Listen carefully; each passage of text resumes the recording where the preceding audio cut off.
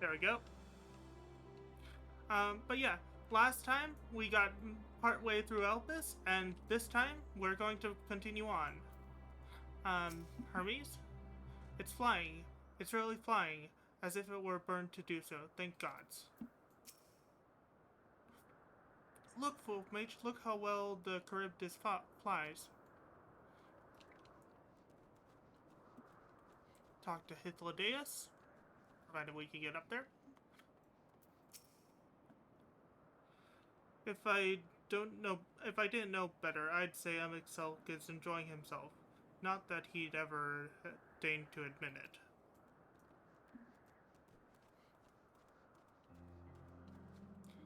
Slash wave to Ffxiv. So we need to stand here and wave. Slash wave.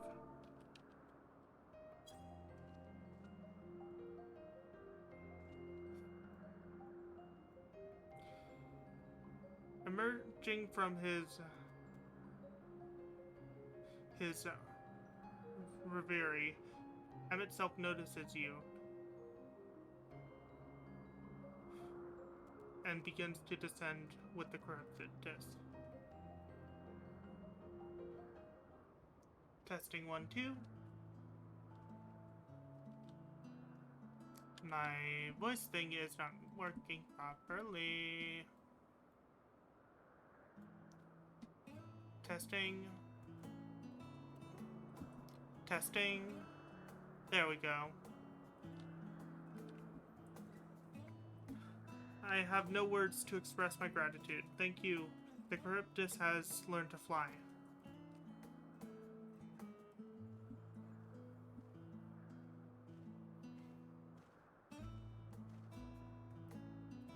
And Wolf Mage and I can relax and have a pleasant chat. I'm sure you did. The creature needed some small assistance at first, but soon it will fly no more or less than its own. More or less on its own. I doubt you will need to repeat the lesson. That was truly impressive.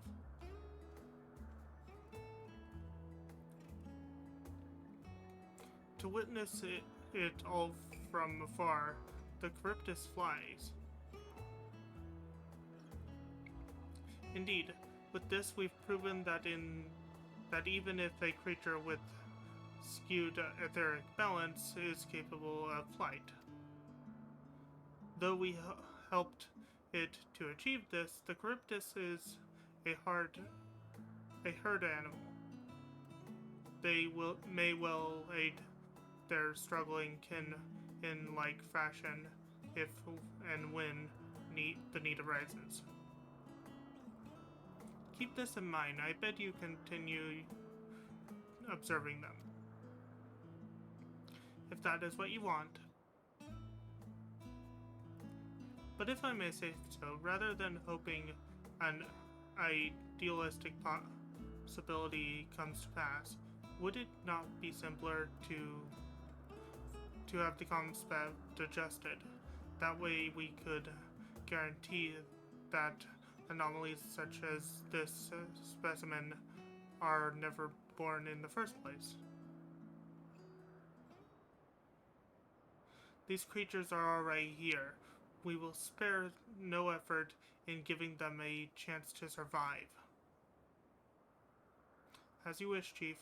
As you wish.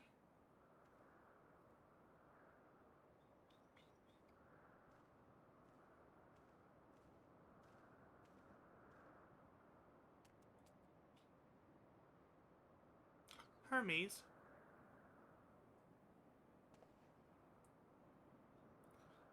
I'm fine, don't worry. Well, that concludes all of the present task. Let us return to Anagorius as for now.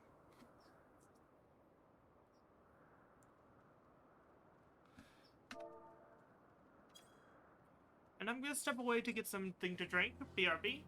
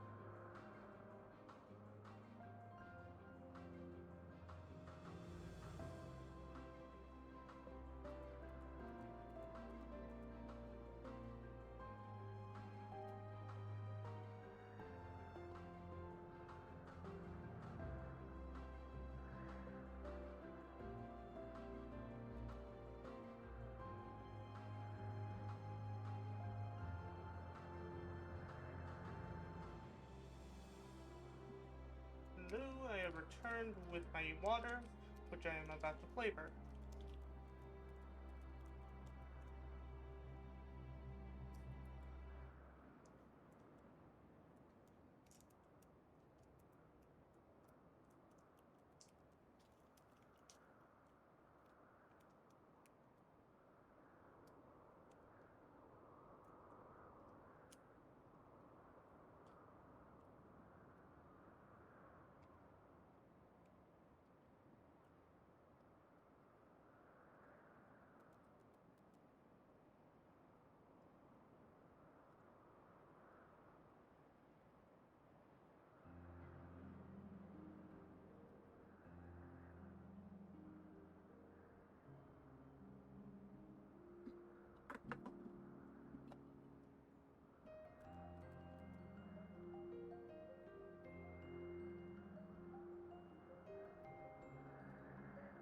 So,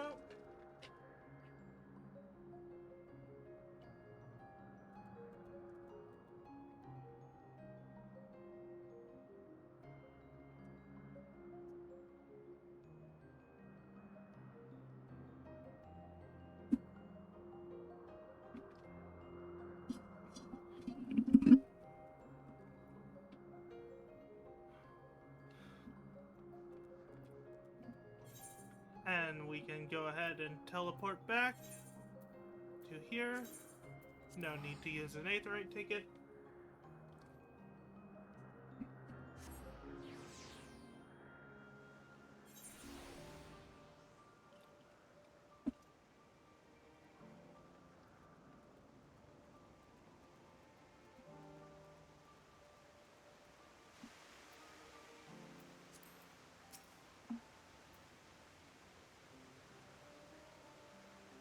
I thoroughly enjoyed myself at the end of most of all. All the creations are happy. That makes me happy too. Now you've seen what I do. Was it everything you were expecting? What? Want to apologize for forcing me to help, do you? Save your breath. You didn't force me to do anything. I merely chose the most expendious way to have done with an important an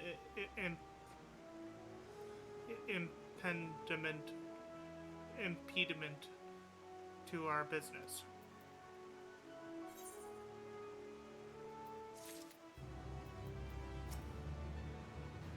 I'm tired. Leave me be. Aether to Aether. Something seems to be weighing on Hermes' mind.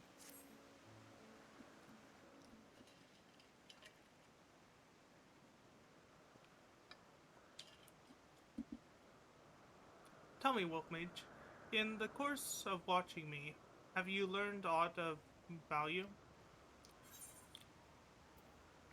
No something so far, but I'm hoping that it will change. Dynamis seems promising. I'm not sure what I'm looking for, but I don't think I found it yet. Dynamis seems promising.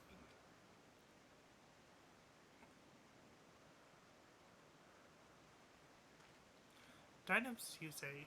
Curious that such an obscure phenomenon should be of interest to you.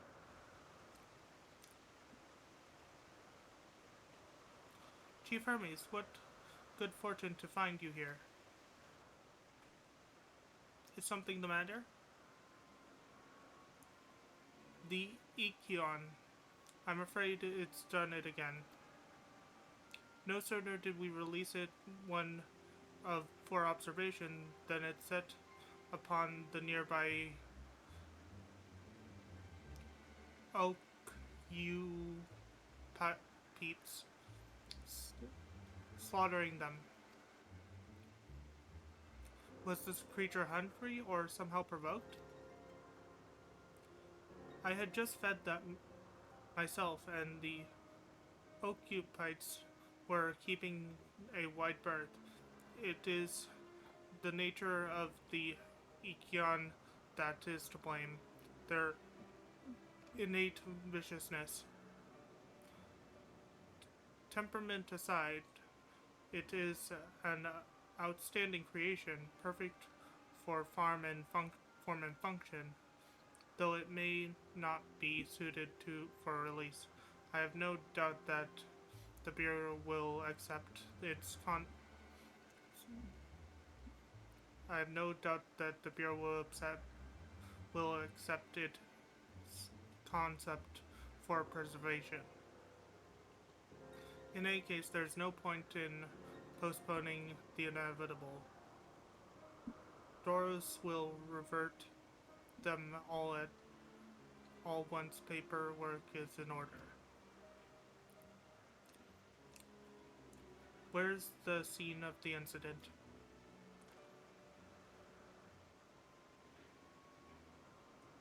Just off the path to the 12 warders. As you make your way, you should see it on the left. I don't know if Doros is still there, however.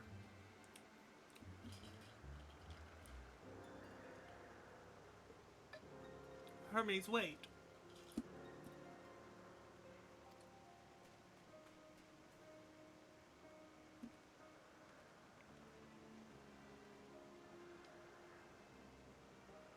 If this is part of his work, then I would observe. We follow.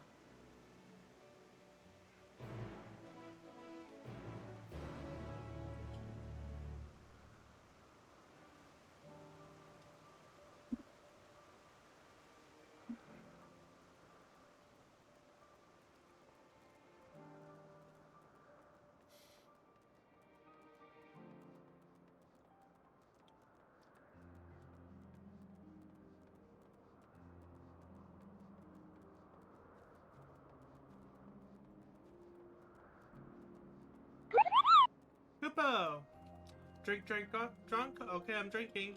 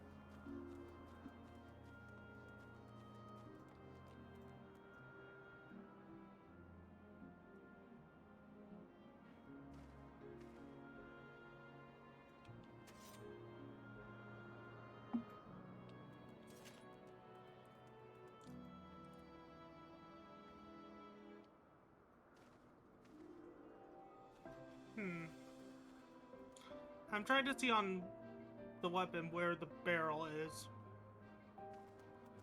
Because this is a gun blade. Yet, unless this gem shoots a laser, I don't see it.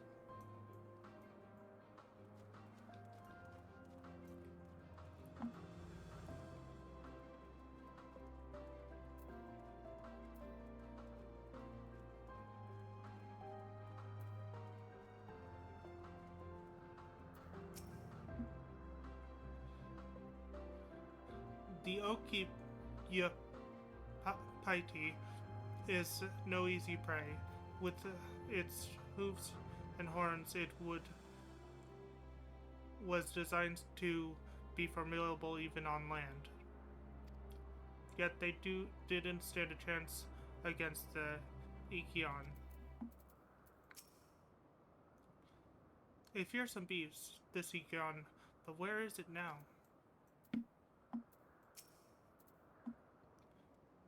It's heavy. Hermes' pain.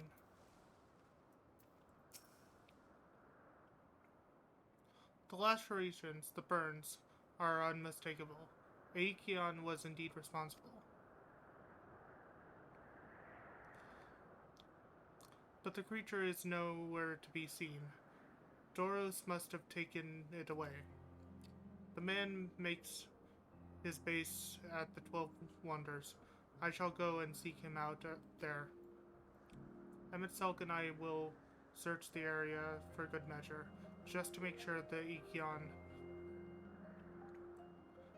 did not escape. My thanks.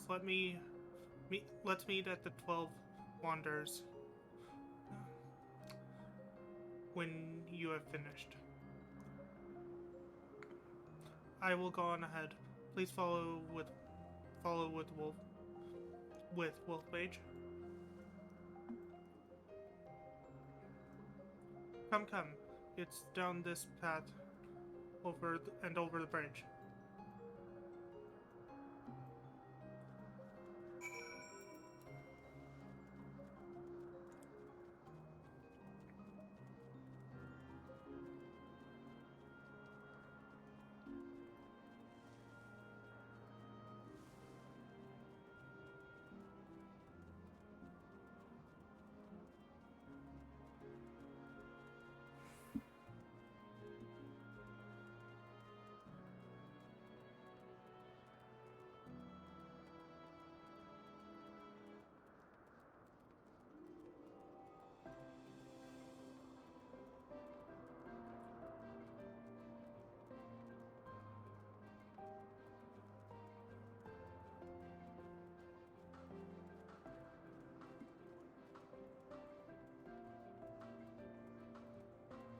I need to look something up really fast.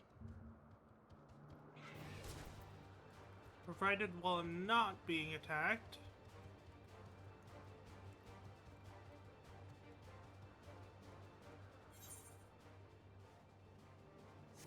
Now, let's look up what I wanted to.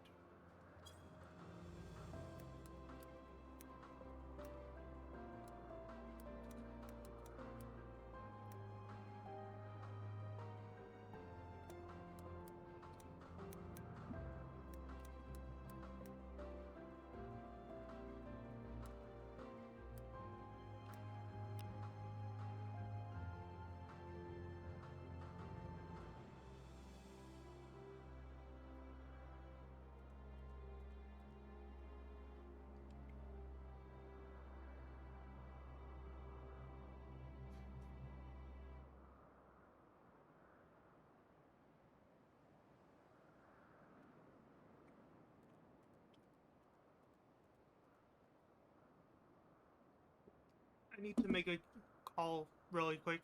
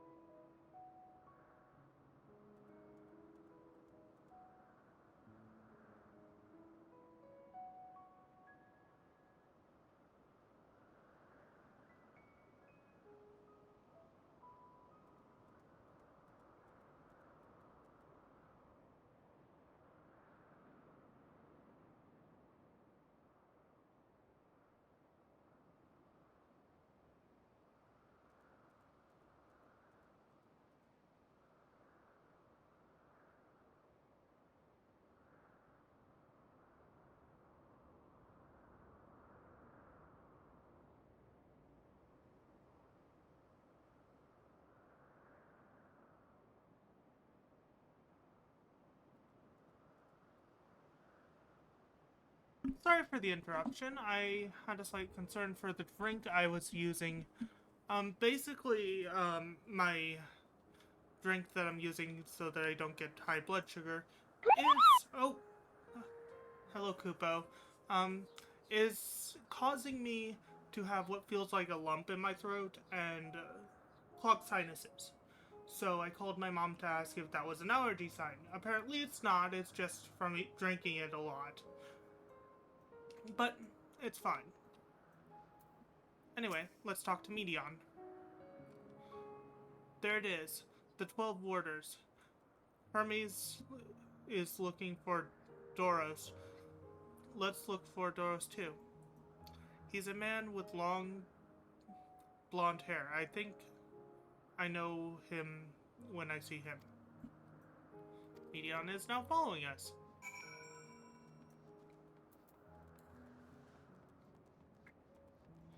The first thing we are going to do is attune to the Aetherite.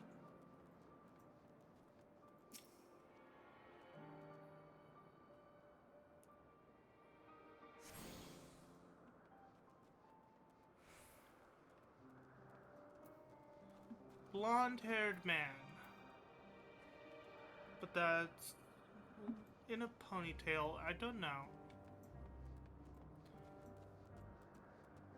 There's this man. Once I get back and record today's results, I should finally be able to put that report to bed. Not Doros. Not his hair.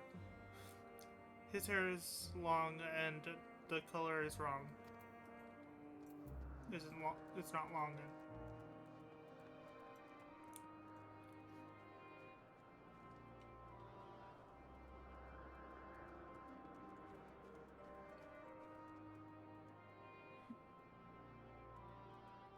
Blonde-haired man.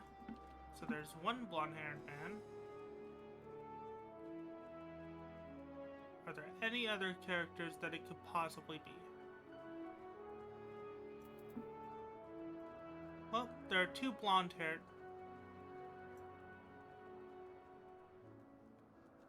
There's a blonde-haired woman. If you're with me, Don, then I assume you're on an errand for Hermes. What can I do for you? Sorry, wrong person. We're looking for Doros. I see.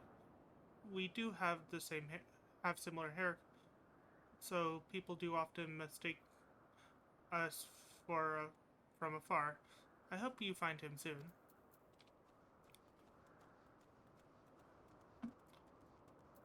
That means that the last person I can talk to is actually the person. Doros, that's Doros.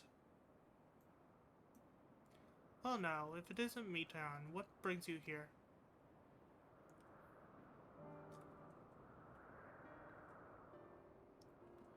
Ah, thought I heard a familiar voice. I didn't realize you two had decided to help me search for Doros. Thank you. You're in charge of the Ekions, right? I believe. Where are they now? Out in the field in resident in restraints. Frenzied as they were, I couldn't well return them to Catsis. Once I've submitted my report, I'll see to them reverted without delay.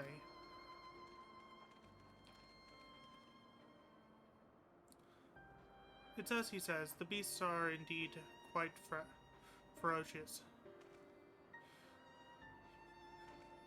You're the one of the 14. What brings you here? Nothing you need concern yourself with, as you were.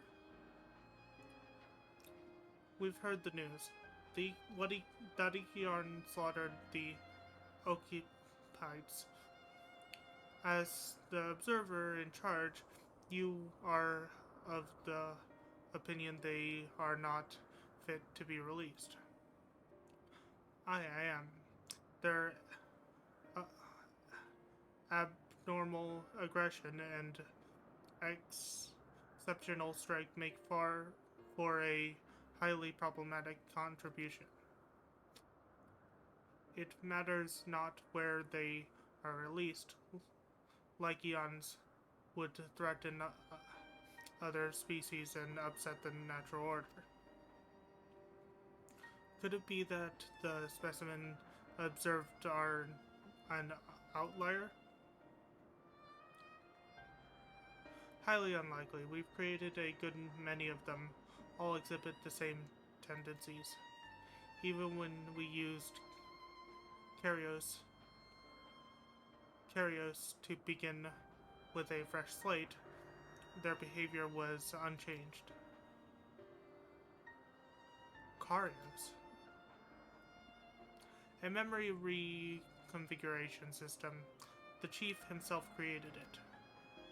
It allows us to erase and alter memories, that we may observe creations in different environmental conditions without needing to remake them from scratch. Quite impressive, and potentially dangerous, depending on the intensity of the etheric emission. Pastrate, pas, patrits, patrator may wish to have a word with you. Rest assured, I've kept all value within prescribed limits, and to prevent misuse, its applications are limited to those authorized by the Chief's Observer. Do not misunderstand. To manipulate a subject's memories is an intrusive act I deeply abhor, but it is still preferable to execution. Come now, Chief, let's not be so melodramatic.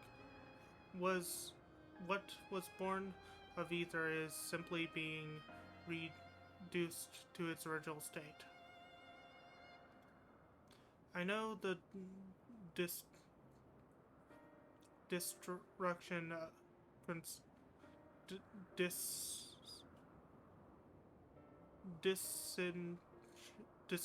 discouraging concerns you, but we mustn't lose sight of the bigger picture, making rational choices for the sake of a more prosperous star. If a creation cannot be properly studied with the aid of Katos, we remake it. If a creation is deemed a detrimental existence, we unmake it. 'Tis all for the greater good, and none question the necessity of such routine process. I understand these things, I do. I would never think to unleash a clear and undeniable threat to the world. Yet insufficient though their individual lives may be next to all creation, 'tis all the Eikons have.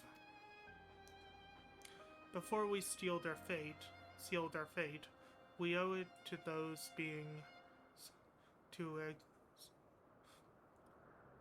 exhaust all options to ensure that nothing has been overlooked.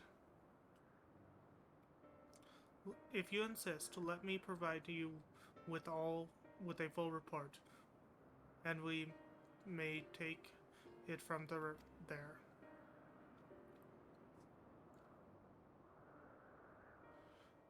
Would it be possible for us to attend the discussion, that Ffxiv may better carry out his duties?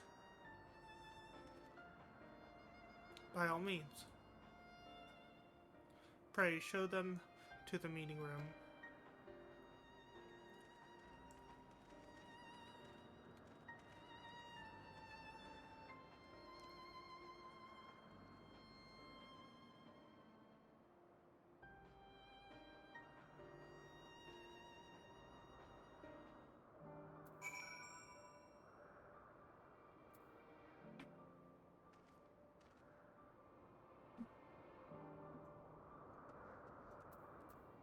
Hermes, we have a duty to the star, and this I know, but it doesn't mean we don't also have a responsibility to the lives we bring into existence here.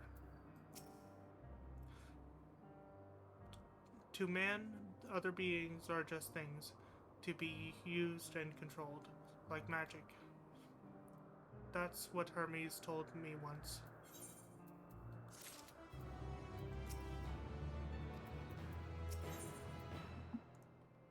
A sentimental gift. You needn't be an Endwalker to feel the weight bearing down on Hermes. I fear this discussion may take a while, during which time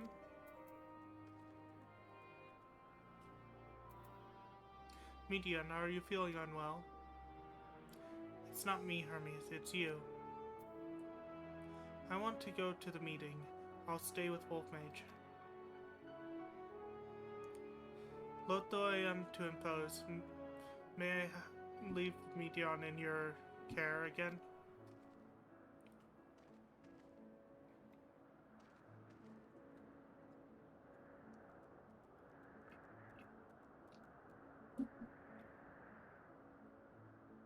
I'm in your debt, if you excuse me.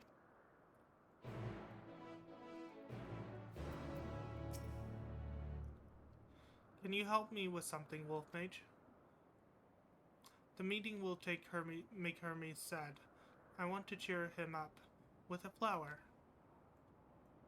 Hermes likes flowers the most of all the creations in Elpis. Most creations are expected to be interesting or beautiful or strong or better in some way. But flowers are different. Their design is suited to emotion.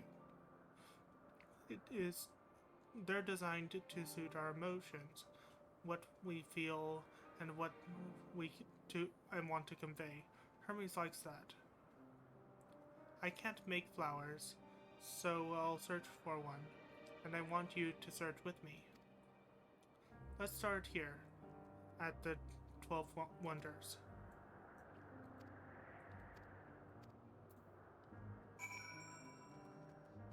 Let's see.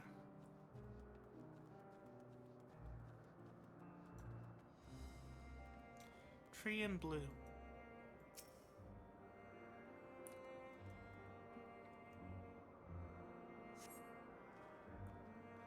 Vibrant purple flowers bigger than your hand adorn the tree. Oh, so big and bright. I love them. But they might be too bright. You have to think of the recipient. That's what Hermes said.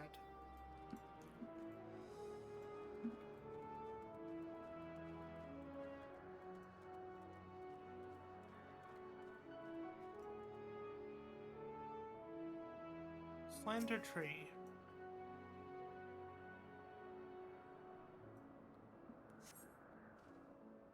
A tall, slender tree raises before you. You crane your neck to look for flowers. No flowers. If there were apples, we could cover them. We could have covered them in syrup. Let's head outside next. Don't worry, we won't wander far.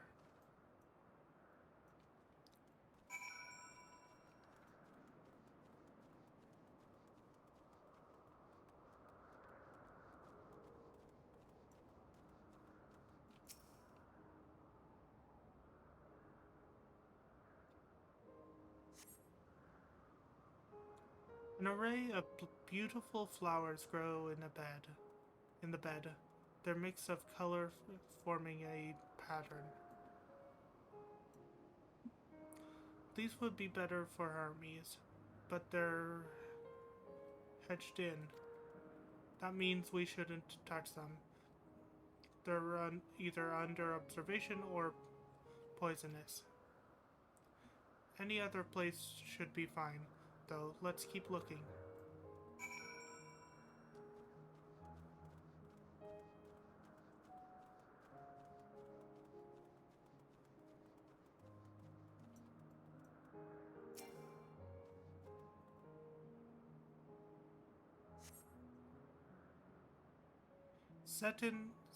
Set on a tall, thin stalk, an, an oddly shaped flower is mesmerizing the in the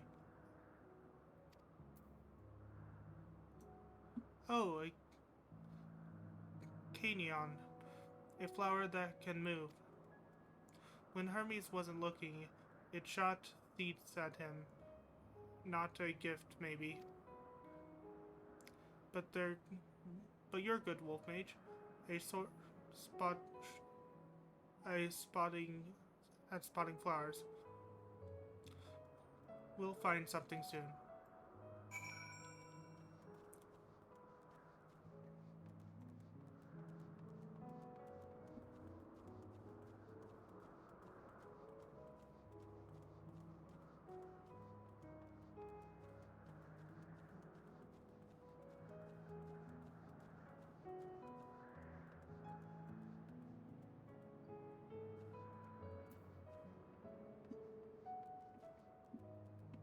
Ah, there they are.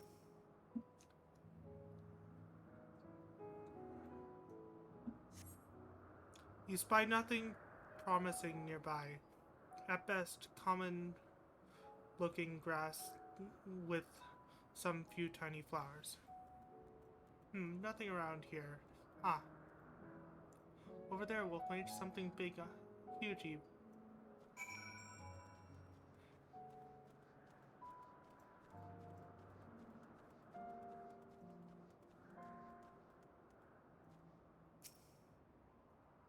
Wait, what does it say? Monstrous grass. A terrible stench reminiscent of sodden old boots pervades the air. Without a doubt, the culprit is the Malboro-like creature before you. It's an Adonets. The things around its mouth look like petals, but the flowers are the orbs on its head. When Hermes inspected it, it swallowed him up. He didn't leave his room for days. What do you think, Wolfmage? Would he like it?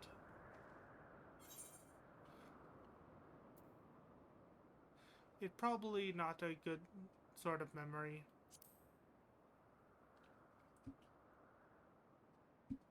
So not this one either. Finding a good flower is harder than I thought. I'm sorry, Wolfmage, but could we search a little more? Maybe as far as the field over there. I'll pick something after that, I promise.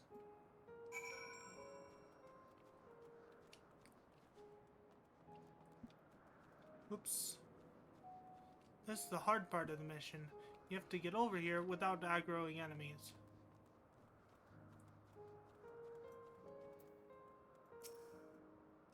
Lush field.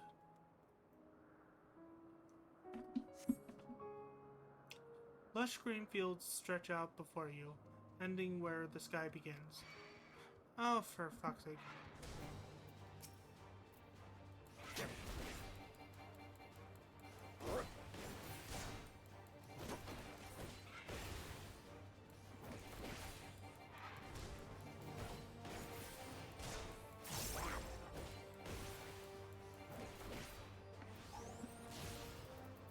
Good thing Medion doesn't even...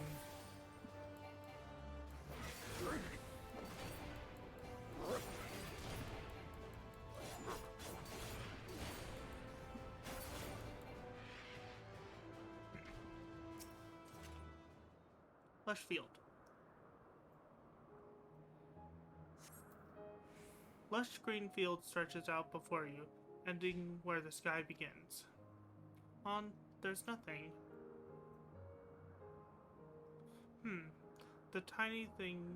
The shiny thing over there. What could it be?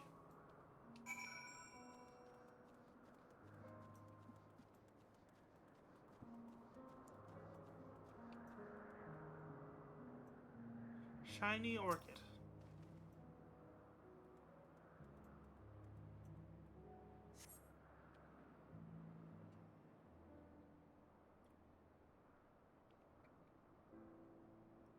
Oh, Elpis flowers. They're here too. Hermes likes and dislikes them at the same time. Like me, they're Endwalkers. Like me, they feel his pain and turn dark. It's only for Hermes, though. For others, they're always white and bright.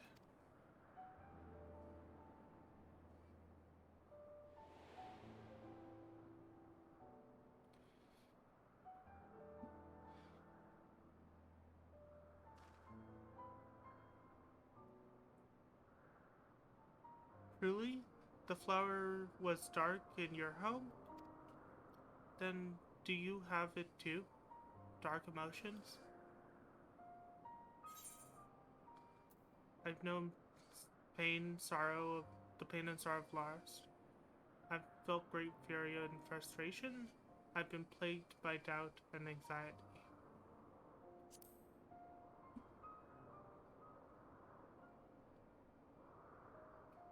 I see. Hermes has known the same. The feeling that a part of you is gone. Again and again. But no one notices. Please, Wolf Mage, won't you lend it to me? Your pain, your sorrow? I want to make the flower dark in front of Hermes. He has been in a dark place since before he created me. He needs to know that he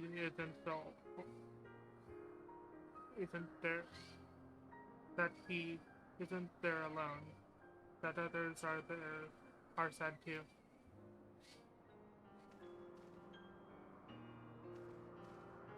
Truly, you'll do it?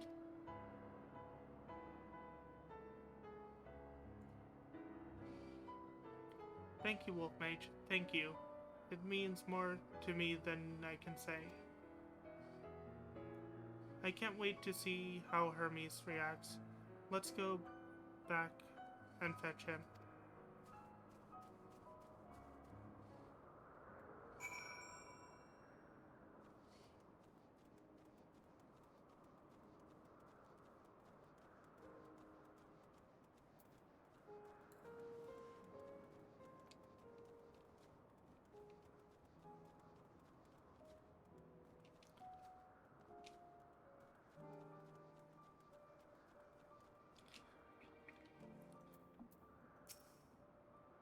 It seems they're still talking. Let's wait until they've finished.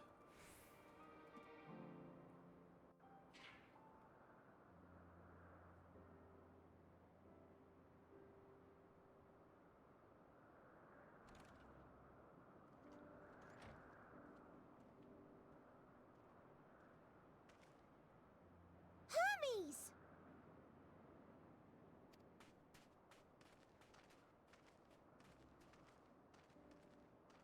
Oh, you were waiting for me. You've finished talking? Yes, we've come to a decision. My thanks for keeping Meteon company. Emmett Selk and Hythlodaeus have already retired to their rooms. There is room for you too, if you would follow me.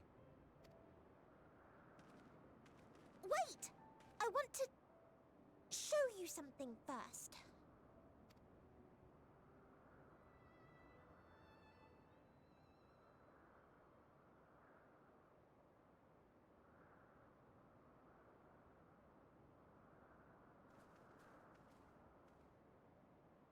Elpis flowers?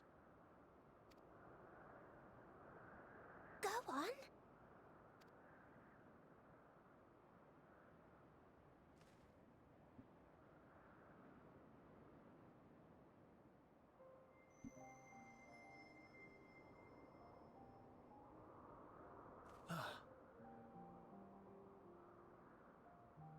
You're not the only one, Hermes. Others feel sad too. You're not alone.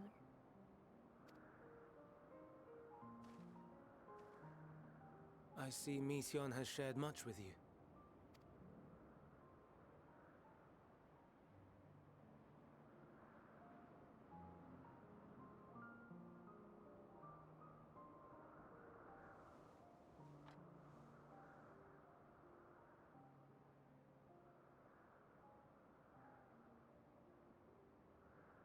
May we talk a moment?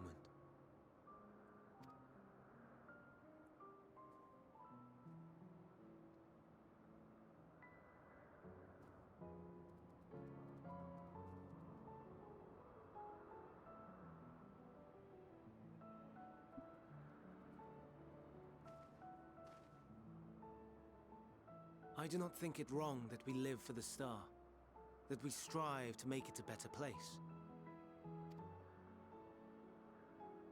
And yet, in carrying out my duties here, there are times when I am plagued by doubt.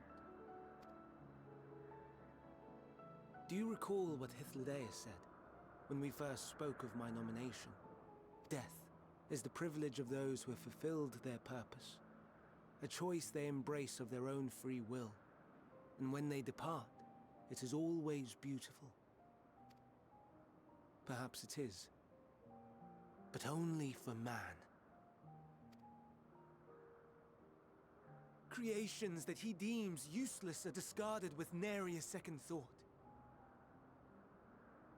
Some scarcely born into the world, afforded a handful of breaths before life and potential are abruptly extinguished. We make an effort to spare them the pain, but they sense what awaits. Rage and anguish and cower and fear, and it is not beautiful. Yet no one cares. No one. So fixated are we upon the duty that we do not pause to question the method. Pain and suffering, confusion and despair, writ plain in the eyes of those poor creatures. Yet no one sees. We turn a blind eye and carry on in blissful ignorance. Not amiss. And always, always the blossoms shine pure and white. A contradiction so blatant I could scream, want to scream. How can you all accept this aberration?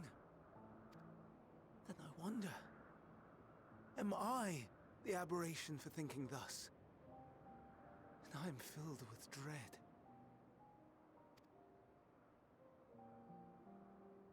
But now I know I'm not alone.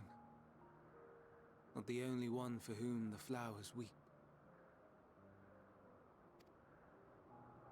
Owen asked what you thought as you kneeled beside the Elpis, or if you only did it at Meteion's insistence. Nevertheless, I thank you. To know that you too have experienced suffering is a comfort.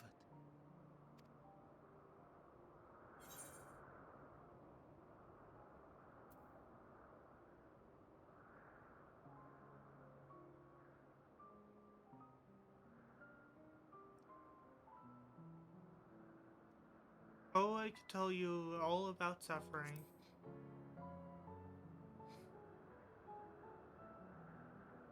Lest you misunderstand, I derive no pleasure from your pain. It's just... the fact that you are still here in spite of your suffering gives me heart.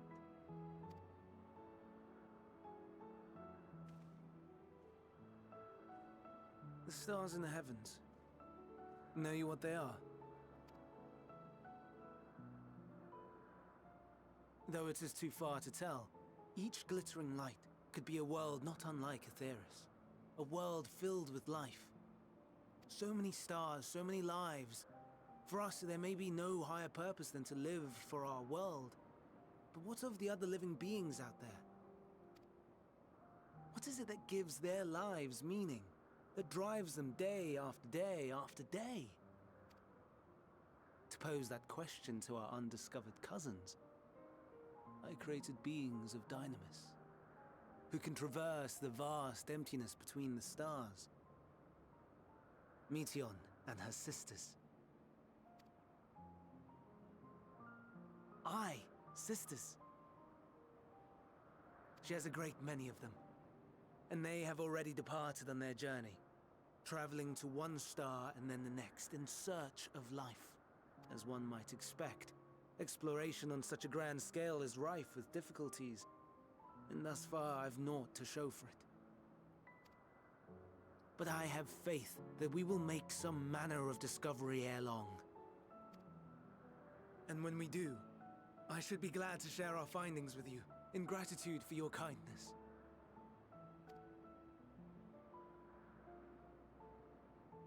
It's getting rather late. We had best find our beds. It would not do for both of us to be sleep-deprived on the morrow. Come, Meteion. Let us head back. All right!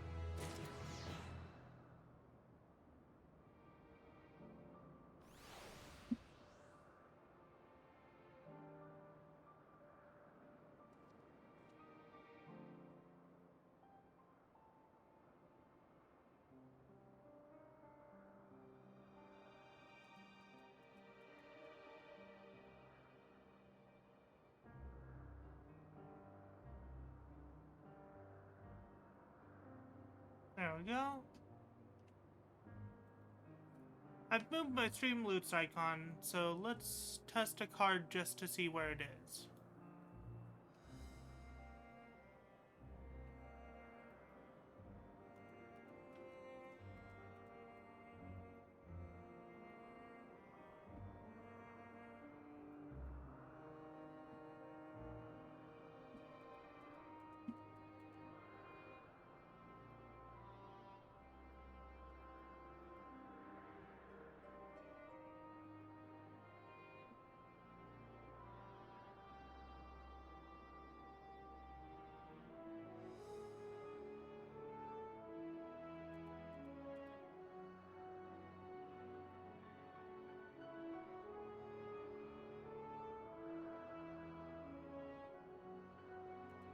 Let's see.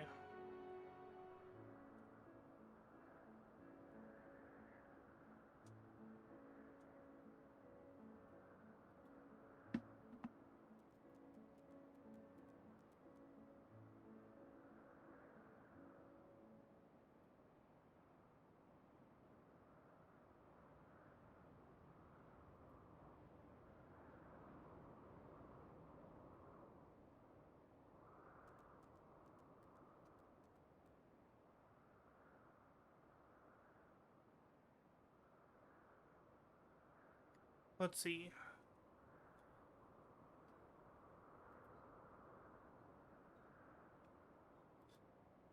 Test card.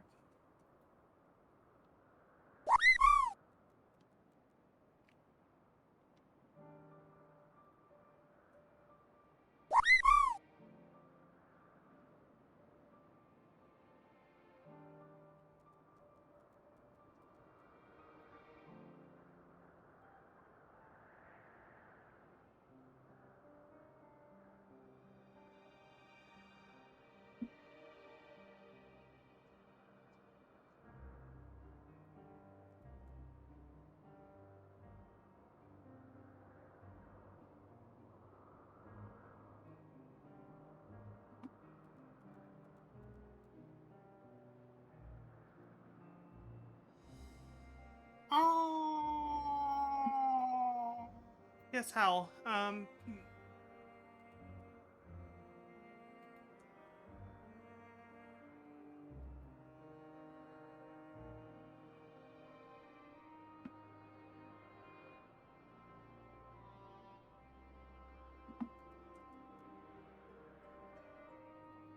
Oh, I forgot to open stream avatars. Let me quickly do that.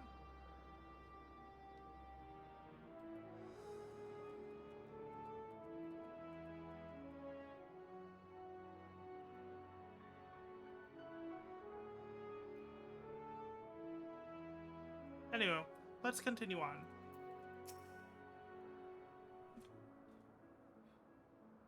The prodigal familiar returns, and after causing all manner of trouble while we were in our meeting, I'm sure.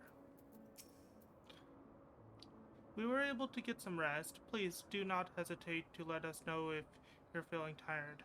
I worry we might exhaust your source of scarce reserves of ether. I'm glad Hermes saw the flower. Thank you, Wolf Mage. It helps, I hope. It will help, I hope. Today will be difficult for him.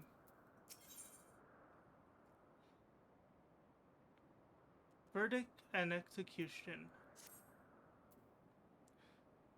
An all too brief interlude, perhaps, but it seems it is time to attend to my next task.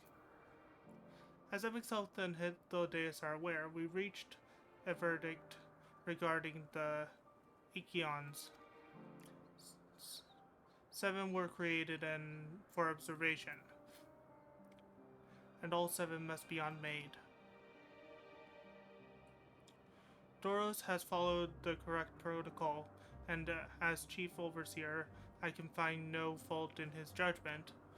The Ichions would disrupt the natural order, ravage and consume other species until they themselves starve, and perish, yet they cannot be released into the wild, and they cannot be allowed to remain here in Elpis.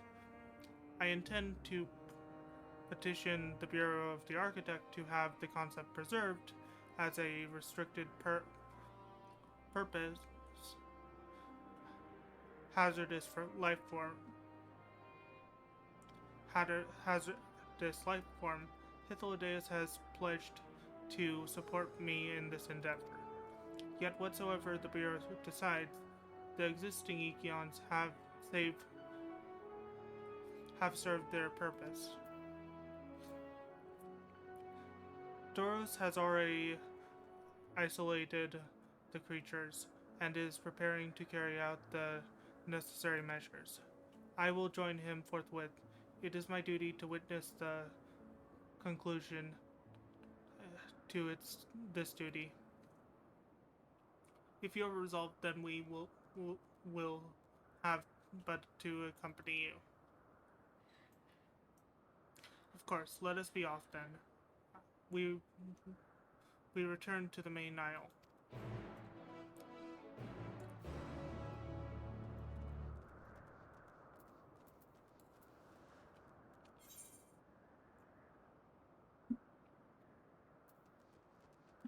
We're gonna mount up.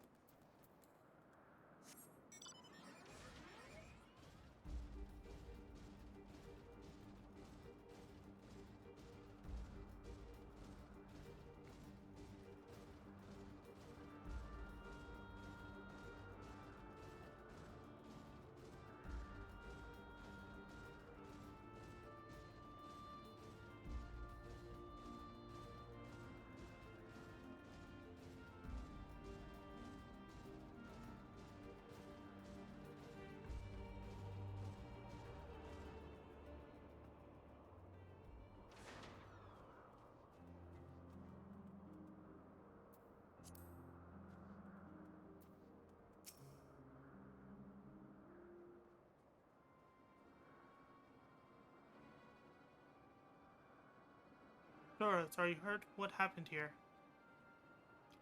They caught me off guard.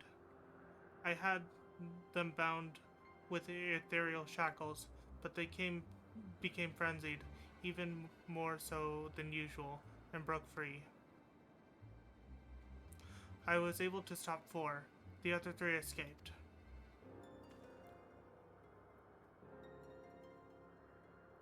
I see them. 2 have taken to the air above the 12 wonders.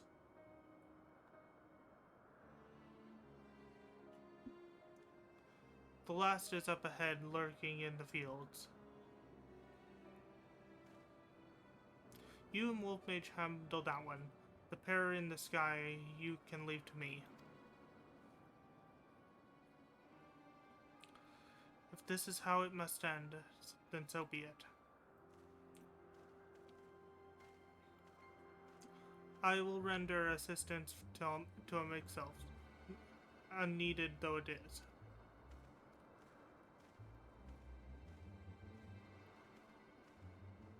Meteon, you are to stay here with Doros. But Hermes, the Ikions must be reverted. I would spare you the pain, their pain, and mine.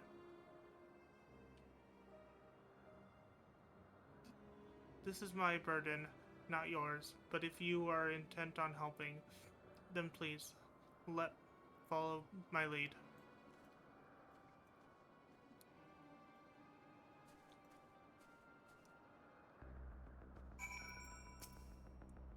Stay with Hermes, Wolf Mage.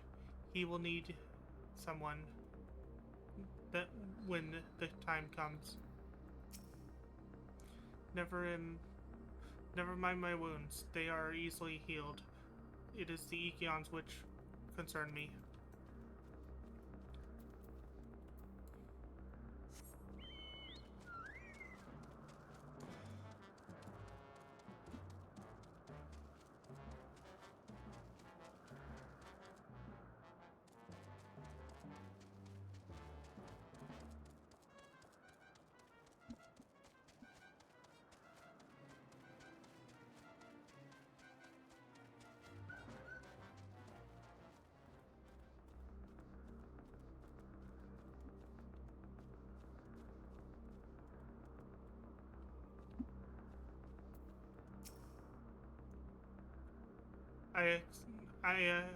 I appreciate your help and limited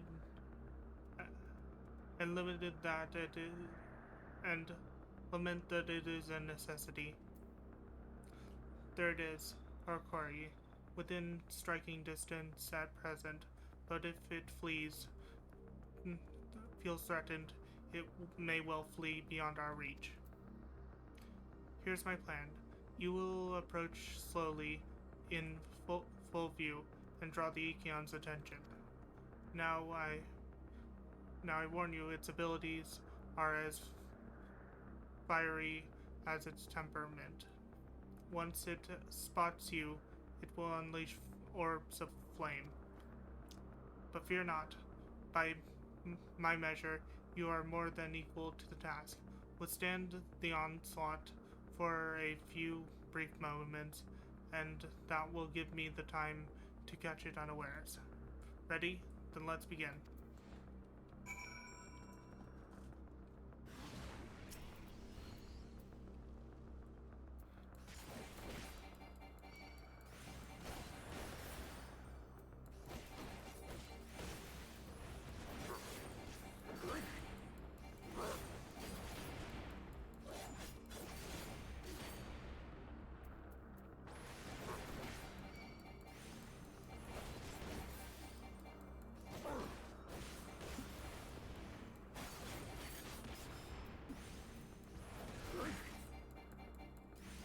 Two, three.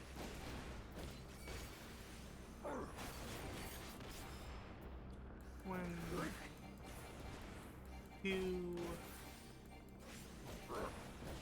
three.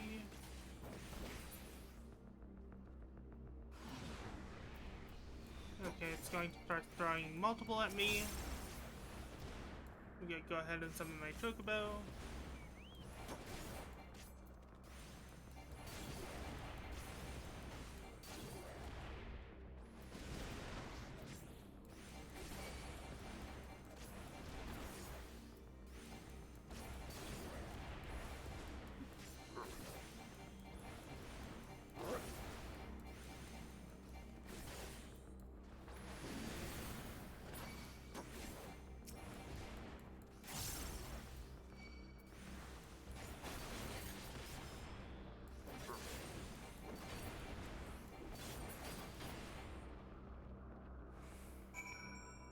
we go.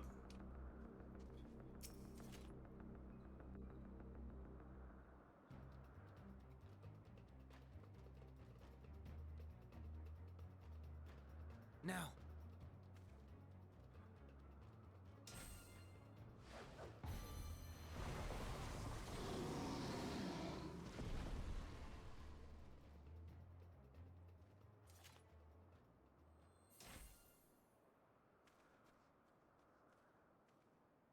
Oh. Forgive me. Please, forgive me. May you and your kin find peace. Wherever your souls may drift in the underworld, may you find tranquil seas.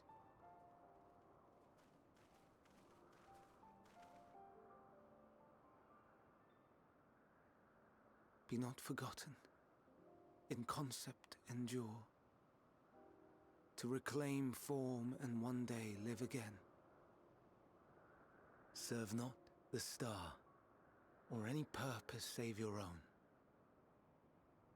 Live again, if that be your desire.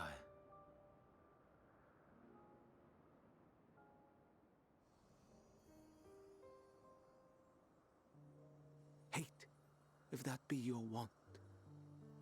We are worthy. But leave your suffering behind.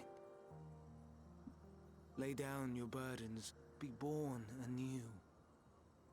Fly high, fly free.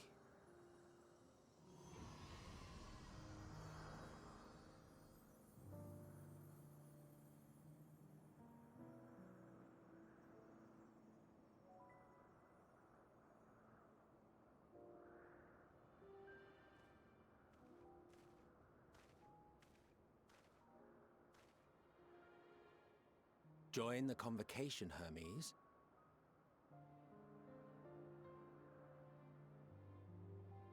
You do not belong here.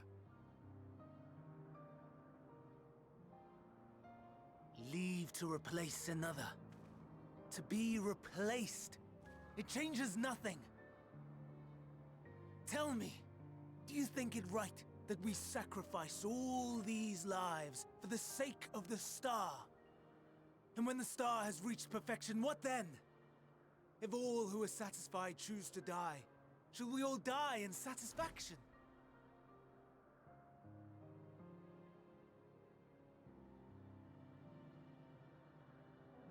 I do not know. Were I to take up the seat of Fandaniel, it would be tantamount to approving my predecessor's death. I do not know if it is right. And to be torn by such thoughts. I do not know if I am fit to represent mankind. Hermes! Please don't be angry. It hurts so.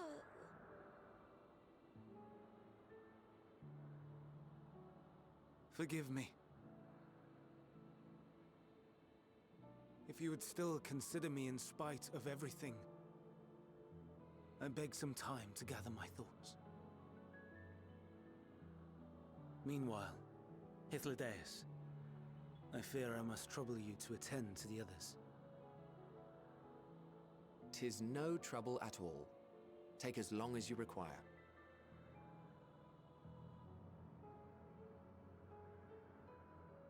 And you, my friend, I pray you find that which you seek.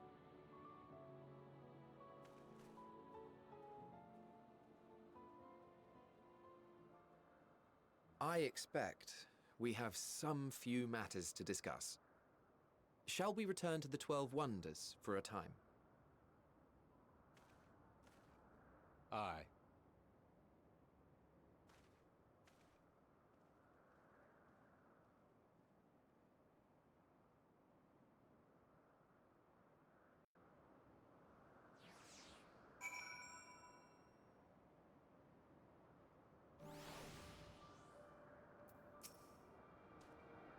It has been quite an exciting visit for you thus far. Oh, and you weren't injured, were you? Good.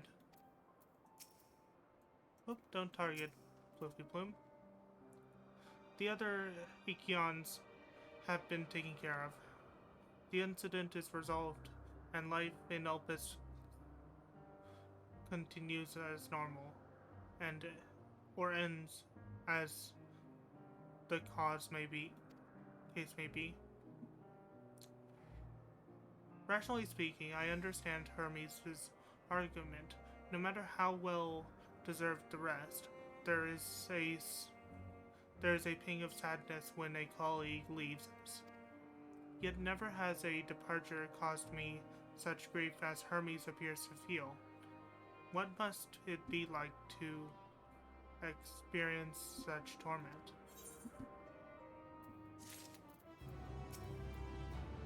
I don't know what answer he's searching for, or if it is within our power to give it, but I believe he would make a fine friend, Daniel, and that if he rejects us out of hand, we will all be lesser for it.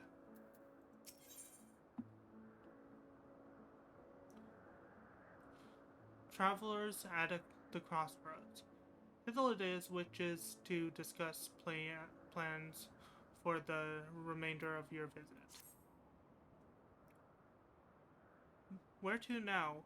If there is anywhere you would like to visit before we leave, I should be glad to show you the way. Hermes has not yet outright refused his position with the convocation, merely postponed the discussion. As such, I may well resume my assessment. If we can accompany him, then I will content myself with questioning his colleagues. Ever the pragmatist, then allow me to remain your humble guide. And what of you, Wolf Mage? Will you continue along with us? Wonderful. Our fellowship travels on unbroken. I say we explore another part of Elpis and see what new encounters there are to be had. If you would follow me, we will first head back to Anagorius,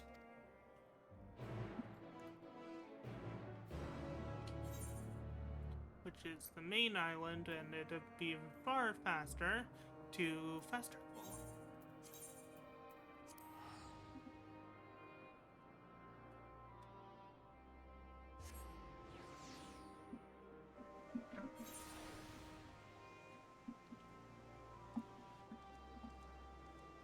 And then go east or west.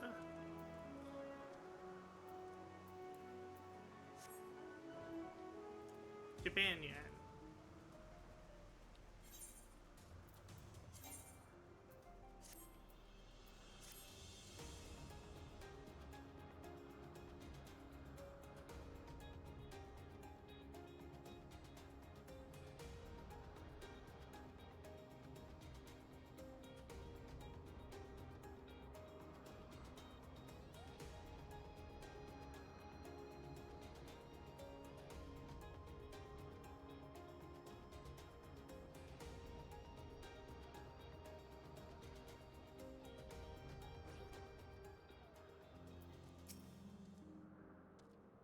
Didn't we part ways with Hermes not far from here?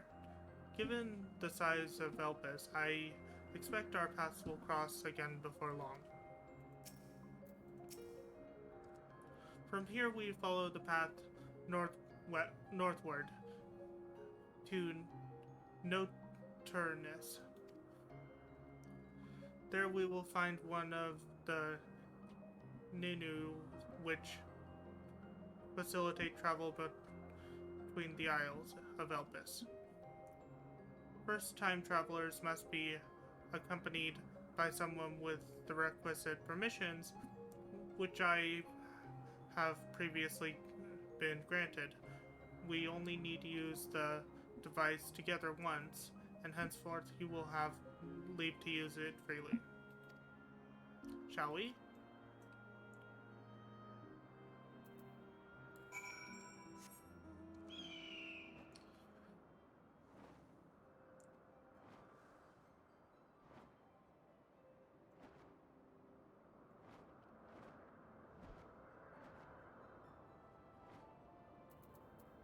Are there actually any aether currents here? Yes, there are.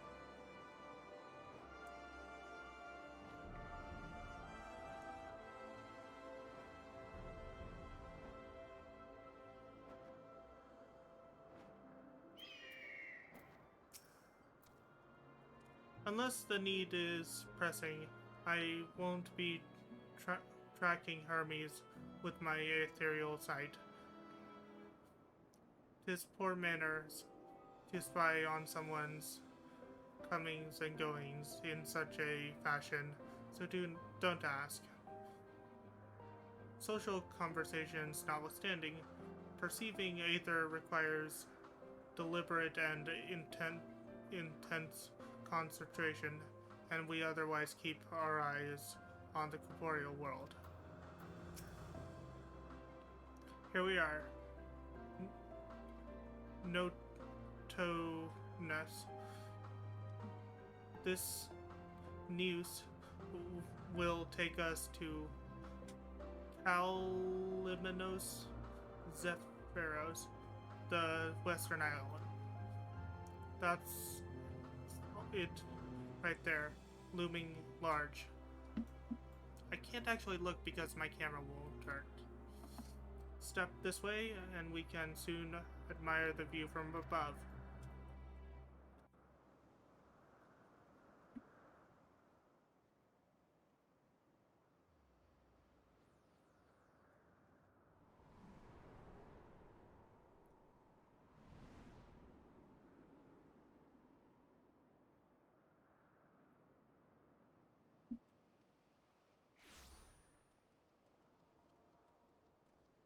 I present to you Kalimelios Zephyros. Here you will find a number of testing facilities, as well as the observation hub of Poiton Oikos. Right then. Let's begin by...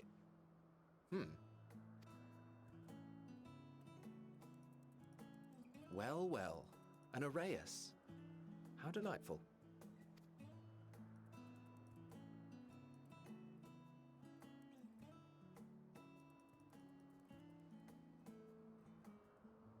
And what, pray tell, is that? Ah, that's a new species of shark. We approved the concept but a few days ago.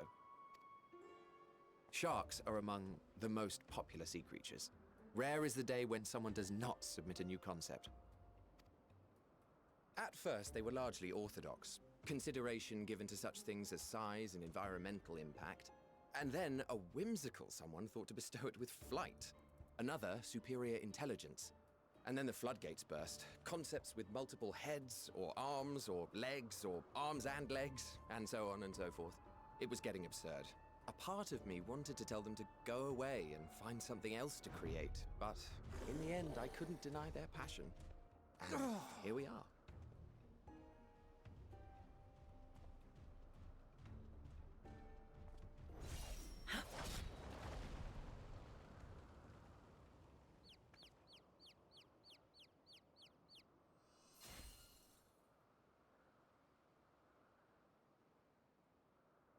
That was too close. Are you unharmed? Well now, if it isn't a pair of familiar faces. Banar, that we should meet you here.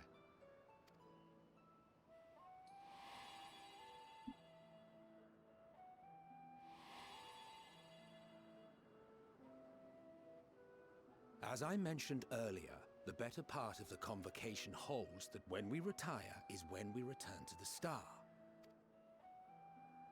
Well, she is not among said majority. Even after stepping down, she carries on with her work. Vanar is her name, and she is the previous Azem.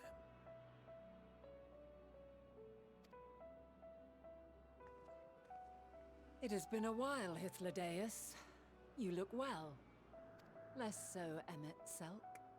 I dare say the lines upon your brow have both deepened and doubled in number. A shame for one so young. You must make an effort to frown less often.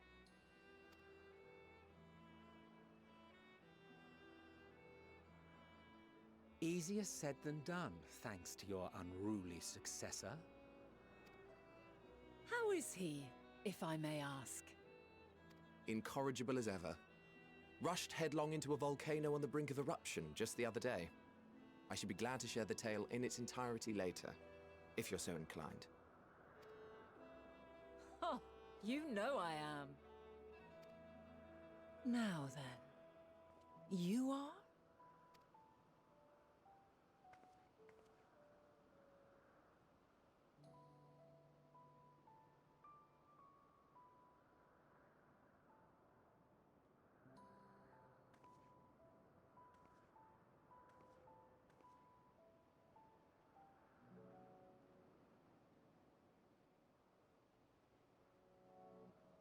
I say, have you perchance come from the future?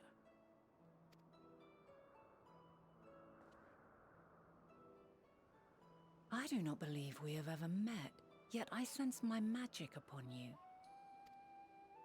Therefore, if I wove the enchantment, I could only have done so at a later point in time.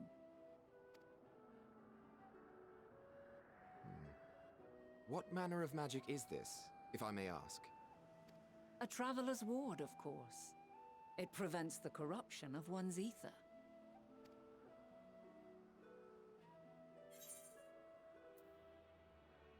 That sounds rather like the Blessing of Light.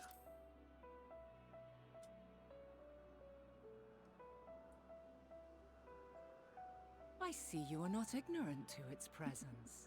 And while there are many protective spells, the one you bear is unmistakably mine. Hold on. From the future? That's absurd.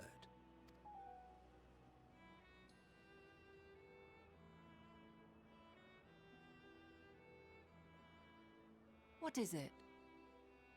Are you unable to speak of the matter?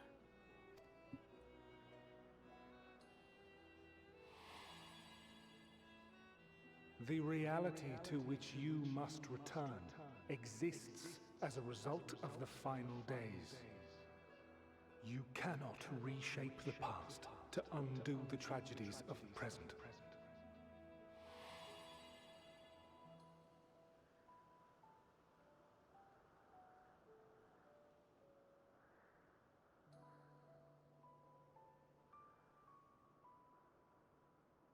So, your actions here will not change your history, but they may yet affect the course of ours.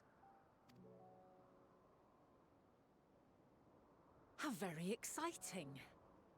I'm quite fond of delving into the unknown, and there's naught more unknown than the future. Until a moment finally arrives, we cannot know for certain what will come to pass, regardless of our supposed foreknowledge, so you needn't worry for us. More importantly, that you should go to such great lengths as to travel unto the past bespeaks the gravity of your quest. Will you not reveal it to us? Mayhap we can be of aid to your cause.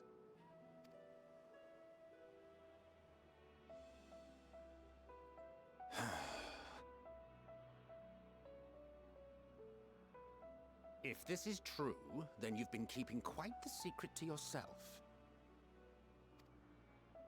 As a representative of the Convocation, I will hear it all. Your identity, purpose, everything.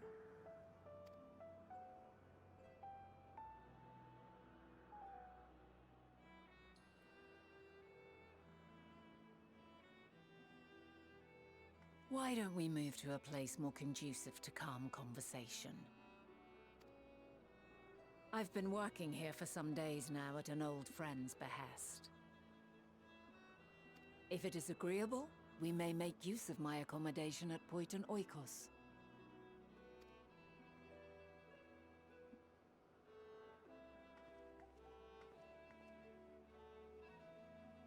We were meant to meet. I am certain of it. Else I wouldn't have marked you so clearly, and sent you unto myself in the past. It's precisely the sort of mischief I would get up to, and quite inspired, if I do say so myself.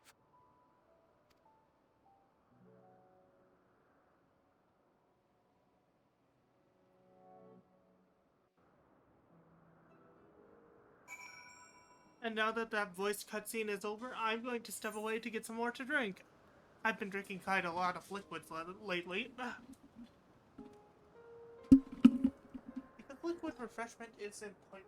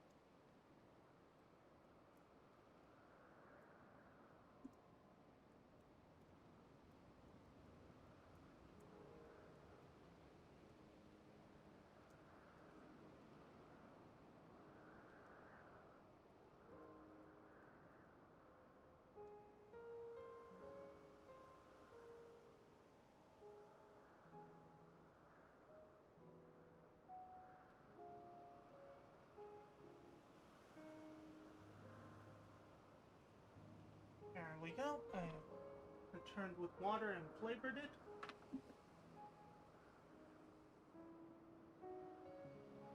Okay. Time to put on my headphones. Okay, now I can hear the game.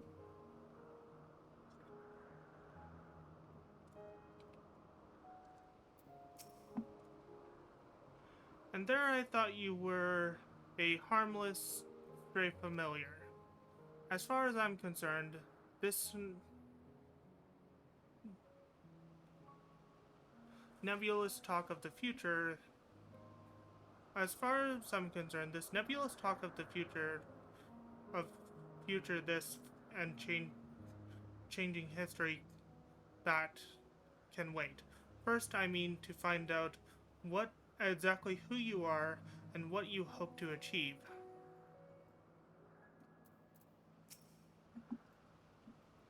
The future, our future. I'm deathly curious to hear more.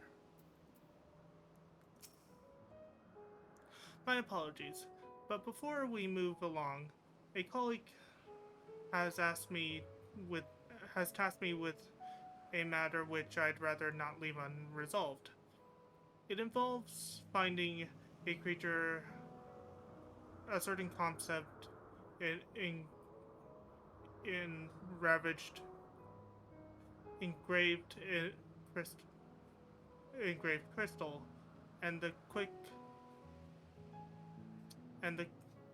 figured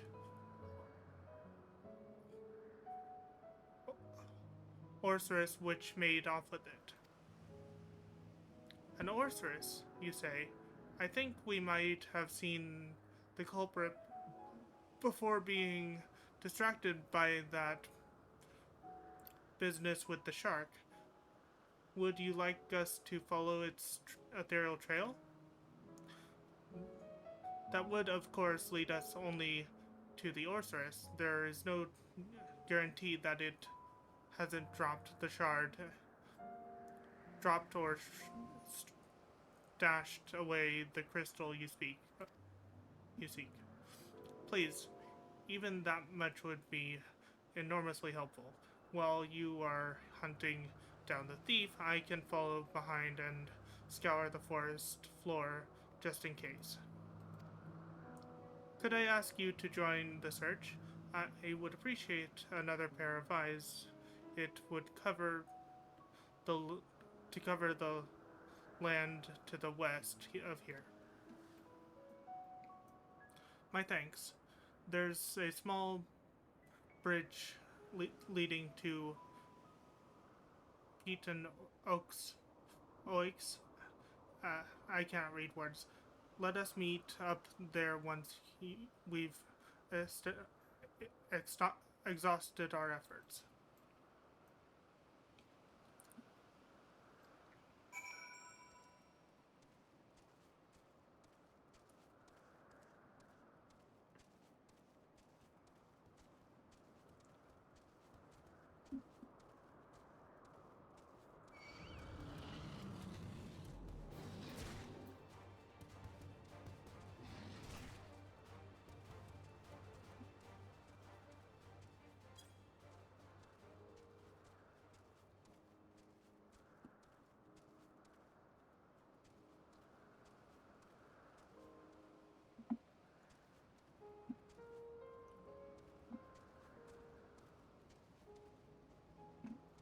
Let's see.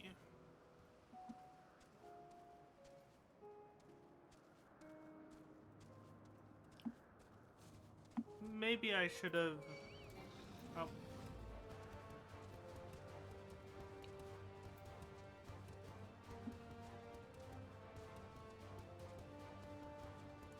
Concept crystal.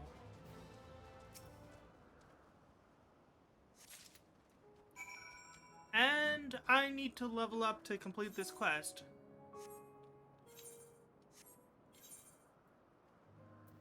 It's a level 87 quest. Okay.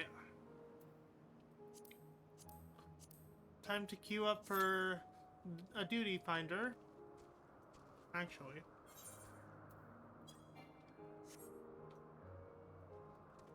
Are there any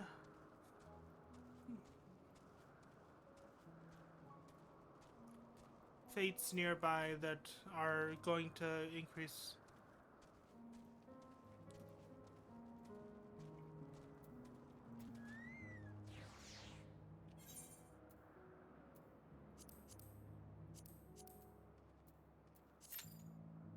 Let's go ahead and queue up for that.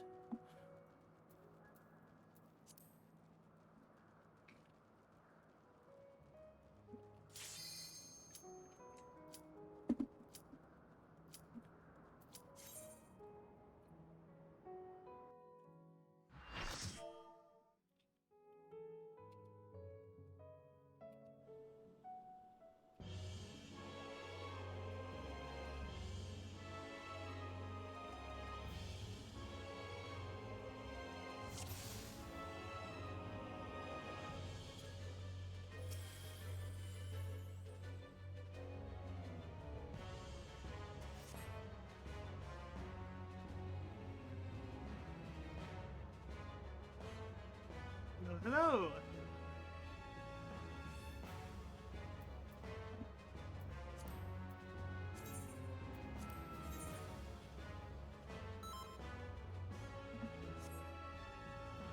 Ready, check done. Okay.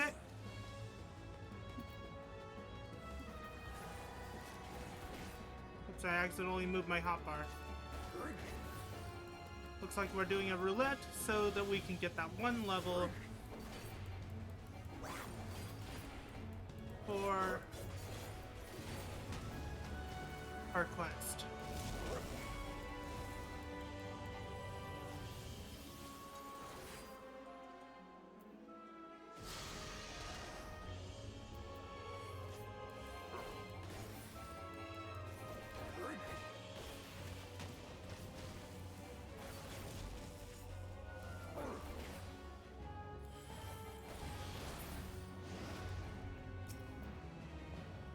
Gonna move them that way, so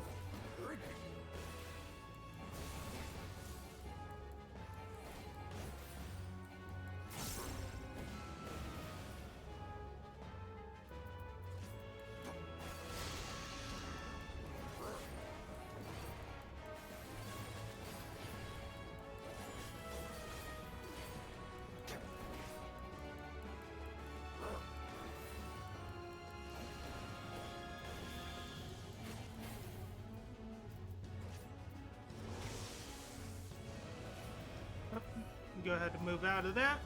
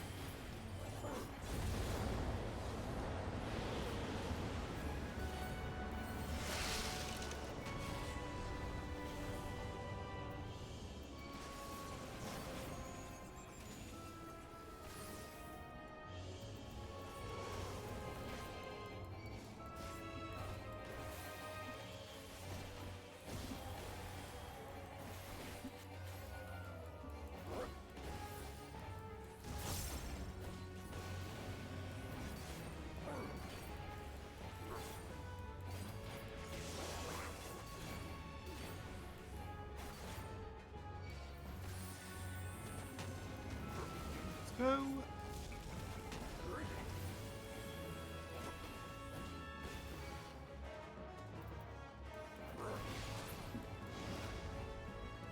He's gonna move them that way.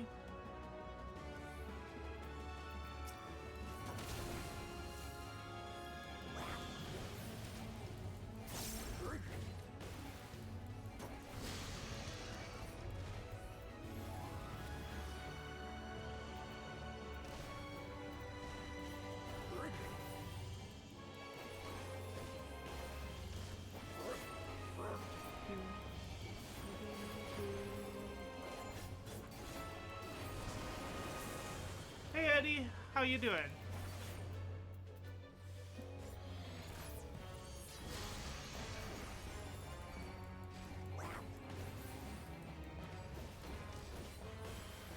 I'm doing a quick roulette to get my level up because I can't complete my quest. There we go, got my level.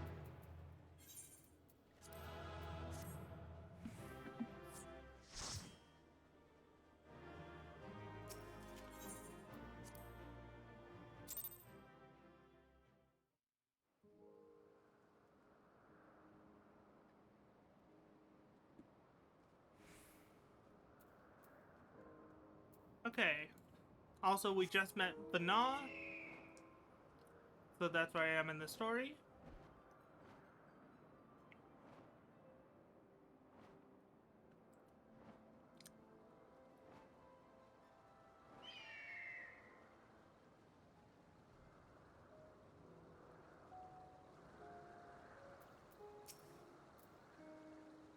Diazim's both mentor and student are a force to be reckoned with. I find them a delight, personally, but they have a habit of making Emet-Selch look as if he bit down on a sour grape. The problem you present is vexing enough without adding the oldism to the equation. And she wonders why these lines upon my brow grow deeper when she herself wields a hammer and chisel.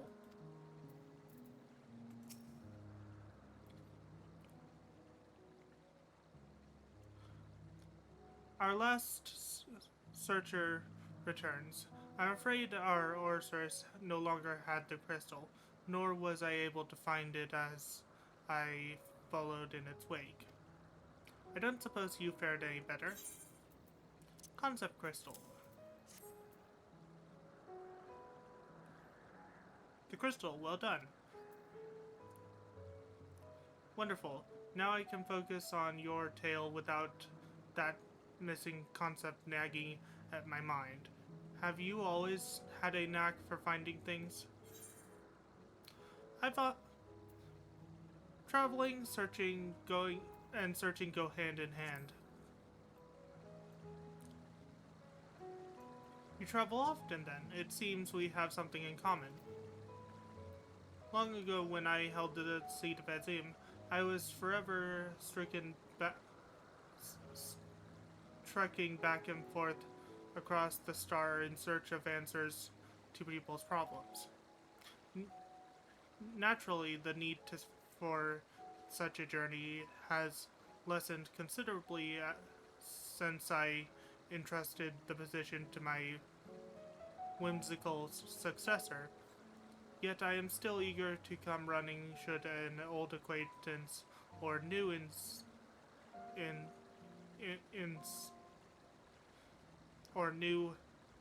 interest require my personal attention.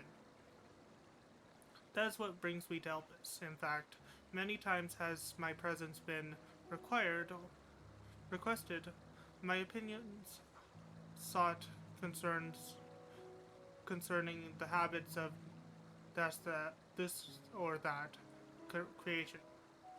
Agreeing to help them locate that missing crystal was a minor distraction, which now promises to become a major revelation. How strange and wonderful it is that the way one thing leads to another.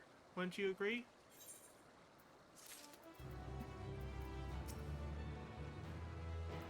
Oh, she's saying the same thing.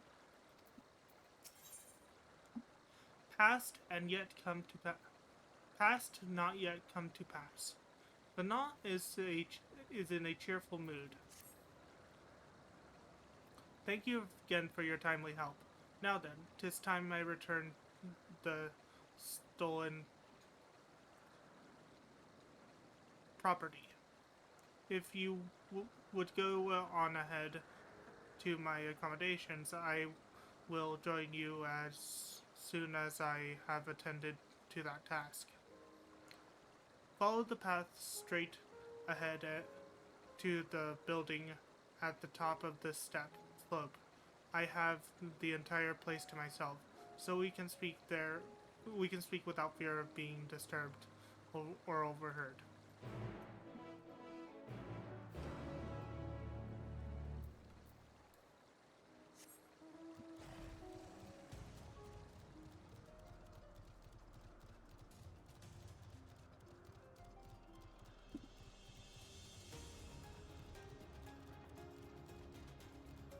You hate it? I love Elpis.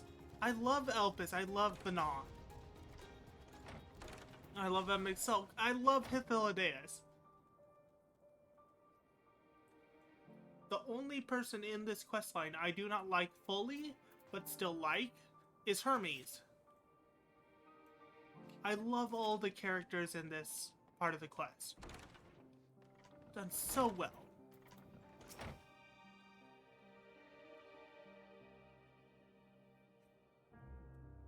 You needn't be nervous around Banon. Those white robes mark her as one of far and impartial reasoning. Aside from the emissary Elidibus, such garb is worn only by those who have stepped down from public office to serve as advisor. Whatever you have to say, she will listen without judgment. Yes, will be far more comfortable than interrogating you on the side of the road. Welcome to my temporary abode. Please, make yourself at home while I put on some tea.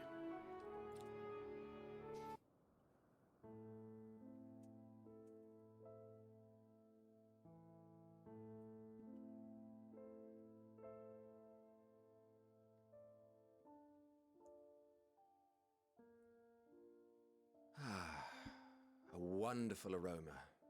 I feel more relaxed already.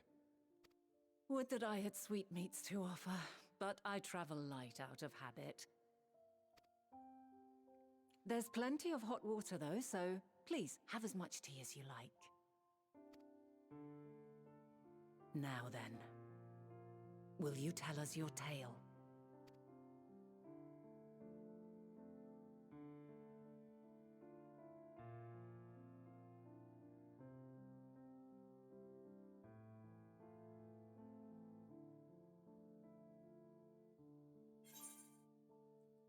A calamity called the Final Days has befallen the world.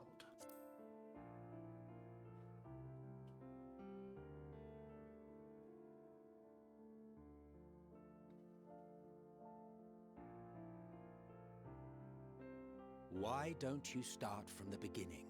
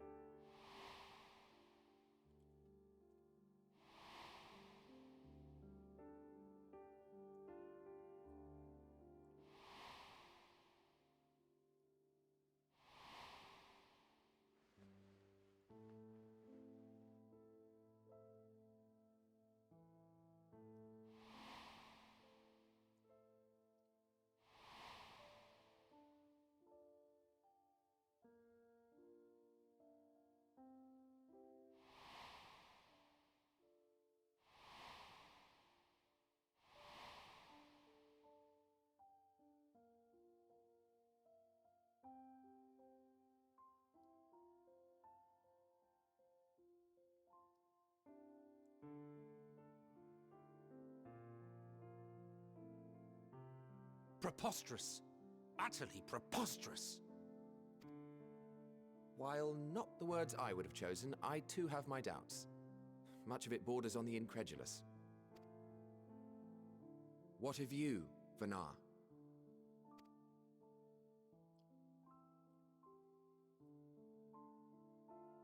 Not knowing the precise details of the first final days, it is difficult to determine the veracity of the tale.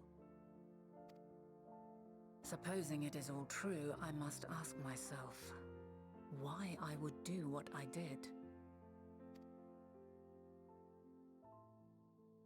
Why would I feel I had no recourse but to oppose the 14 and create this Hydaelyn? Circumstances change, of course, but it would not have been an easy decision regardless. No, there must have been a reason. One compelling enough to force me to take such drastic measures. Then there is the Elpis flower, which I said would serve as a guide. That it's of import to your mission is plain, but your presence here leads me to believe that this place also holds significance.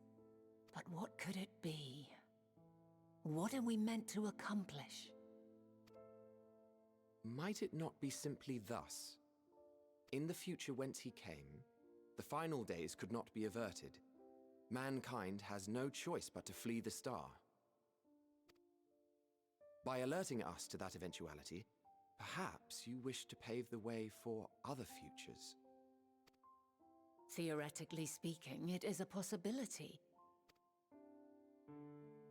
Yet if that were my primary objective, I see no reason to guide our friend to Elpis specifically.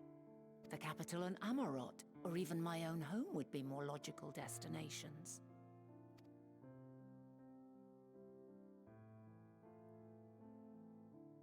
True, true. I note also that Hydaelyn did not specify a point in time to which he must return. By this, it may be inferred that it was not critical that we should meet. Alternately, she had reason to believe that our paths would converge, coincidental though it may seem. This is quite a puzzle, and we do not have all the pieces. Hardly any, but we do have one immutable fact. If the final days are indeed as described, they will bring death to all that I hold dear. Yet despite being afforded long years of preparation, the only provisions I could make were for flight. Nay, my first and foremost endeavor would be to find a way to forestall the coming doom. Given that even the 14 failed, mayhap you deemed it impossible. Nothing is impossible. This I have always believed. And if Hydaelyn is indeed me, she would believe the same. Listen to yourself. Are you seriously entertaining the notion that you are a messianic figure in some far-fetched tale?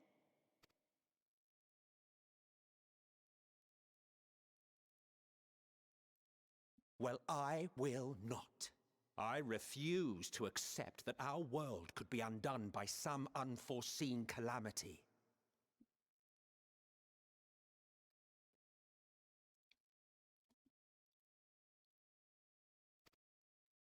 I also take offense to my portrayal as a megalomaniacal madman.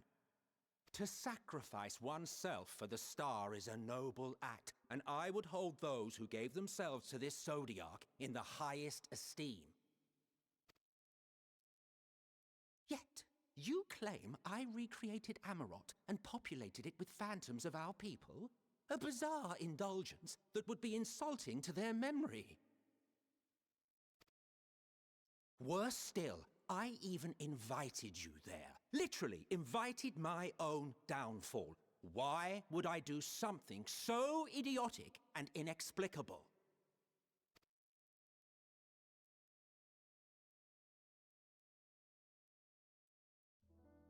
Now, I will allow that the hypothetical task of restoring our world would be daunting in the extreme. The thought of having to bear such a burden for 1,000 lives horrifies me. But I would never forsake my duty. I would never forsake my brethren.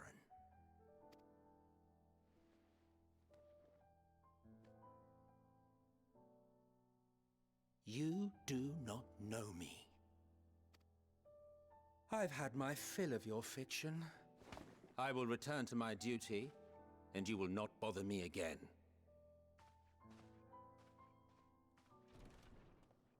Emmett Selk! Wait!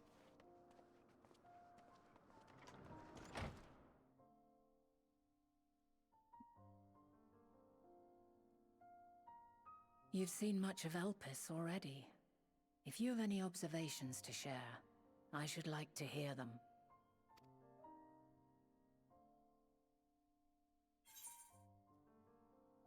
Dynamis is the key to all this.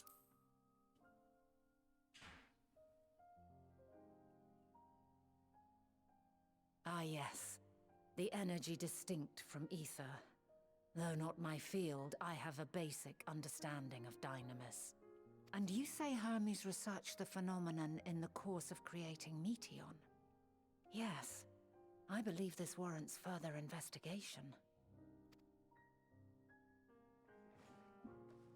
With that settled, it is time for action. The missing pieces of the puzzle are here, I'm certain of it. And when you find them, the picture my future self has painted will be complete, and you will have your answer. Now suffice it to say, I will aid you in your quest.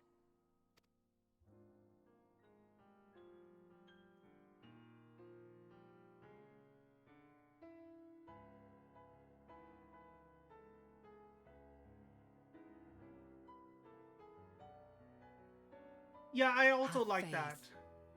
If Emmett Selk is the man Azum described to me, we've not seen the last of him.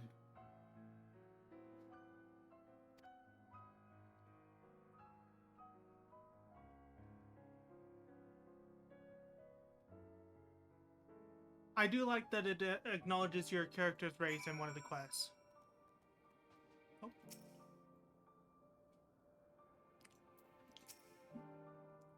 Shall we begin our investigation then? I am acquainted with Hermes, of course, but only as a visitor received by the chief overseer of Elpis. Of the man himself, I know only that which is common knowledge. Thus I suggest we fall back on the tried and true method of conversing with the locals. The observers who live here can surely tell us more of Hermes and Meteon, and I have a good idea where we might begin.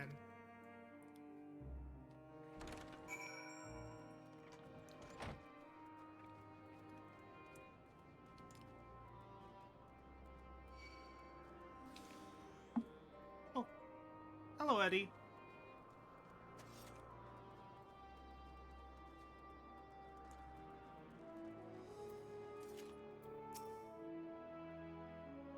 You see the woman standing in front of yonder building. Her name is Ismeni. She is one of the one who made arrangements for my stay in Elpis, and from what I recall, she has held her position here for quite some time. Chances are she can provide us with some insight. Go and ask her your questions. I will help with drawing out answers if need be, but I leave the choice of topic to you.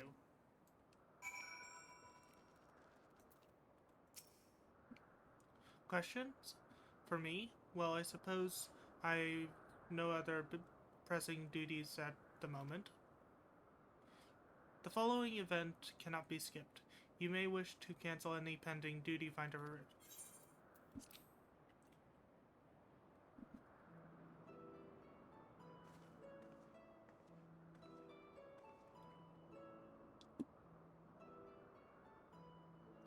Greetings, Miss Many. My friend here is desperately curious about Chief Hermes, and I was wondering if you might indulge him. Certainly, Mistress Fana. Anything to be of service. What do you wish to know? What kind of person is Hermes? Well, I can only answer from my own experiences, but I would describe him as a quiet man, reserved, you could say, and occasionally somewhat poor with his choice of words. His reticent nature, however, does not prevent him from carrying out his duties as chief overseer. The man is a walking archive when it comes to life forms. He can discuss any species in incredible detail and is the leading authority on concepts with the power of flight. I hope that answers your question. Was there anything else? How long has Meteon been here?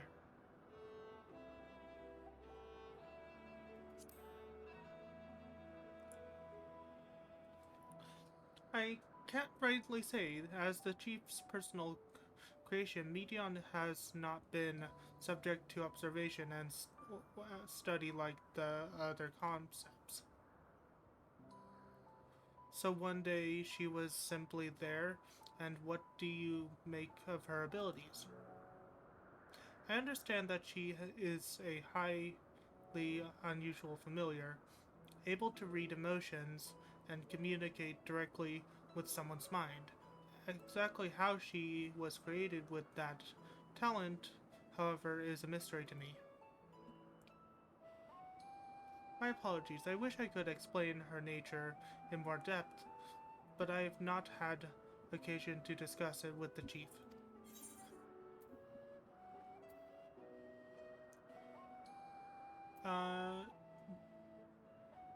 Do you wish you knew him better?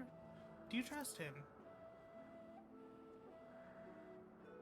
I beg your pardon, I've known the chief for many years, though I cannot say we're close. He has ever withheld information to determine to the detriment of our duties, if that is what you mean. Forgive us, we seem to have veered slightly off course. Is there perhaps someone else who can tell us more about Meteon? That would be Tim Meos. He has a similar experience with flying concepts and is more than eager to discuss the subject. You'll find him conducting his observations on the banks of the stream, somewhere to the east. Oh, and unless you take a particular joy in rambling discourse, I suggest you keep your questions concise. We shall keep that in mind. Thank you for your patience and your insight. Think nothing of it. If there is aught else you need during your stay, please do not hesitate to ask. Come, Wolf Mage. I think we've taken enough of Ismay's time.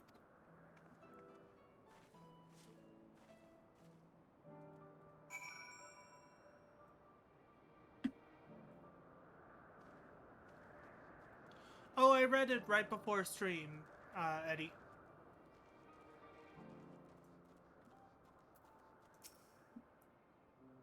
Our investigation is off to a fine start. Wouldn't you agree? From here, I propose we split up. I shall continue making inquiries with the residents' observers. If you can track down the colleague May mentioned. Well, I did feel compelled to interject once or twice during the previous conversation, you seemed more than capable of drawing forth the answers you seek. All I ask is that you watch your footing around the stream. We can meet back here once you've finished speaking with Tomatoes.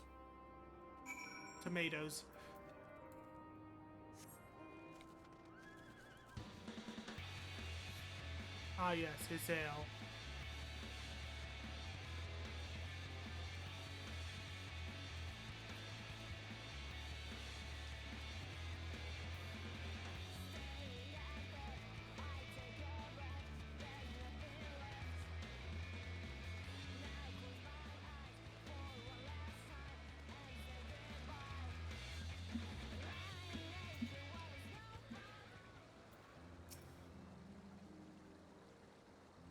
Yes, I'm Tomatoes, but please keep your voice down.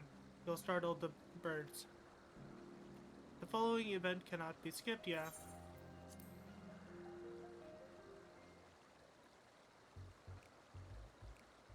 So what is it you wish to speak about?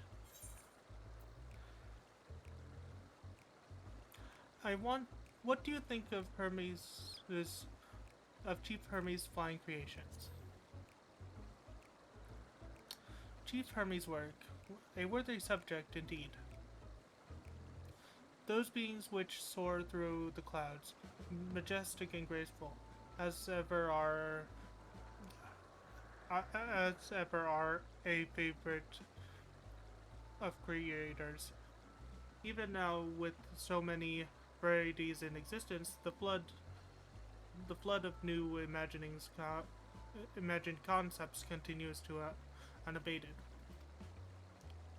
What sets the Chief's creation apart, however, is how they benefit from his boundless knowledge of the celestial realm.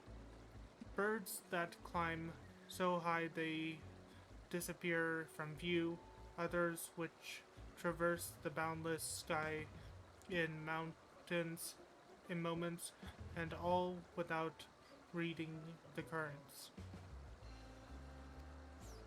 I know of none save he who can conceive of such marvels.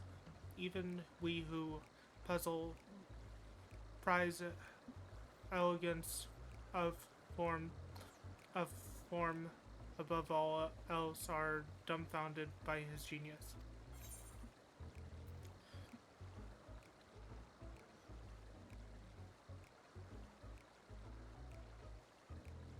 Neon too is a marvel, then. My opinion on that matter would be superficial at best. Despite my admiration for Meteon as a concept, I have never delved deeply into the inner workings of her nature. I know that she has a gift for communicating via emotions, but otherwise her abilities are a mystery to me. If Chief Hermes should choose to submit Meteon's concept to the Bureau of the Architect, then will the design be registered for public security or analyzing a collie's creation before that step is frowned upon, to say the least? Of course, if he came to me, a fellow artisan looking for advice, that would be an entirely different story. Do you know of Dynamis and Entelekes?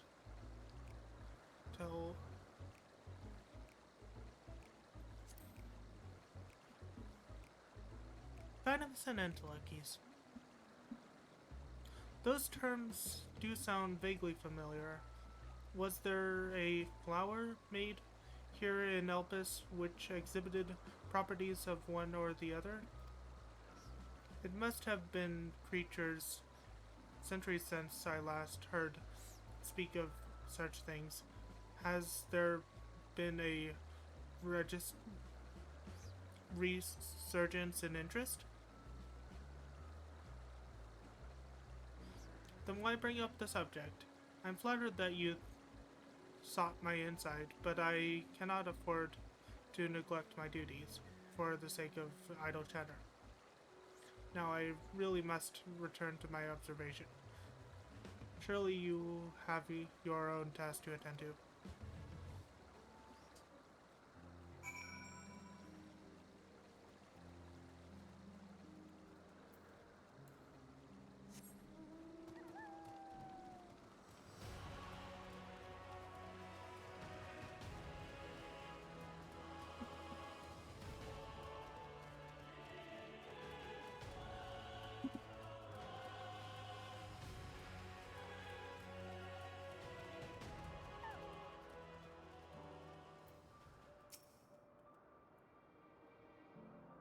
Back already.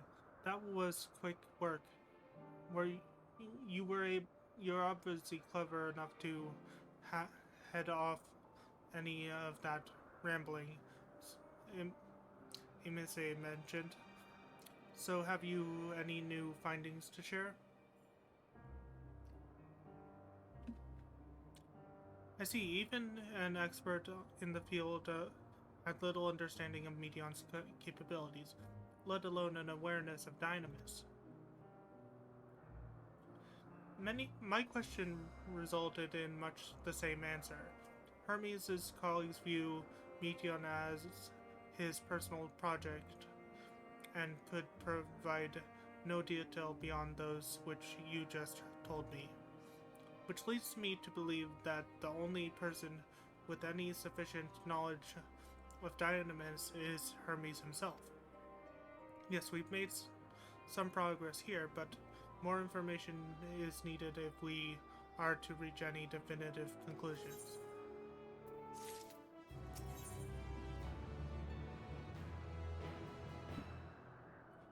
Witness the spectacle. Bana is musing over your recent findings.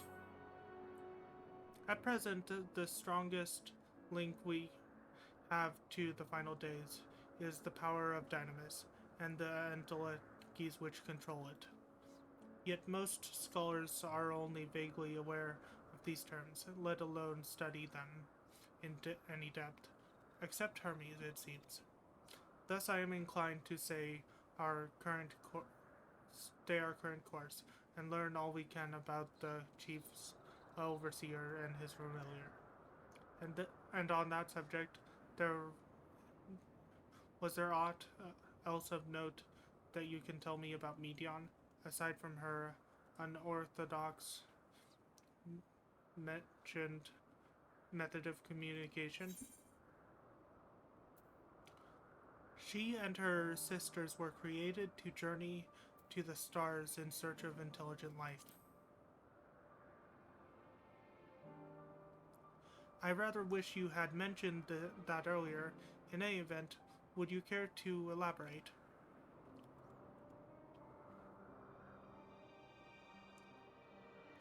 So these siblings of hers now travel the great expanse in search of deeper meaning. Thank you. Though the mystery at hand remains unsolved, I feel we've touched upon a vital clue, one we should keep in mind as we continue. Next, I propose we take ourselves to Peripetia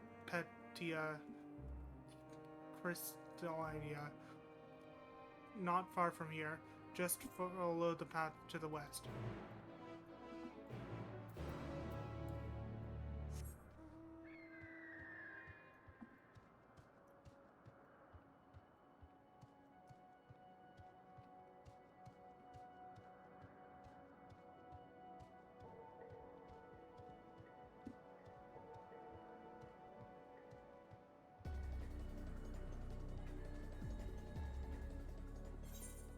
Have I actually tuned to this right? No, I have not. I'm gonna go do that really quick.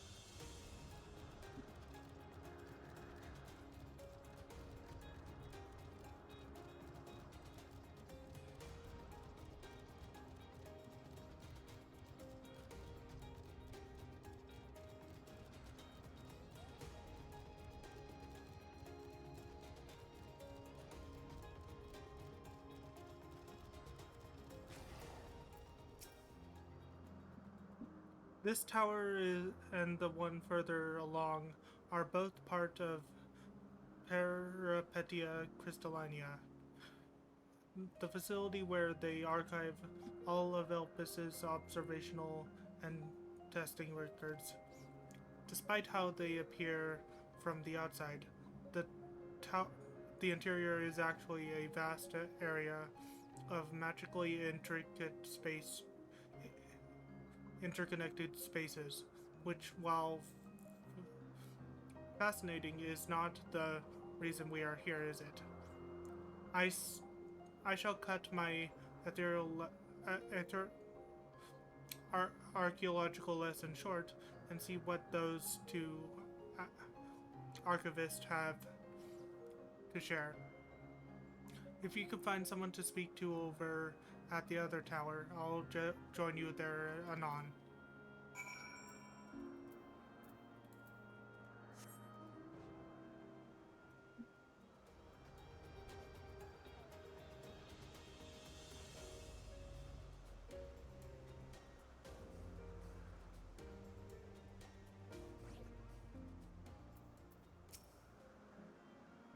You have a question for me? Certainly. Just a moment while I conclude my current appointment.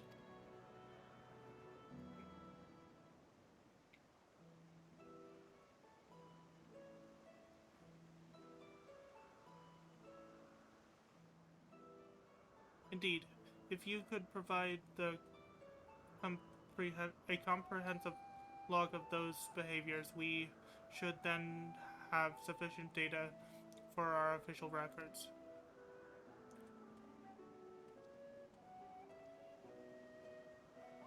Now, what was it you wished to speak with me about?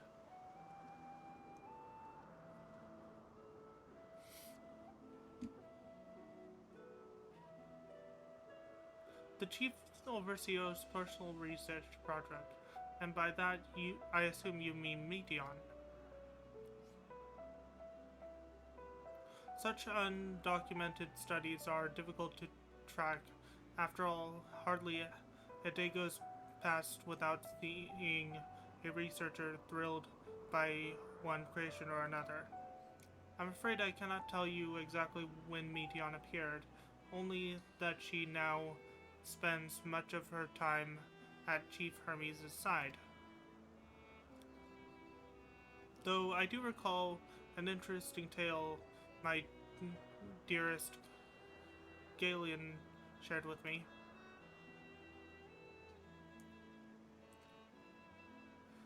Galen is my partner and a fellow researcher here in Elpis. She was returning late one night when she caught sight of Chief Hermes sending Meteon heavensward. A host of them.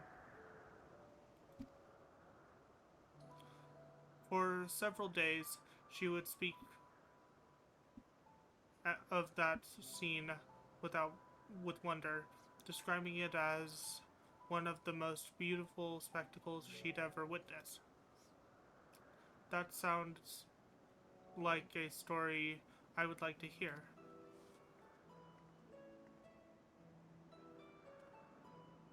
Mistress Fana, I thought you had already returned to the surface. Pardon me to thank you. Permit me to thank you again for your invaluable contribution to our concept placement proposal. Pray do not mention it. As you say, my original plan was to leave after that task, but I have since become engrossed with Chief Hermes' research. Would you favor me with a retelling of this sight which you so delighted your... Of course, or you could hear it from her lips directly, if you prefer. At present, she should be observing a subject in metabasos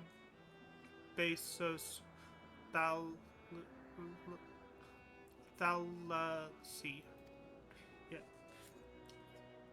She does enjoy her time there, watching the sea creatures hunt and play, gazing upon them, the salty waters of the world's ocean, recreated in such sublime detail.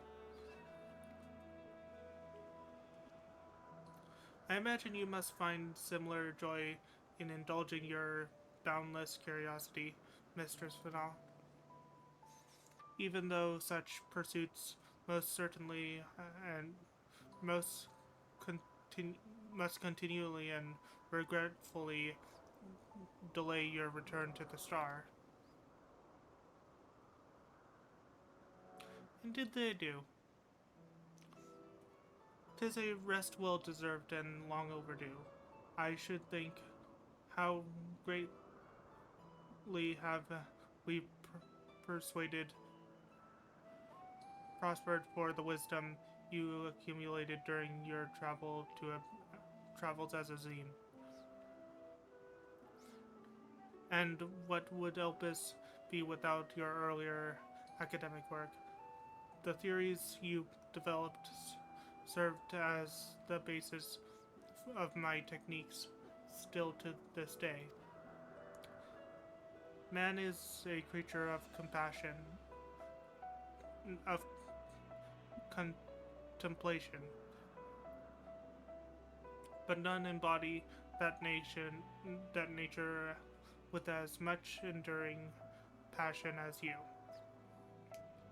Yet, I dare say there is not a soul alive more worthy of return. I shall rejoice the day you depart for your final journey. I will be honored. Well, shall we take this opportunity to meet Galen in person? Galen? I cannot read names. Then allow me to reconfigure the door to the archive here. It will take you up to the skyway and spare you the need to avoid hostile concepts on the ground. That would be most helpful, thank you.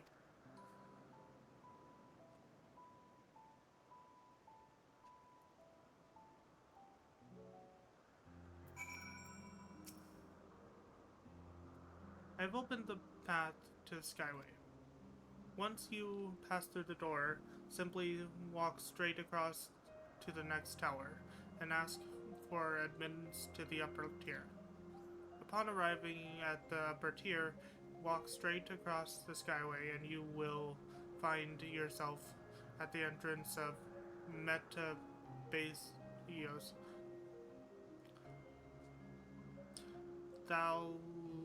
Thalassassi. Galen will be eager to share her tale with you, I'm sure.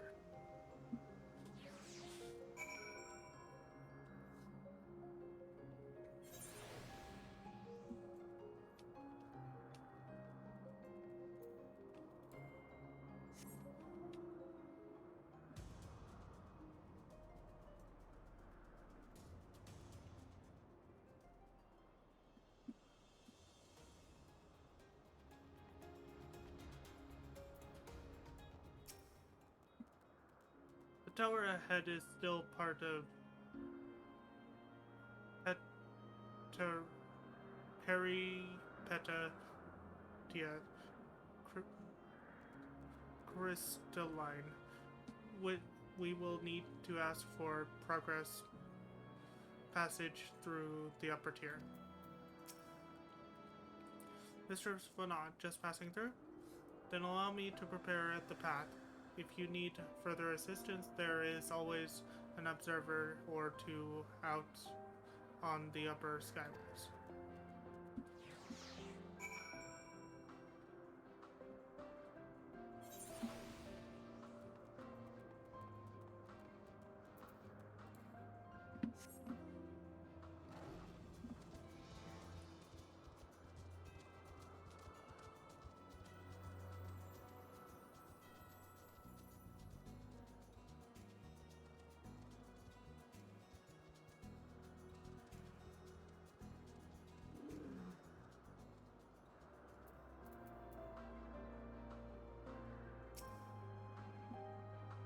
Mr. Spana, I would not told to expect we would have prepared an official welcome. Please, there is no need for fanfare. I only wish to speak with Ghislaine, if that might be arranged. Yes, Ghislaine, of course. I will inform her immediately. But she may be engaged in a testing phase. You could be in for something of a wait. Should I let her know your business is urgent? That won't be necessary. This lovely view will keep us occupied until she is ready to receive us.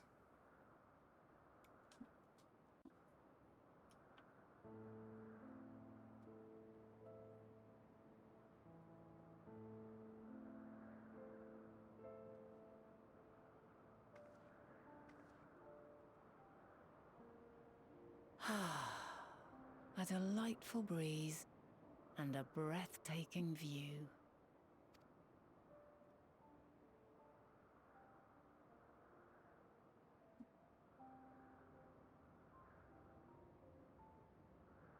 What is it like in the future? Is the world still a beautiful place?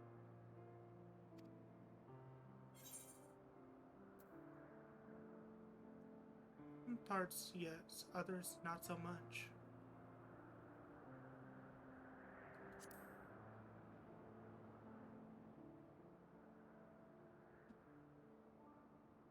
Dark, hidden places, rife with danger. Those have an altogether different, but no less powerful sort of appeal. While we wait, will you not tell me about your adventures? Well, not the portentous events which led you here, but the simple delights all your own. By learning about the future world, I may gain insight into future me's plans. But more than that, I have an interest simply as a fellow traveler. Short of going somewhere oneself, there's naught more stirring than hearing another's account.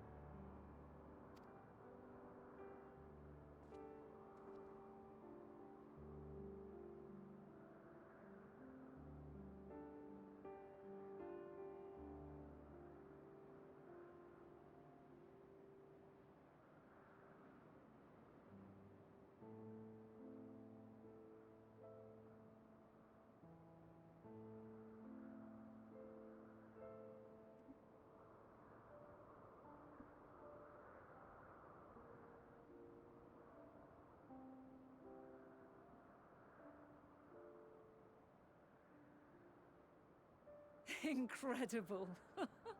Would that I could have been there to see it.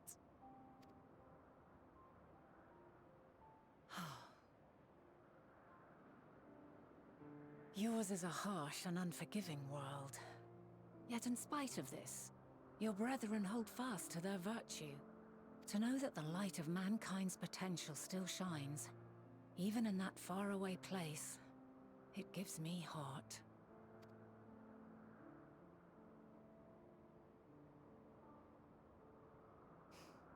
Thank you for regaling me with your tales. I will treasure every word.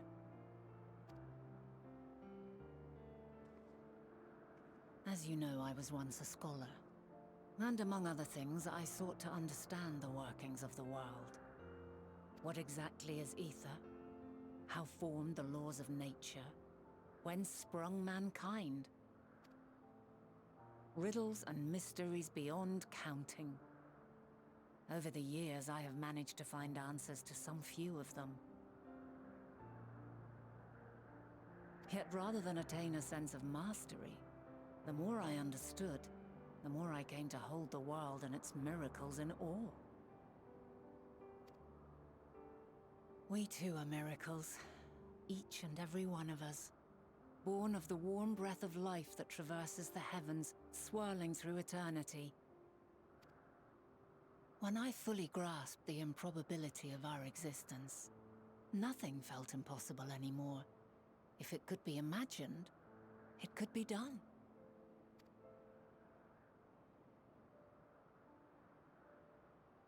A passion swelled within me. An epiphany dispelling all preconceptions of what was natural and true. And a presence without. Immense, yet intimate. Fate, perhaps, holding us in its tender embrace. As reassuring as it was intimidating.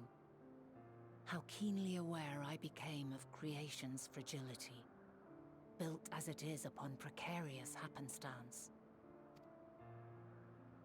I was overcome with an irrepressible urge to know the world more intimately, to hear its voice, feel its breath.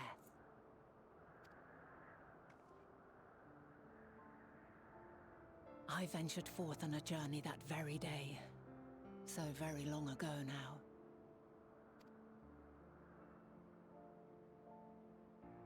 Freed from presumption and prejudice, I saw the world through a newborn's eyes.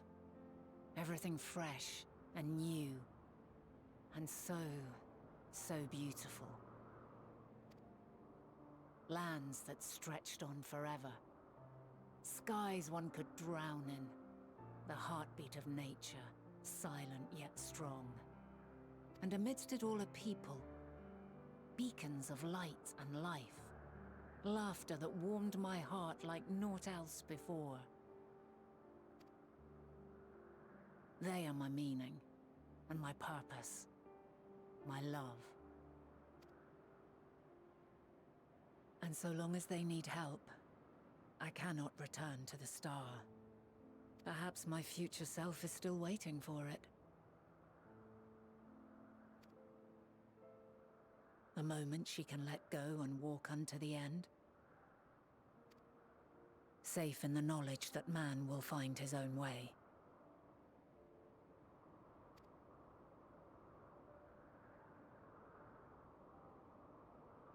You, who are our future, tell me this, and tell me true. Has your journey been good? Has it been worthwhile?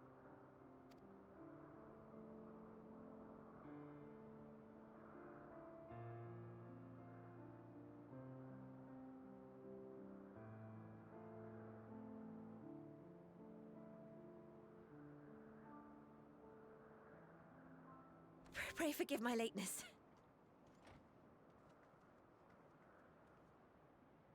My observation subject was rather irritable, and it took a while to settle it down. No need to apologize. Your work takes precedence. Besides, we had a pleasant conversation in the meantime. You're too kind. Now then, I'm told you wished to ask me some questions. Indeed. I've an interest in one of Hermes' creations. Meteon. You witnessed a host of them take flight, yes? Oh, that! Yes, I did. 'Twas in the dark of the morn. I'd left the Thalassai after nocturnal observation. As I walked along, I spied a bright light climbing high into the southeastern skies.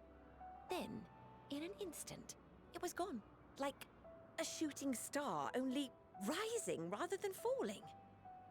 But then another shot up, then another, and another.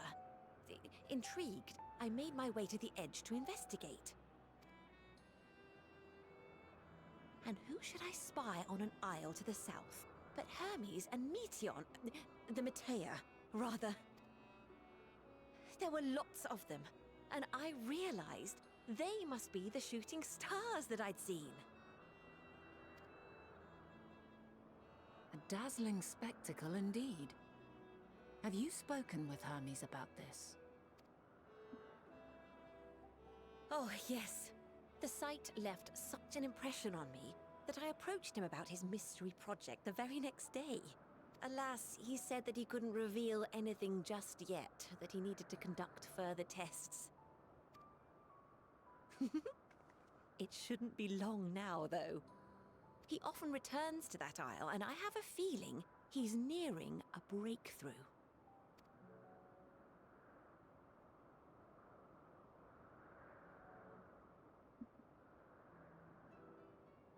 Splendid. We are likewise eager for the details. Well, that is all we wish to ask. Thank you for taking the time to indulge our curiosity. You're very welcome.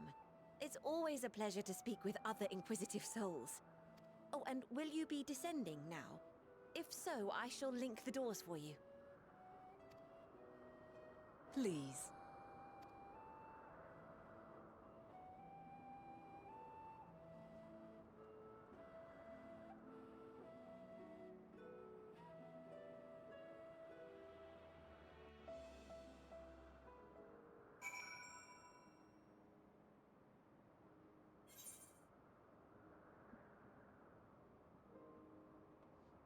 I'm going to quickly step away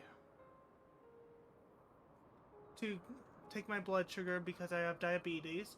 I'm gonna take my blood sugar and then I can eat it a bit.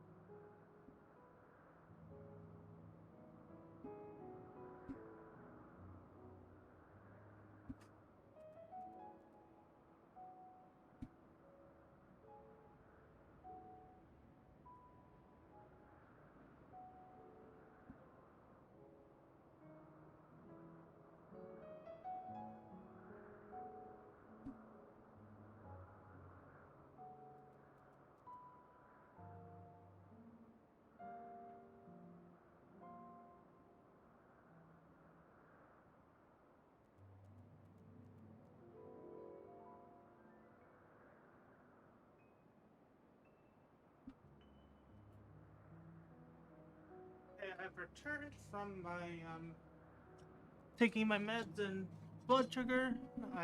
Time to continue on.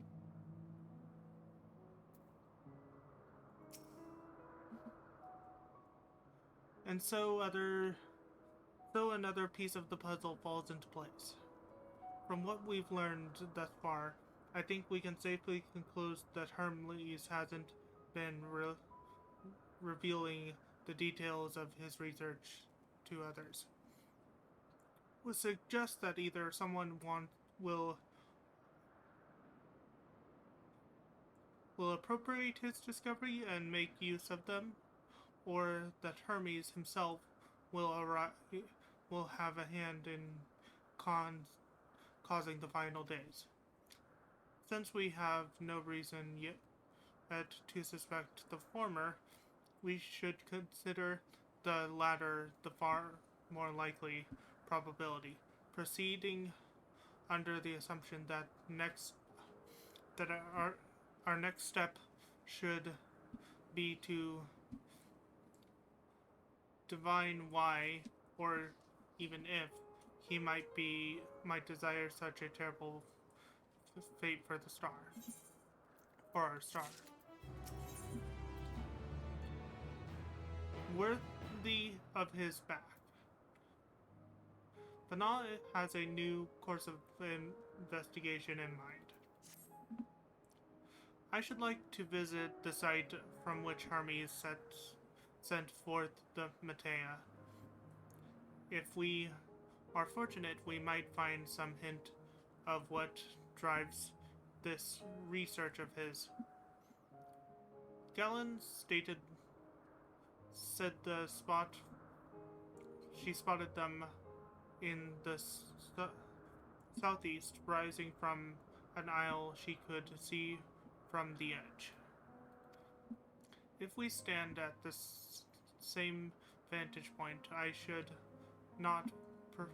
it should not prove too difficult to locate the isle in question. Let's take a look, shall we?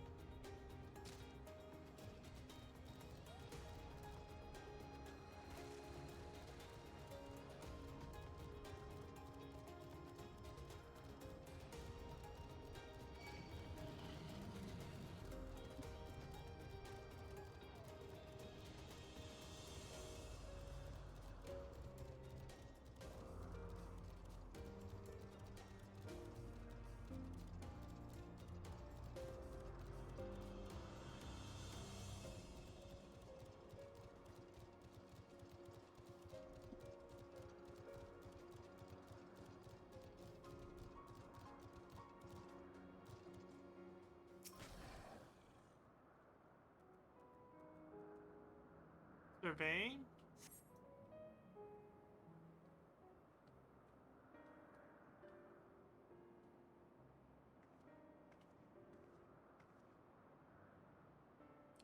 Now, if I were conducting some mystery research, where would I go?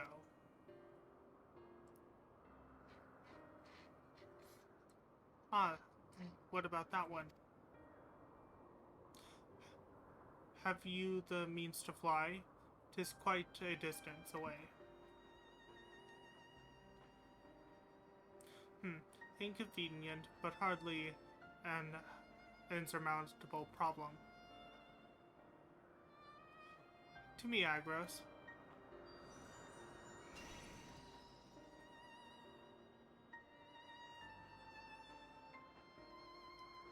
My friend, would you mind creating a double to carry Wolf Mage here over to that island?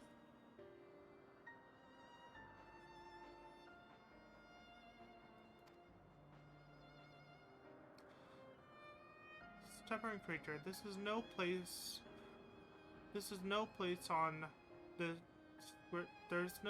this great star we have not together traveled, and still he remains obstinate in the presence of strangers. Agros has rather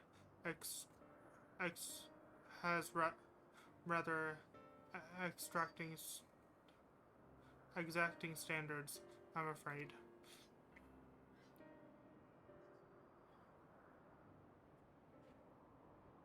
What? You've ridden him before? Or you're before, meaning my after. Not at all confusing at all. Interesting. 'Tis clearly not unthinkable. But speaking of the here and now, the quick solution for us to face off is for us to face off in a sparring match. Demonstrate to him that you are capable of holding your own against me in battle, and you should convince Agros that you are worthy of his back. And besides, I might even teach you a thing or two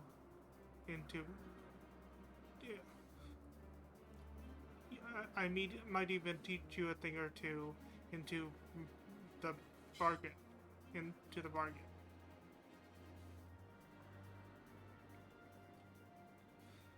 You seem doubtful, but useful lesson or not, it will certainly be a moment to remember.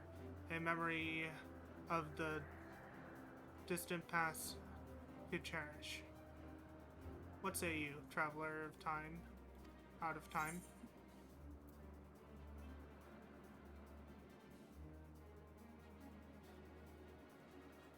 Choose your battlefield.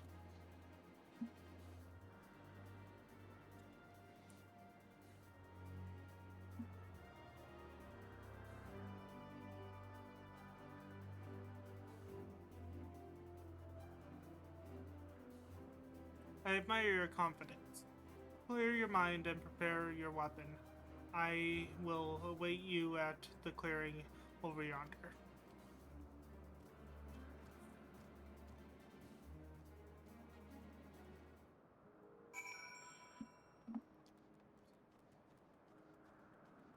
Thing is, on my main character, I did this as Red Mage.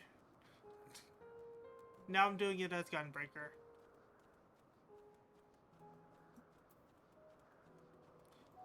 This is gonna be a lot harder without Vercure.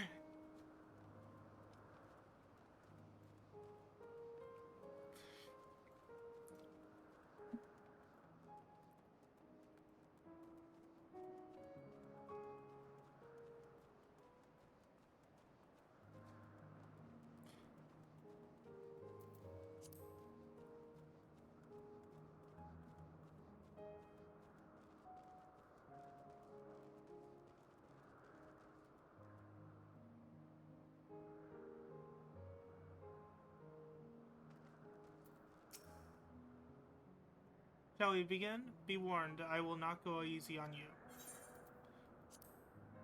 And I'm level 87 on a level 88 duty.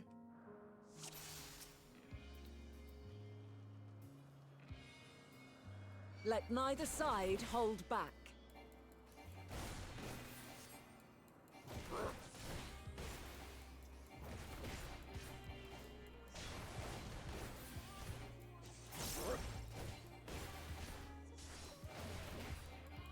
My blade sings!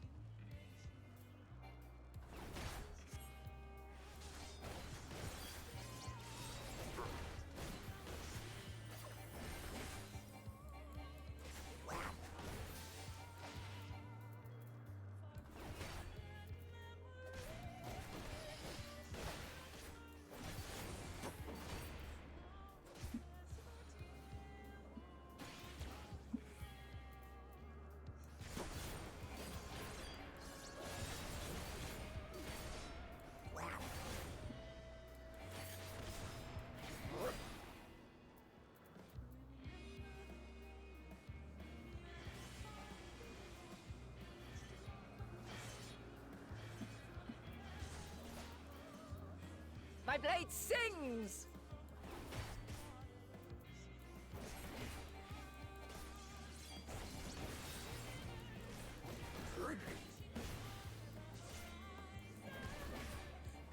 Impressive. I shall have to try something different.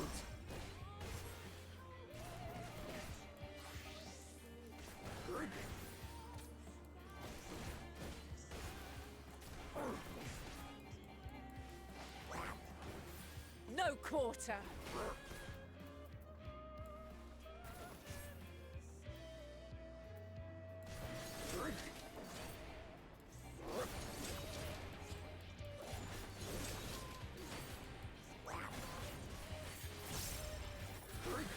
taste.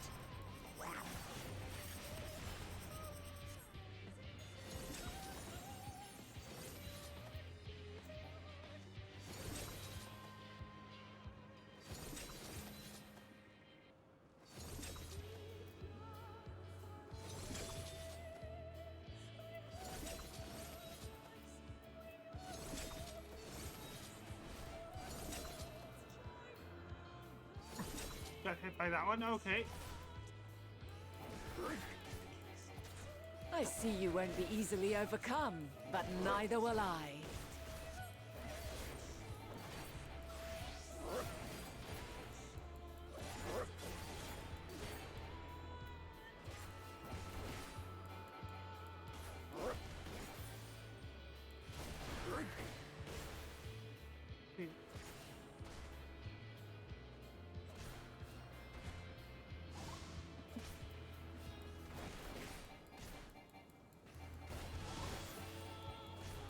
Prepare yourself.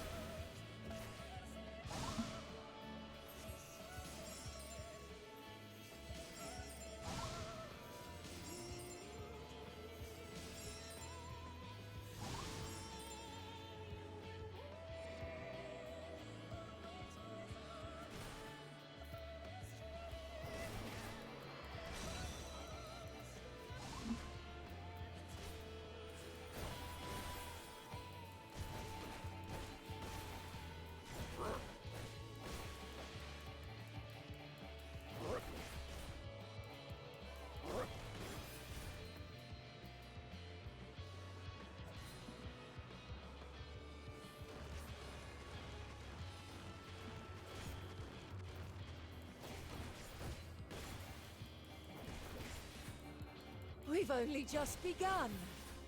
Come at me with your all.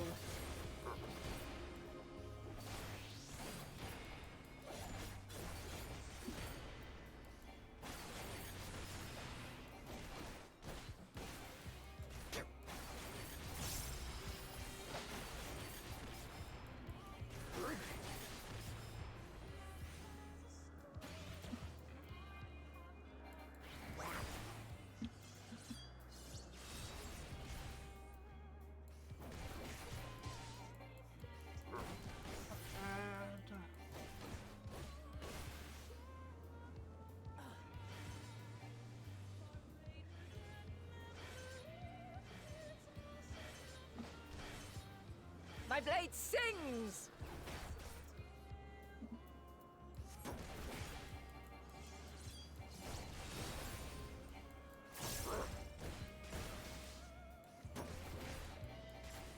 Impressive. I shall have to try something different.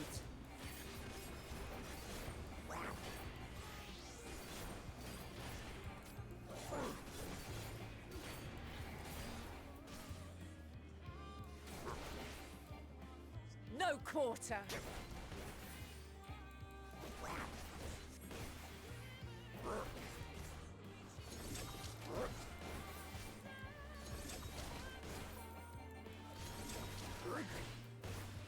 Very well. Let us move to the final trial.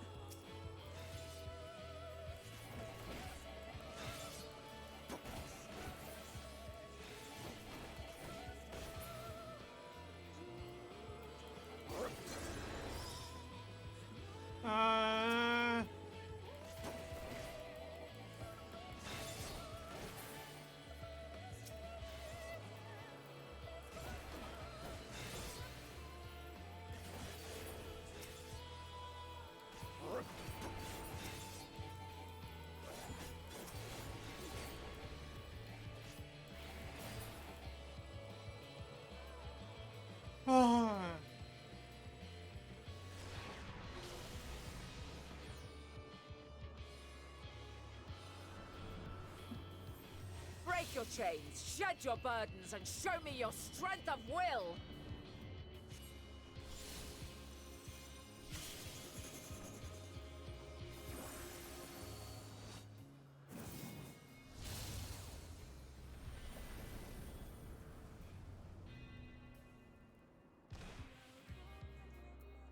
You still stand. The people of your time are more resilient than I had dared hope. I have seen enough.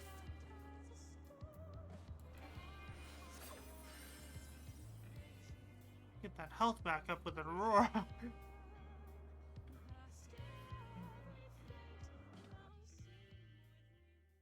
Holy crap, I barely survived that. 'Twas my intent to finish it, but clearly I underestimated you.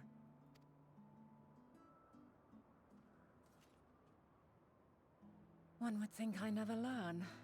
I made the same mistake with Azam when we first sparred. Despite being less than half my age, his strength was astounding. As is yours. 'Tis plain you have weathered considerable hardship. Far more even than your tales would suggest. It seems we have both learned much on our journeys.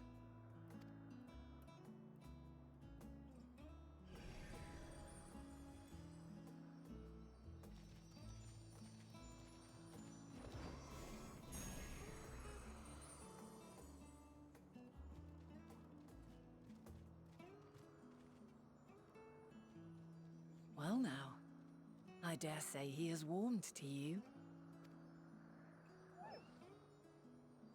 A boon to be sure. He never forgets his favorites, and is ever eager to come to their aid.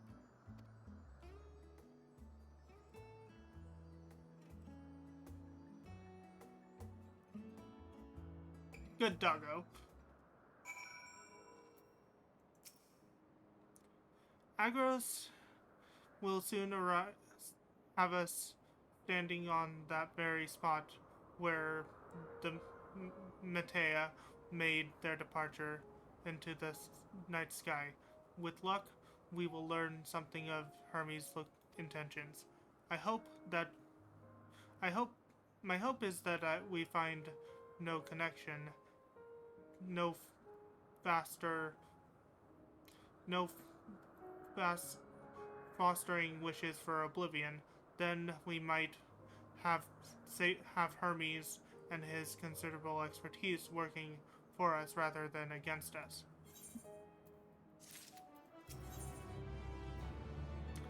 A flower upon your return. Venan has Agros and his double at heel. Let us move over to the edge before mounting, shall we? That will allow Agros to catch the currents rising up from below and give us a smooth ride over to the isle.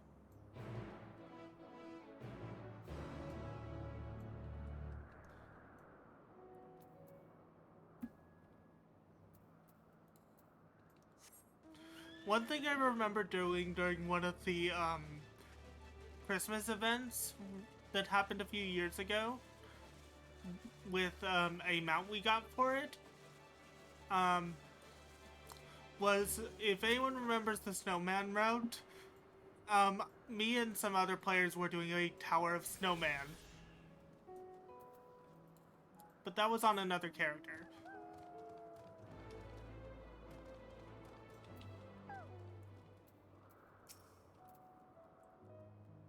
Climb aboard Agros' back, and we could be off.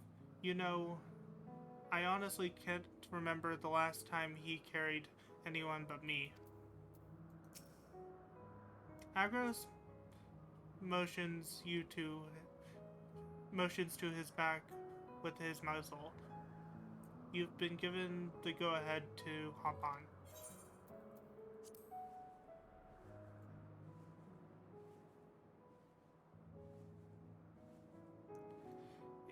Isn't it pleasant? Agros certainly seems to think so.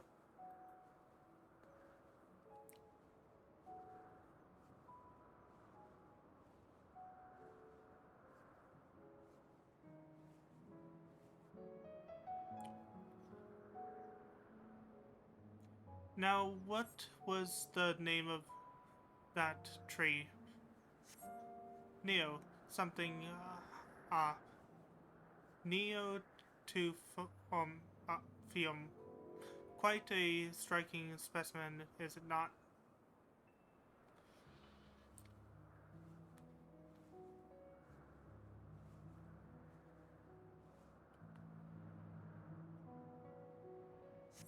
Brace yourself for landing. I won't want you to stumbling off at the last moment.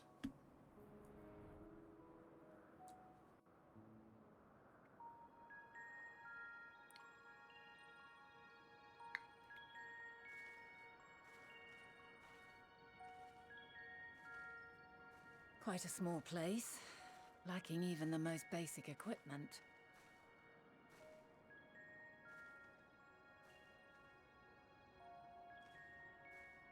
The present may yield no clues, but we may yet try perusing the past. Have you done this before?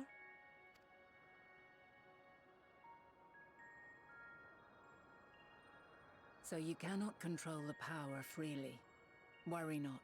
I shall assist you. Come and stand before me.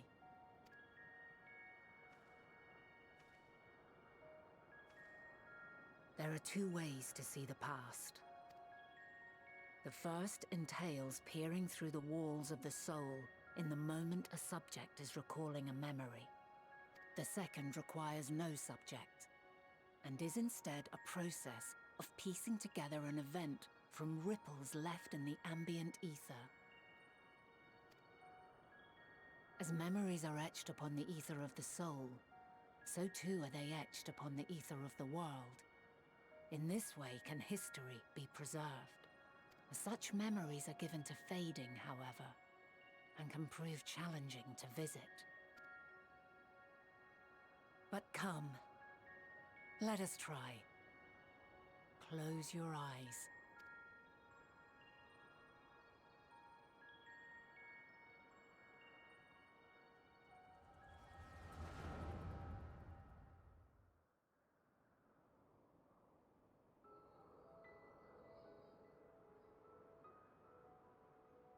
All units fully functional and proceeding on course towards their respective stars.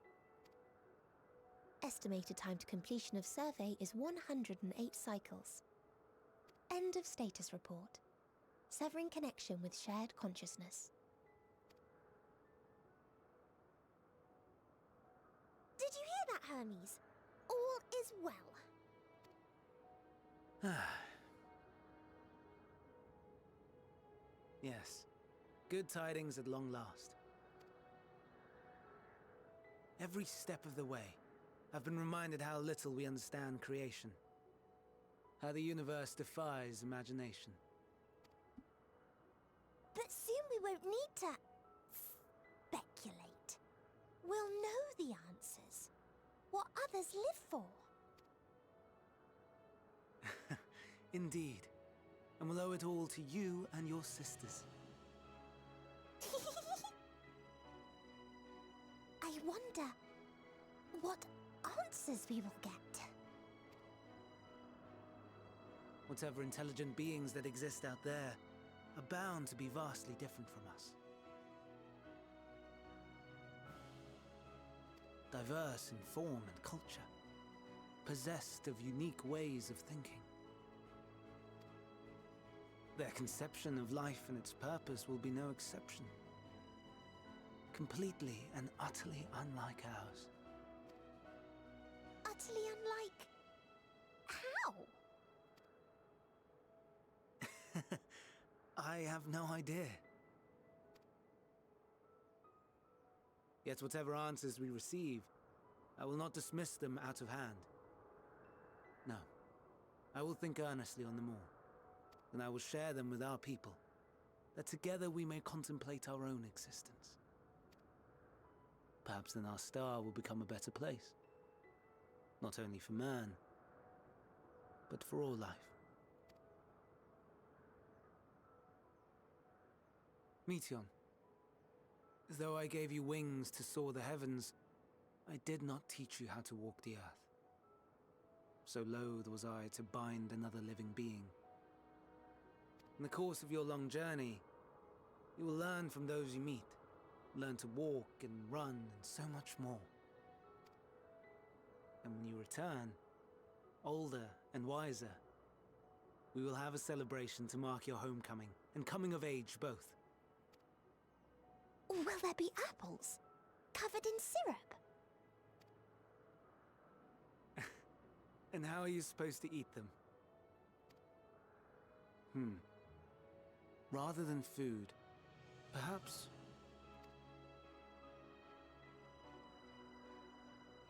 a flower. Yes. Upon your return, I will gift you a beautiful flower.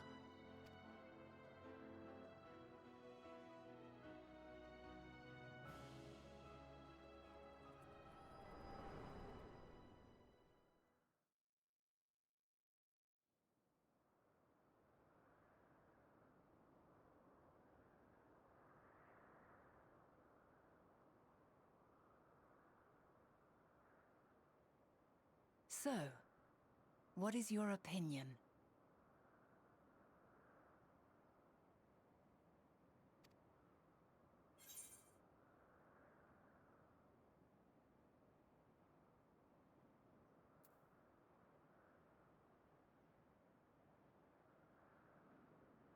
Hermes is a gentle soul, and yet...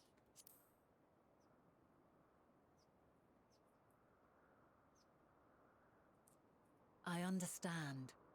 He is a gentle soul, and well-intentioned. Yet it does not take ill intent to beget ill.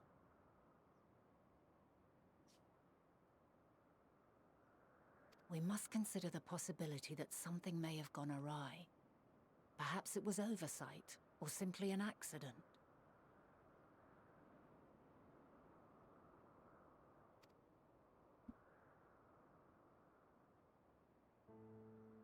In light of this, I propose that we reveal your tale to Hermes himself. If he does not wish for the final days, as we believe, he may well join us in pursuing a solution.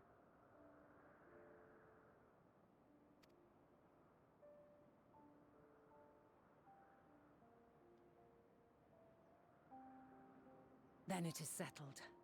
Let us seek out our friend with all swiftness. 'Twould not do to let such a pure soul be blackened by tragedy.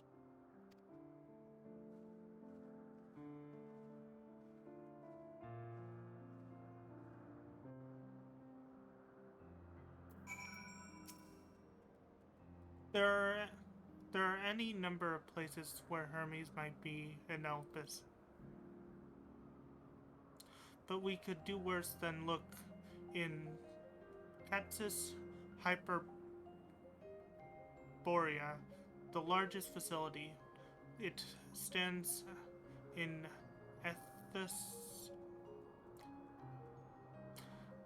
Ethesaliskos Borea, the North Island. I wonder, Wolf Mage, for an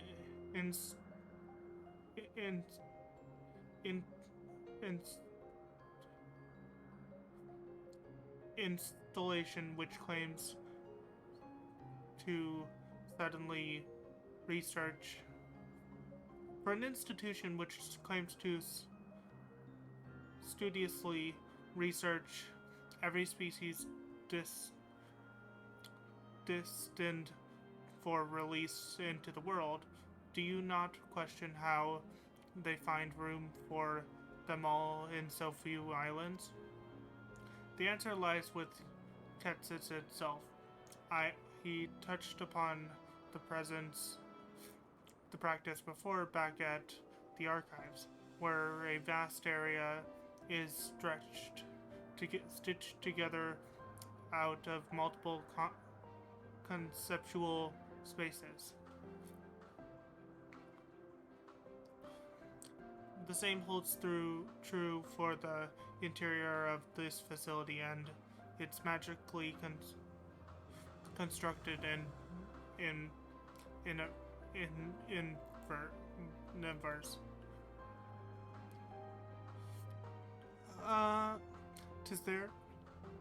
Tis there with those sprawling habitats that the chief overseer and most of Elpis's overseers conduct the bulk of their work.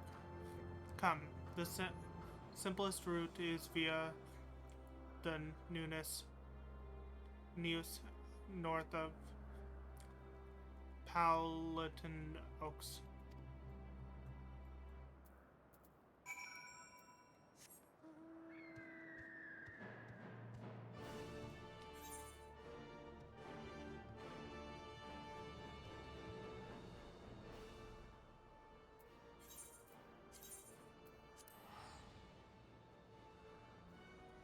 I cannot speak very well or read very well these names, so I'm trying my best.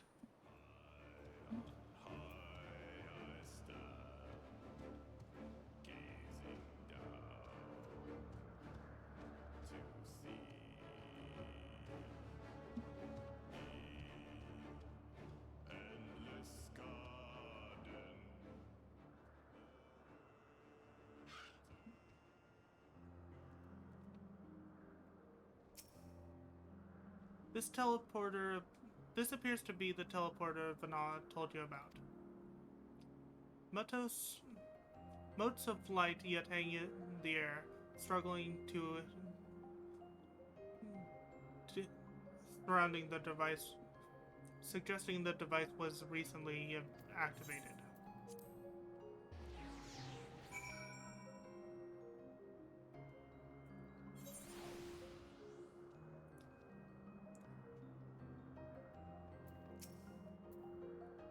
Ah, good. The newness acknowledged you as my guest. You should now have the authority to use it as you wish. As for the way to Catsis Hyperborea, we followed the path, then turned left at the crossroads.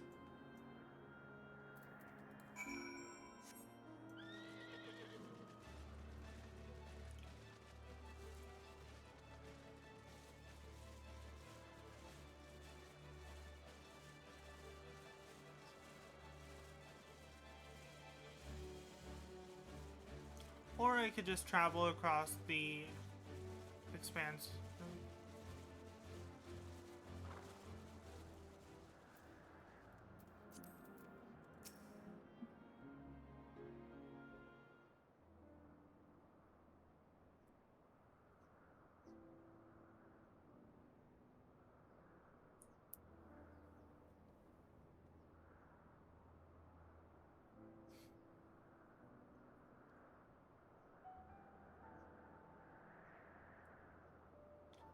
And here we are, the greatest research facility in Elpis. We should head inside and ask after Hermes' whereabouts. Hermes is at another facility, as we have just discovered.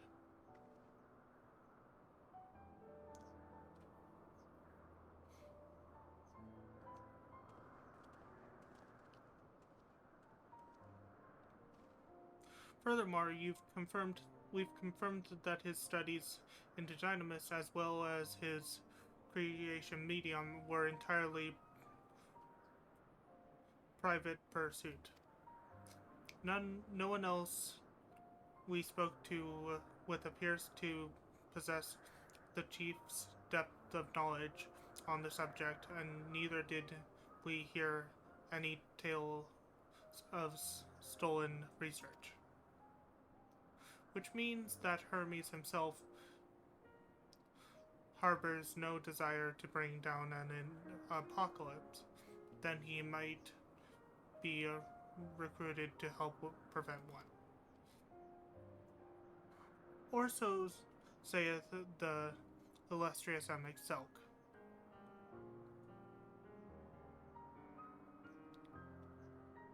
According to your story, the 14 divided and the creation, the connection between the celestial currents and the final day is, but we're never able to pinpoint the root cause of the calamity. With our people's greatest minds, not to mention Hythlodaeus' sharp eye, committed to the pursuit of a solution, such an outcome seems inconceivable. The only possible explanation is if the nature of the crystal's catalyst was so inexplicable that even we failed to perceive it. And what better fits that description than the invisible, intangible dynamis? Which in turn leads us to our next question. How did Hermes, in his role as Fandaniel, not recognize the subject of his own research? We must assume that he either knew or was unable to help, and that he was otherwise prevented from identifying the cause in the first place. At this juncture, all we can do is speculate. To be clear, the convocation does not tolerate acts of deception or malice. We are practiced at perceiving truth, and would have known it had Fandaniel lied to us. Hermes has no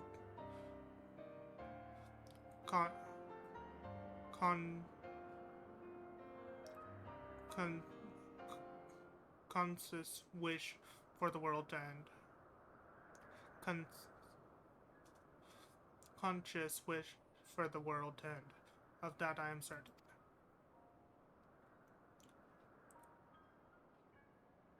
It seems there is more to the tale after all.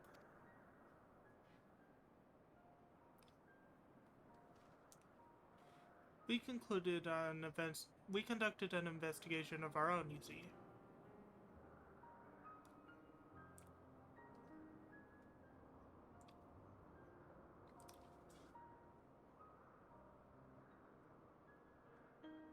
How comforting. We seem to have reached the exact same conclusion. I see no reason to delay further. 'Tis time we brought Hermes into the fold, so, as it were. Thank you for your understanding.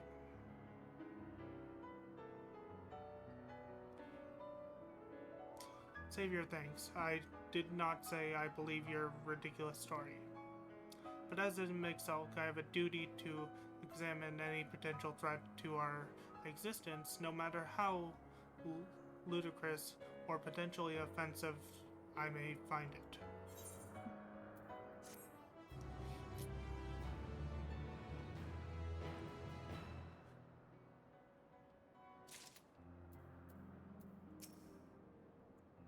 Do not approach me, do not speak to me, and do not dare presume to treat me as a friend.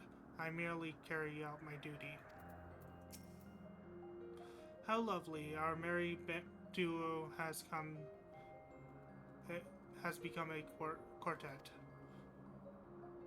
Past disagreements are no reason to reject collaboration in the here and now. I commend myself for his. I cannot read that word. Hunger in the garden. Hythlodaeus is eager to find Hermes. I think the time for leisurely exploration is past. If I might have a moment to adjust my vision. There he is. Not the next. On the next aisle over. Meteon is with him. Hermes appears to be in the midst of an observational study, but I suggest we hurry over before he ventures elsewhere. Head straight down the path. We can teleport to Mesobius and Euros from the device at the bottom of the slope.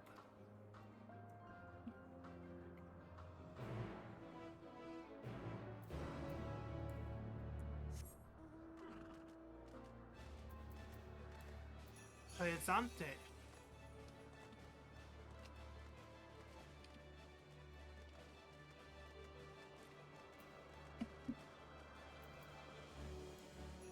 Presente.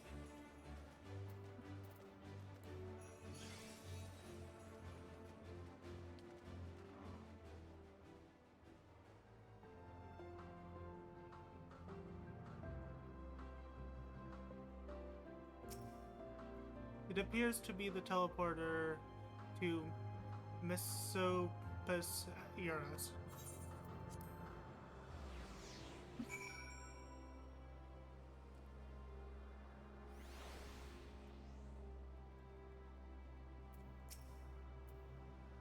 Mesopus Euros is interesting in that it is the only region in Elpis which lacks any research hubs.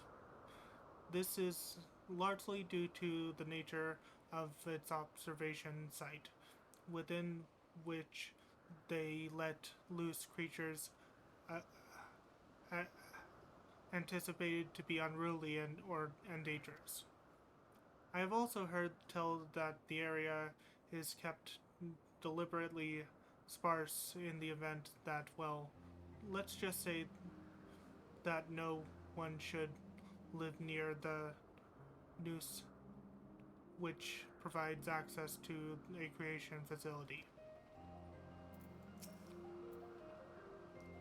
What, you expect me to praise you and your progress? On the contrary, I'm simply surprised you made it this far. Then again, even with you slowing her down, there's no denying that Banal is an accomplished researcher. With her wealth of wisdom and experience is unmatched, and her achievements in creation magic in any field, frankly, are nothing short of extraordinary. Though the singular brilliance which sets her apart can make her motives somewhat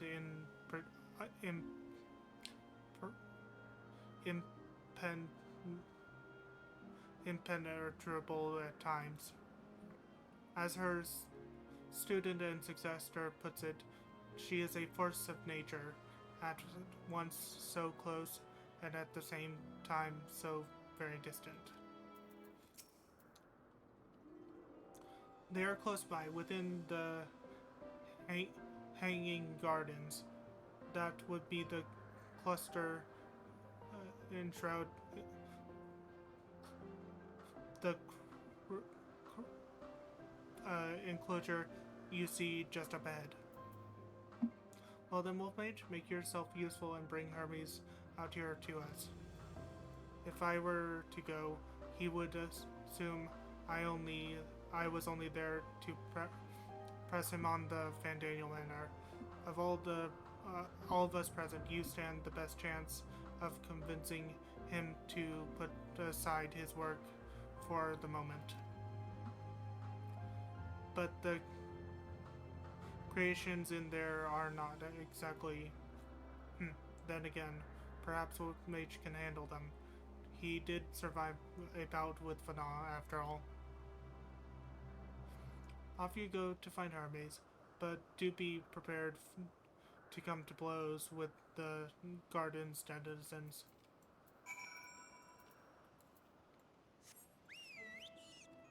Carbuncle!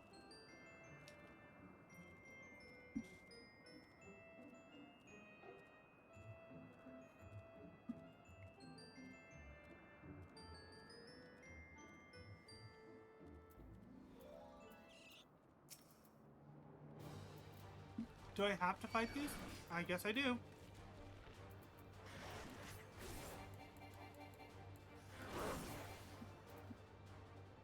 But I can summon my chocobo.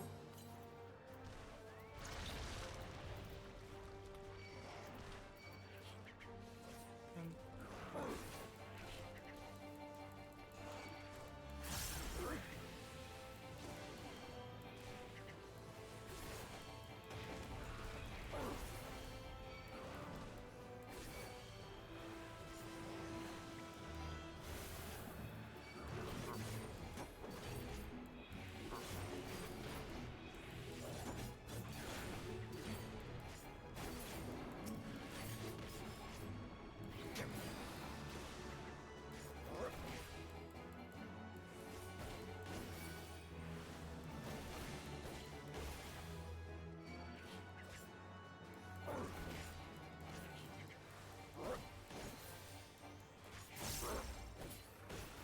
I don't mind it.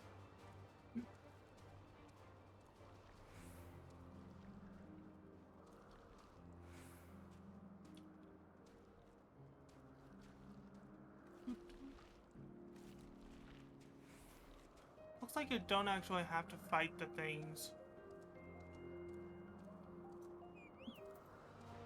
Except for the ones that appear.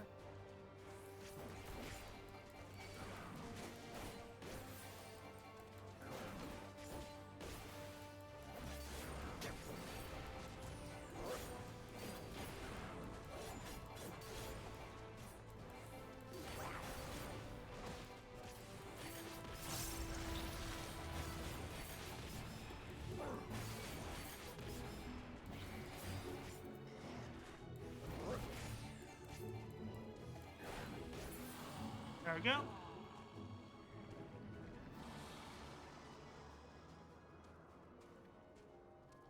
Search for Hermes.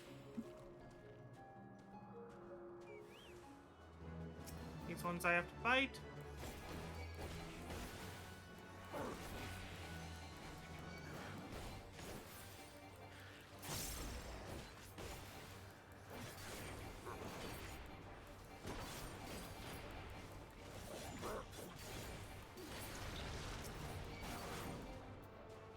Thank you for stopping by, Eddie.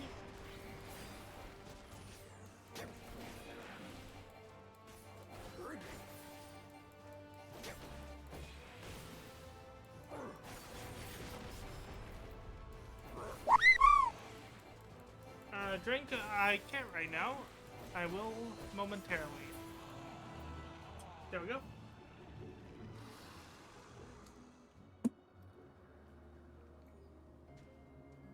Let's see. Amber Gardens.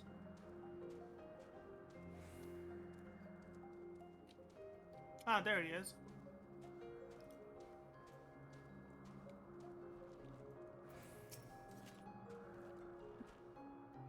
Wolfmage, where did you come from?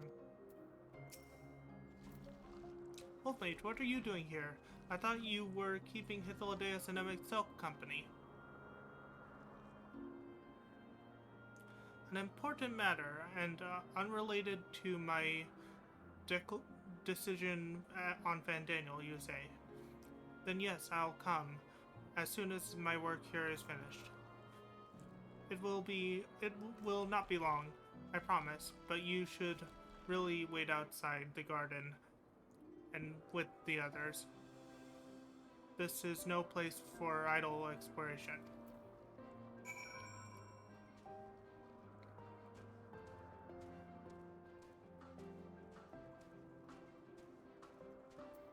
How to mount up and run past everything.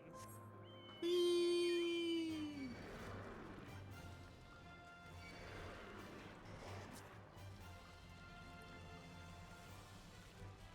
Do do do do do do do do do do do.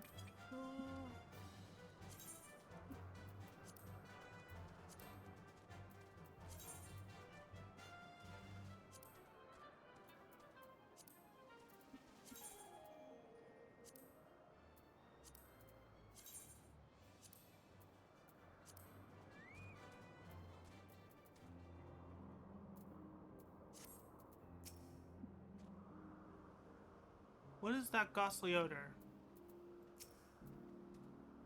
I was prepared to swoop in if need be, but 'tis clear you have faced far your fair share of monstrous opponents. You spoke with Hermes, then? And were briefly entangled with a dozen of the hungering gardens as the denizens as of the hungering gardens as well, I see, and or should I say smell. I I can't speak for certain conversation members, but I, for one, am impressed with your fortitude. Well done indeed. Now, now that you've convinced Hermes to cooperate with us, let us pray that things will soon take a turn for the better. For for as fascinating as it would be to meet the Elk who would recreate Amarat with in the depths of the ocean, I think it best for all concerned if such tragic events never come to pass. But be it in our future or your past, assuming yours is not truly written in stone, naive hope that it is.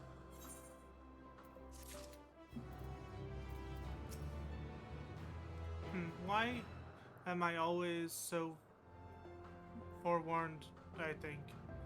Forward thinking. I simply wish to enjoy all that life has to offer. She's saying the same thing. Words without sound. Hermes said he would not be long. Yes? Then we shall wait here until he emerges.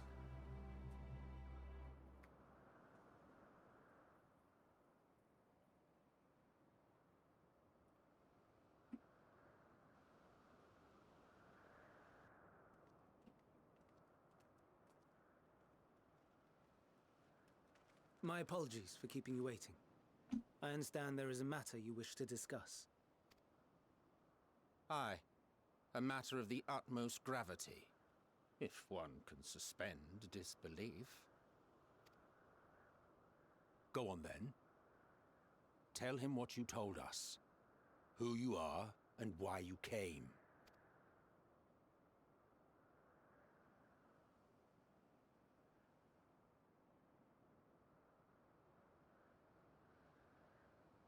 The final days.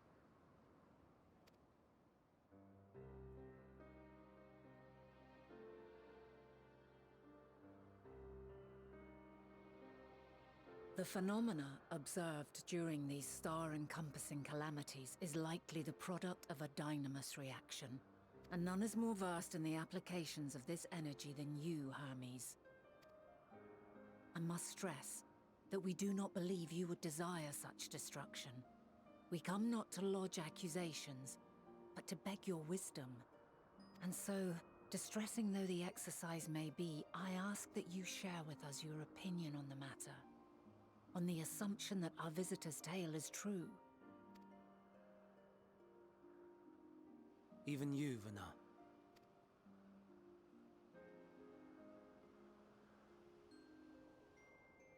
As you say, the phenomena observed in the two calamities may both be attributed to dynamis. Of note is the difference in its effect. In the first final days, it warped creation magics. In the second, it warped the people themselves.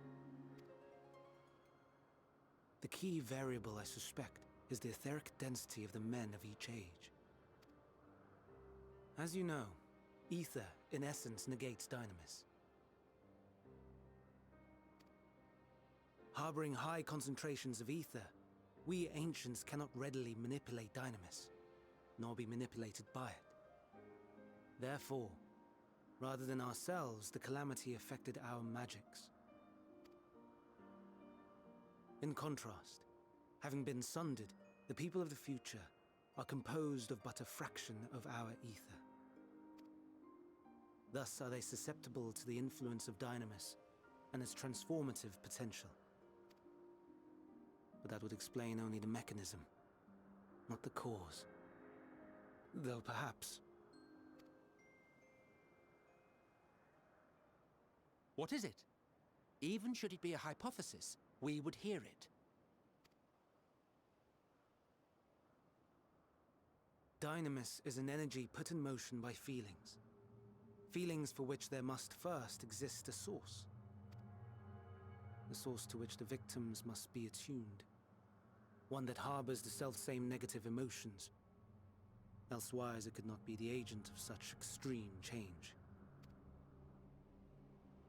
So it wasn't the stagnation of the celestial currents. Someone, or something, is instigating the star's demise.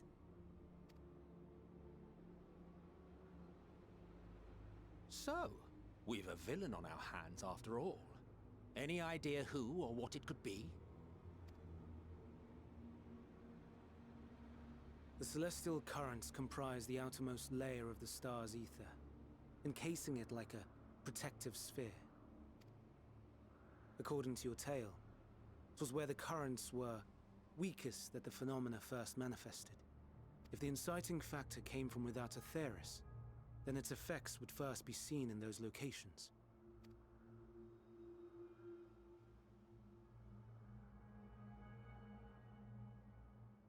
Greetings. Can you hear me?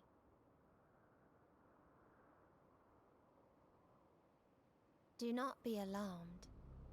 I mean you no harm. I wish only to hear your words, share your feelings, know your thoughts. May we please be friends? Meteion. What is it? Executing scheduled task, suspending individual self and connecting to shared consciousness. Connection established. Commencing status report.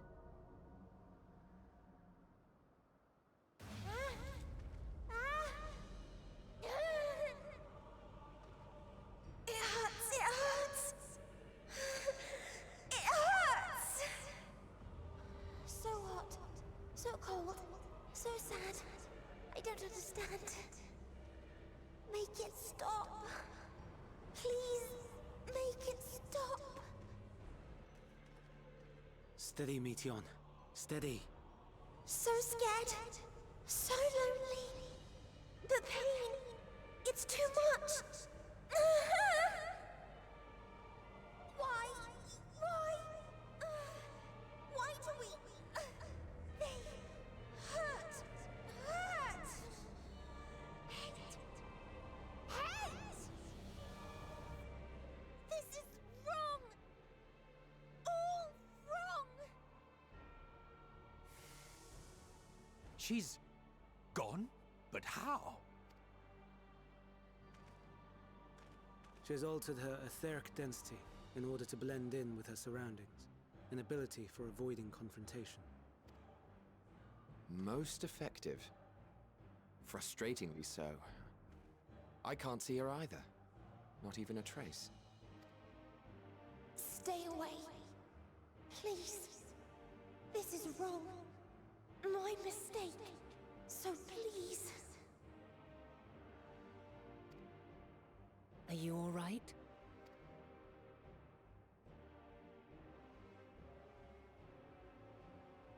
In your mind? No. We only heard her speak the instant before she vanished. Of course. When communicating without words, Meteion also employs Dynamis. That would explain why you were able to hear her, when we could not. Then you are our best chance of finding her. Follow her voice and try to track her down. Hindered though we may be, let us split up and search as well.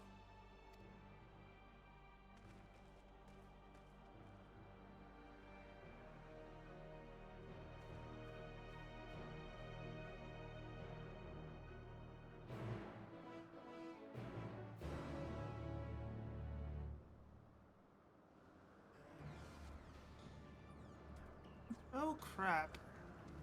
I think we found the trigger to the final days. First, let's talk to each of the characters.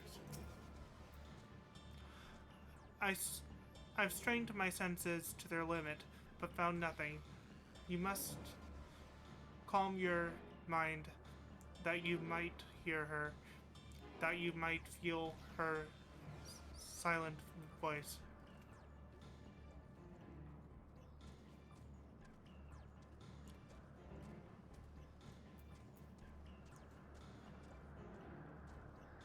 Let's see. Emmett Silk went this way. Oh no, Etheladeus went this way.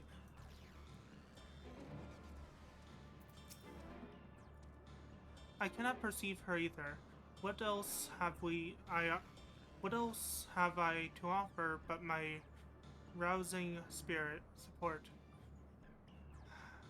Ah, Hermes truly is a master of his craft.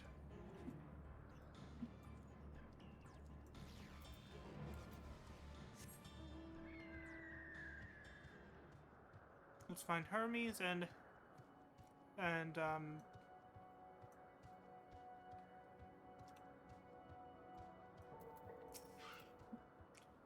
Medion, where are you? Please answer me. What happened to you? To your sisters?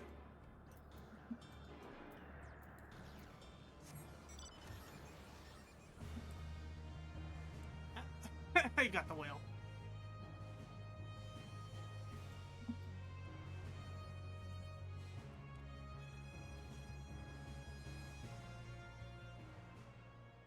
Where's Emmett Silk? I want to talk to him first. He went somewhere.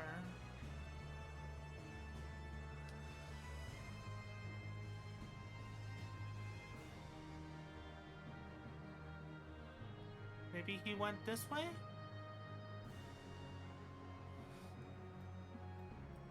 Because before I actually interact with the things, I want to find each of the characters and talk to them. Where are you, Emmett? According to the direction he went somewhere this direction.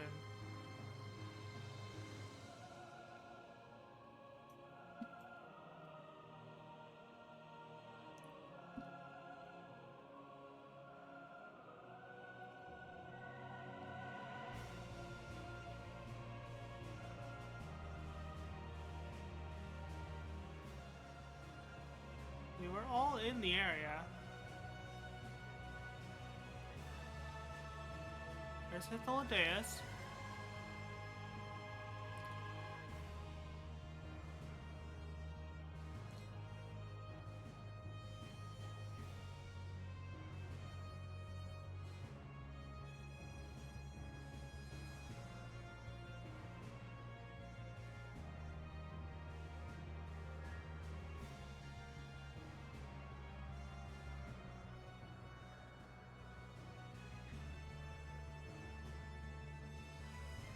Want to find him itself before I actually start interacting with the waypoints.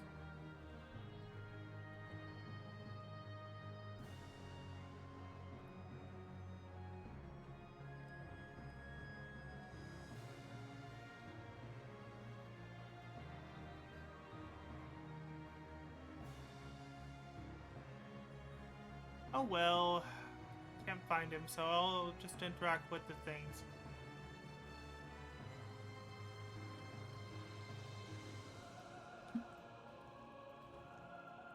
Suspicious destination. Suspicious disturbance, not destination.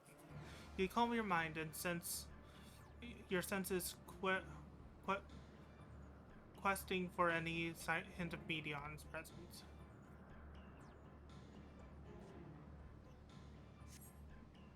But you fail to hear her voice. She must be elsewhere.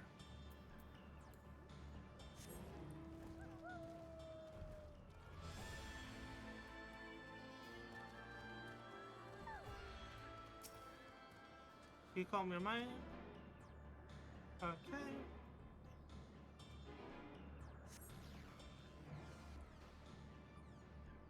It seeps into my mind, our voices, repeating. No, Hermes mustn't hear them. I have to run, and to hide. Medion's anguished voice grows distant as the source seems to flee down the slope.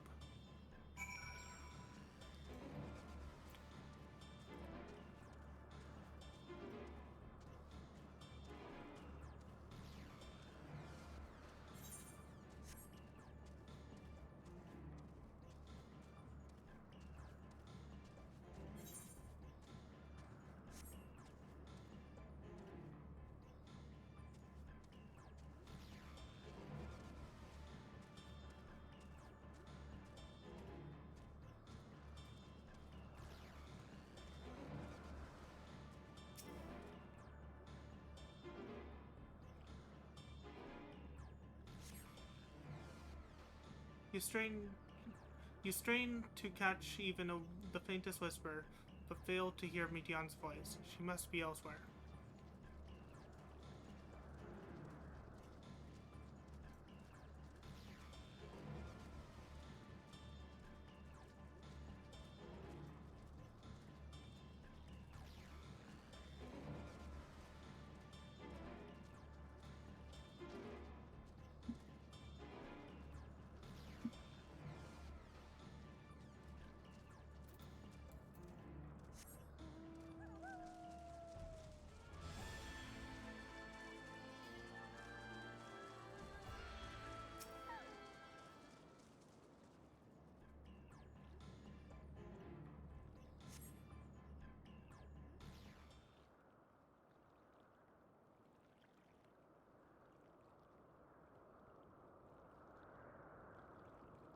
Greetings and salutations.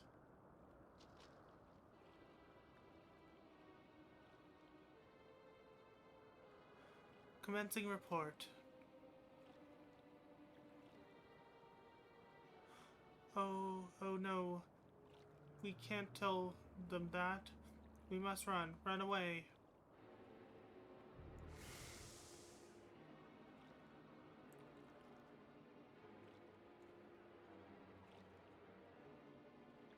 Please don't follow me.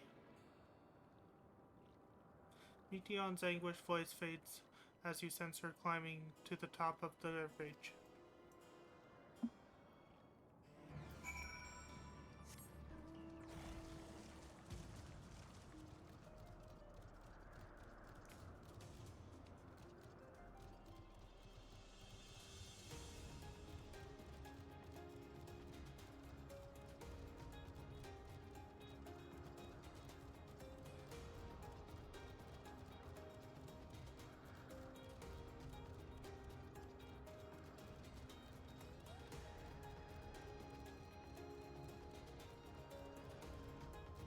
New location discovered.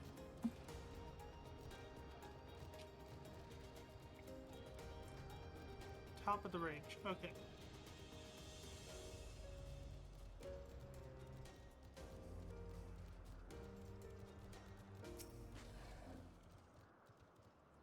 Listening.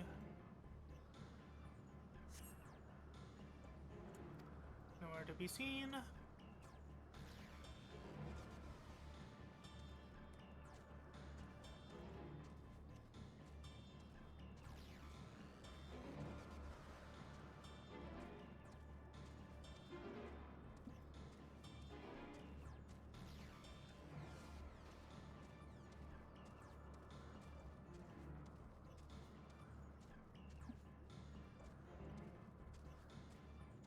Oh, there's him itself.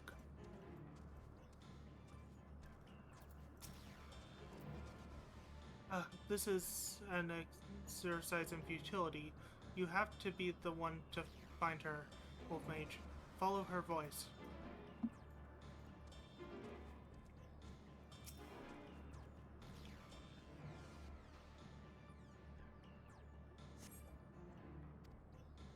Must be elsewhere. Luckily, they disappear when I interact with them.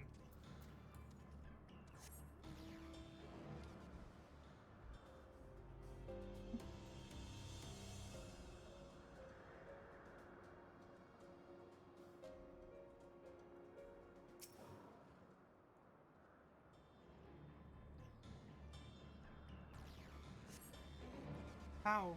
How do you... How did it come to this? Is this the reason we traveled to the stars? Why we sought out other life forms? Is this it? Is this the answer? No, it can't be. It can't be. Meteon's anguished voice drifts away to the south.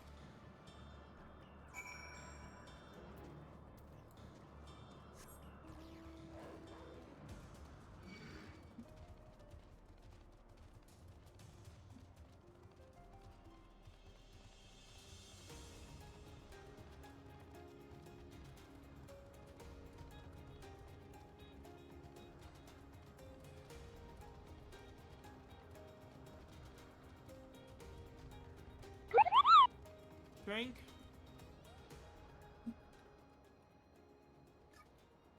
There you go.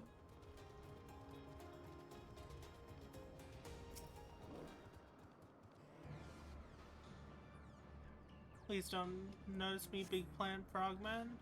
Okay, she's elsewhere.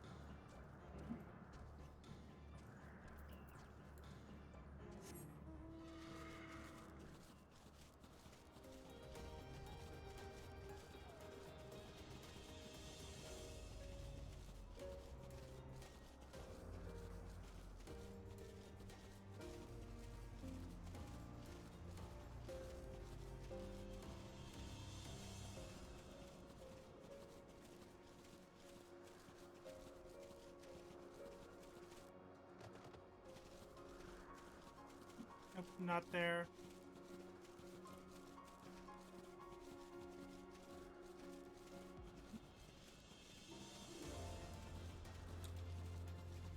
Night, Xerix. Have a nice sleep.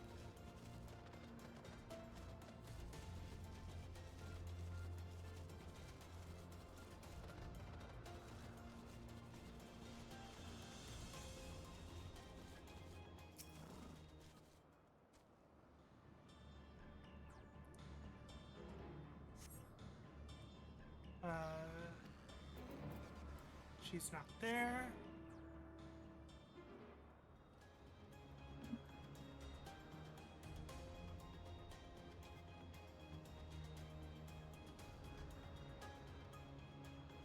There's one.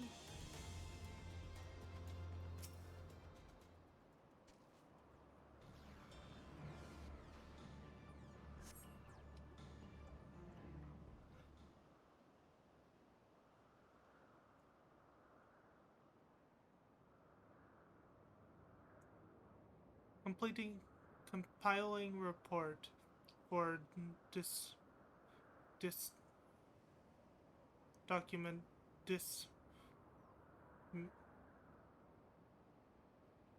for dissemination to Hermes and all peoples of Atheris.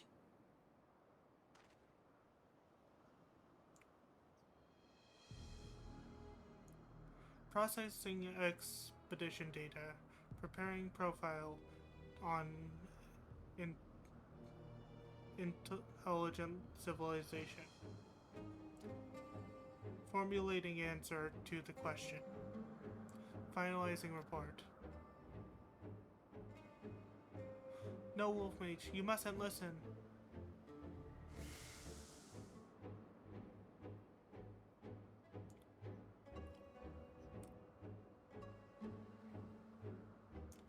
It's wrong. It's all wrong. Meteon's anguished voice flees towards the lake.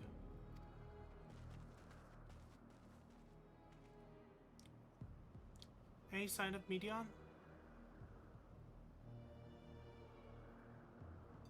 Panicked and confused, which makes it all the more difficult to predict her movements.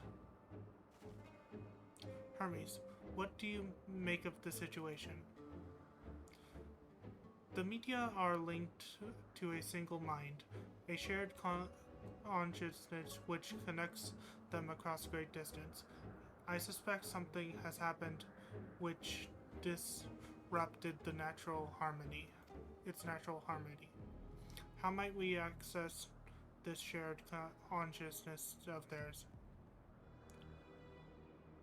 Much as you would approach a sentient being directly.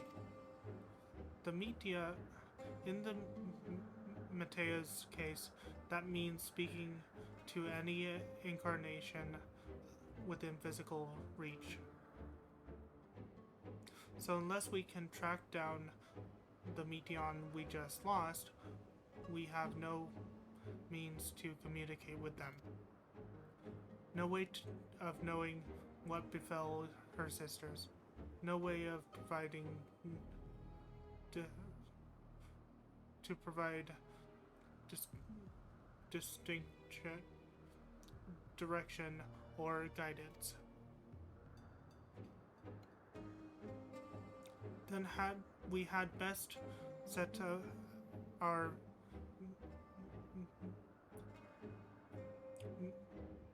musing aside and concentrate on how we might find her.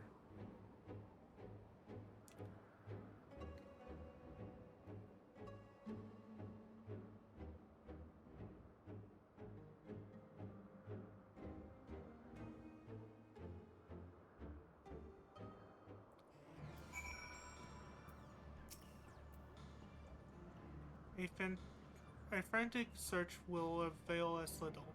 We must be clever about this.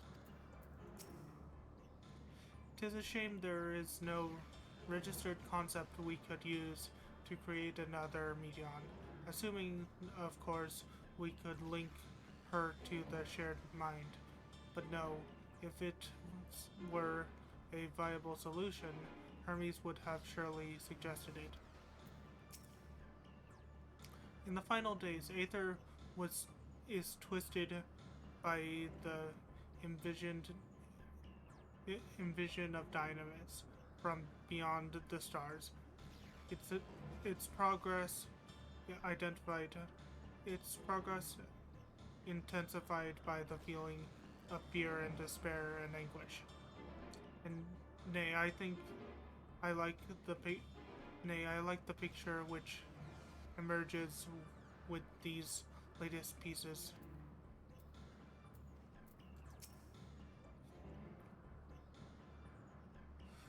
Oh, my dear Meteon, what did you witness out there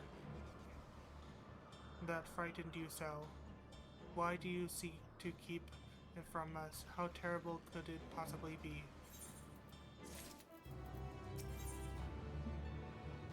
Follow, wander, stumble, listen. Hythlodaeus has a suggestion. Correct me if I'm wrong, but Meteon renders herself invisible by matching her etheric density to that of her surroundings, does she not? If so, could we not then disrupt her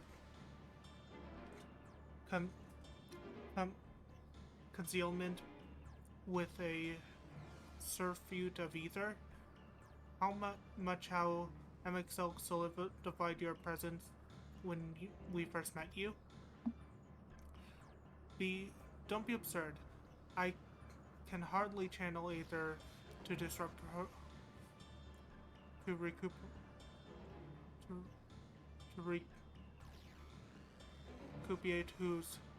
to a recipient whose whereabouts are hidden from me. Which is why we must all work together. Wolfmage will continue the search in the same manner as before, this time with you in tow. Once he's ascertained Meteon's likely location, you proceed to reveal our wayward familiar with a swift ethereal downpour. Very clever, and thankfully she has made herself easier to capture by fleeing towards Lake. Assuming she is made visible, it should prove no great feat to herd her into a corner. Then we have our plan. Wolfmage and Emmet will be our trackers and Tapper Tracker and Tapper, respectively, while we others predict and obstruct Medion's avenue of escape. Ffxiv and I will keep an eye on each other's aether to help coordinate our efforts. Let us be about it.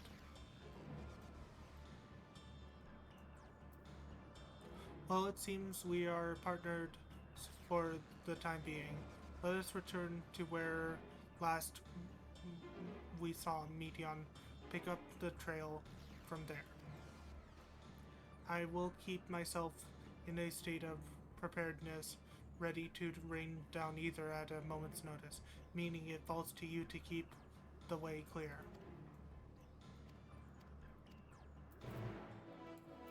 And luckily, you can actually mount during this.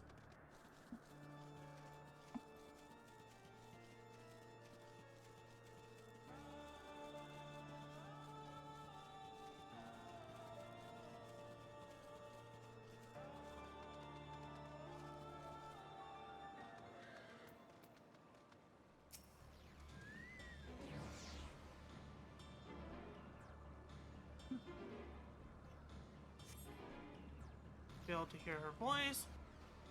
Nothing this way? We try another route then.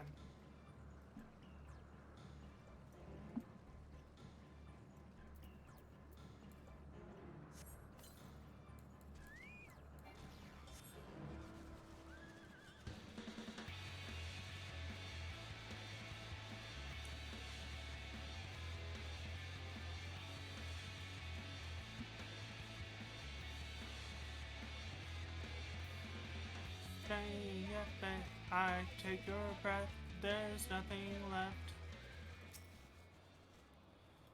Calm your mind to listen. Why can't I fly? Are my functions being restricted? Hide, yes, I'll just have to hide, then. Where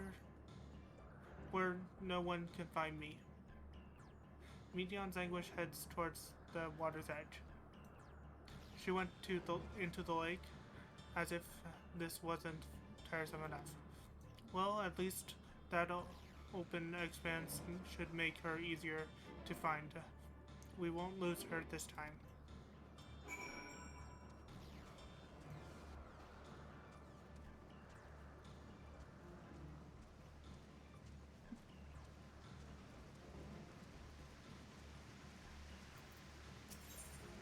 Discuss water's edge. We should be able to search the bottom of this drop by climbing down the rock slide at the water's edge. Do not even think of dragging me over the fall. Fine old days or no, if I end up drenched from head to toe, I swear I will feed you to a remora.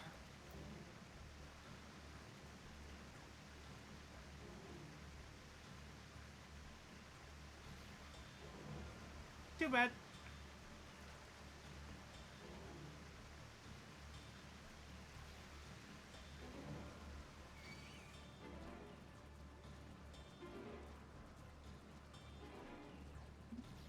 There's one.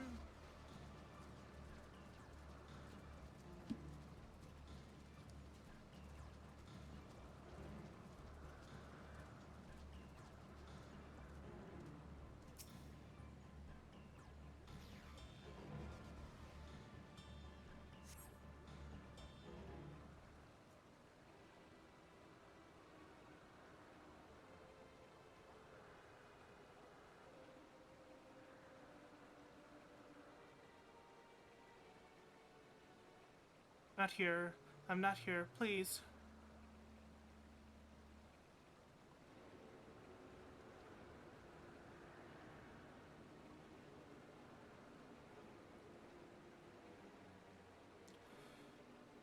By that rock, is she? Very well.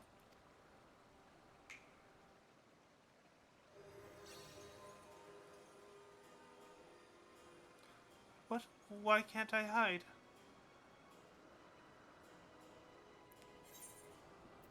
There's no need to run, Medion. We will hear your report, good or bad.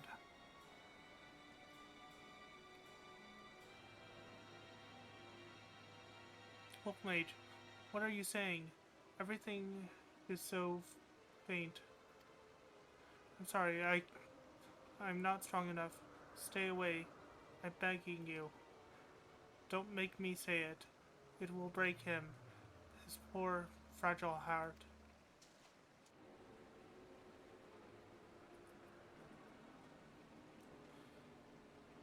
Now we have a chance. Once the others are in position, the two of us can herd her into their midst.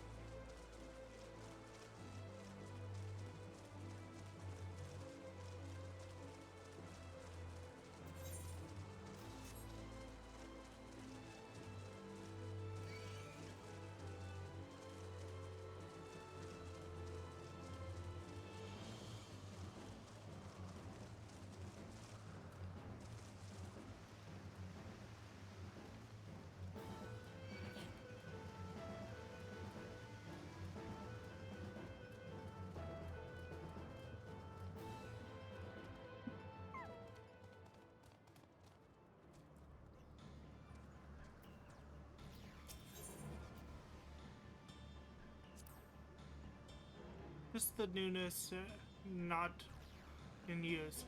It seems to have been left to the mercy of the elements. Either way, it bears no trace of Meteon's entrance. Move on.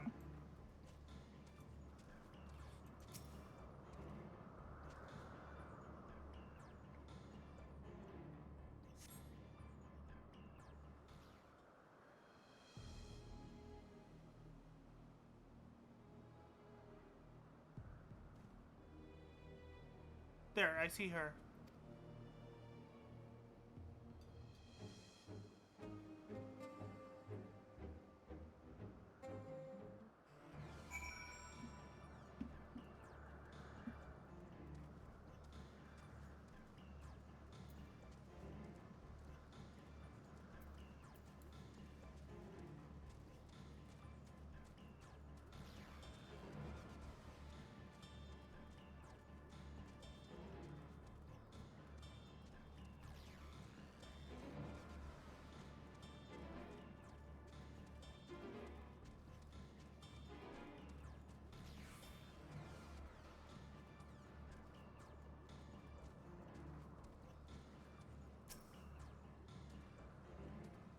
Survey.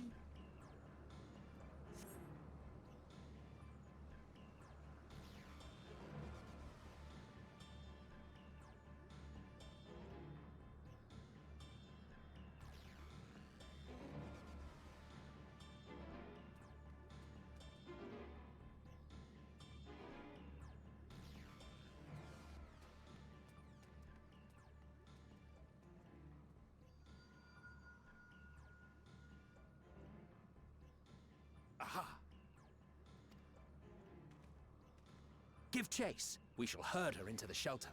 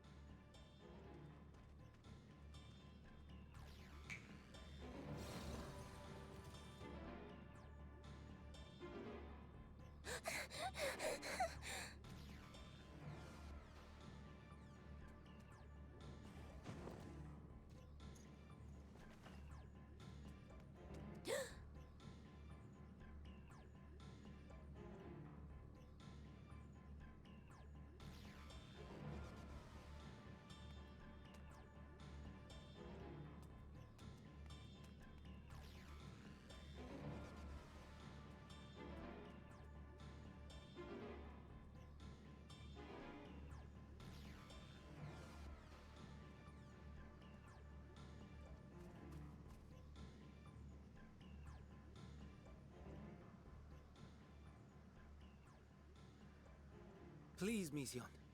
We must speak.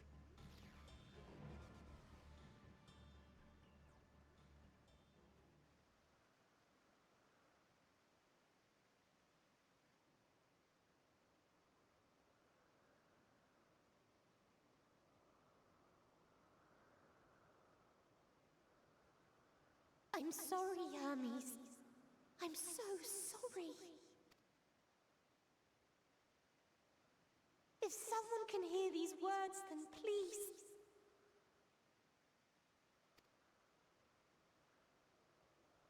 Please protect them. Protect them all.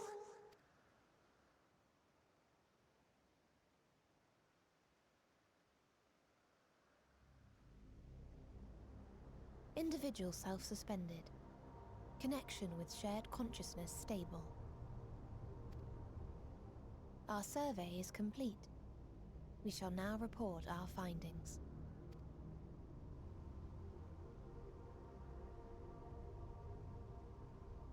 All units safely arrived at their respective destinations. Seeking answers to Hermes' question, we attempted to make contact with the intelligent denizens of each star. Results are as follows, in order of numerical code. Enna. Traces of civilization found. Structures believed to have served as domiciles. No extant life forms detected. Dio. Ruined remnants of buildings scattered across star, surface of which is encased in ice. Presence of life could not be verified. Tria. Evidence of large population centers, akin to cities recovered. No extant life forms found. Only. Tessera. Edifices surmised to be abandoned residences found. No extant life forms detected. Deadly plague or extreme environmental degradation likely to have led to mass extinction. They are all dead. Octo. Star found in state of violent conflict. Contact successfully made with inhabitants, but deployment of weapons of mass destruction resulted in total annihilation of local population shortly thereafter. Inea. Star is a barren desert. No identifiable flora found. Bones of living beings resembling men discovered beneath sands, but determination regarding their intelligence inconclusive. Remind me, Hermes, what exactly was the question you entrusted to Meteion? I tasked her with asking what others live for, what gives their lives meaning. Did you consider what may happen if the premise of the question is flawed? To be able to answer it, one must be living and desire to continue doing so. But if Meteion finds no living beings in the course of her journey, or none who desire to live, what then? What answers would she derive from their silence?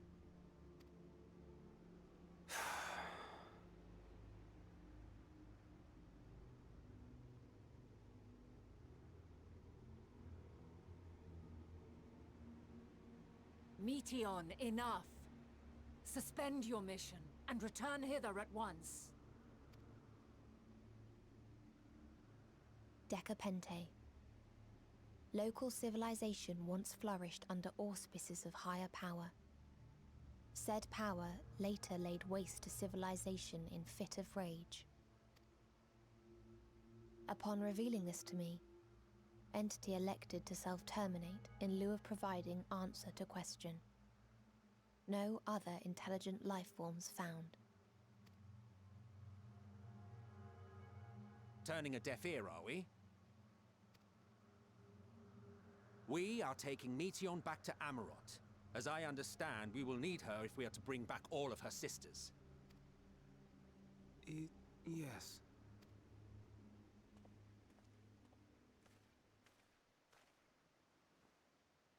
Meteion.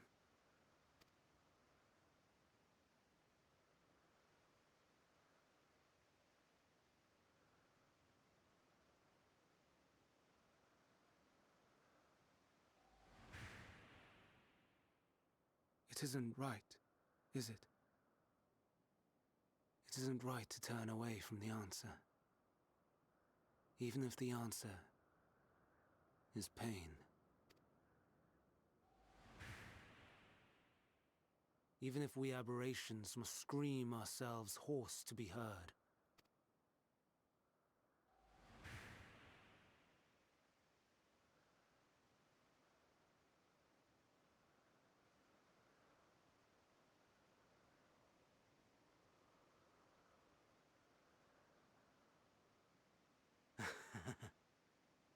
Aye.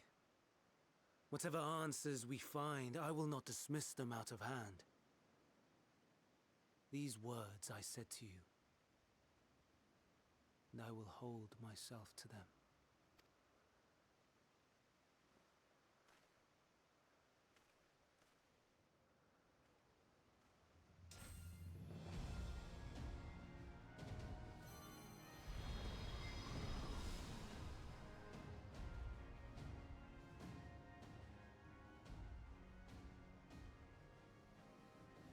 What is the meaning of this? You cannot take Meteon, not until she has finished her report.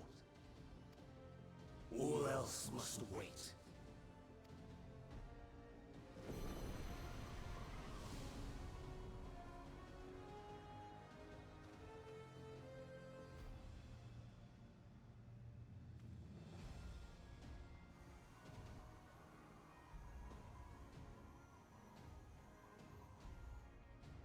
You fool!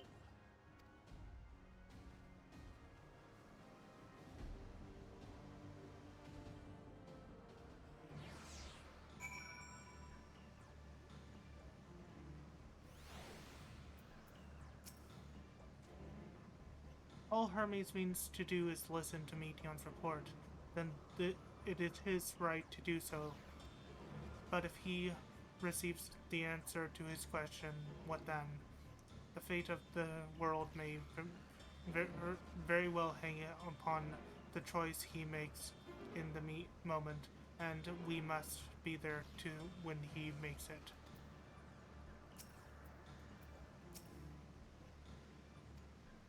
Hythlodaeus is silent. Why, Hermes? Why could you not leave well enough alone? Will these answers urge the assure the pain you feel, assuage the pain you feel when a creation is returned to the Aether?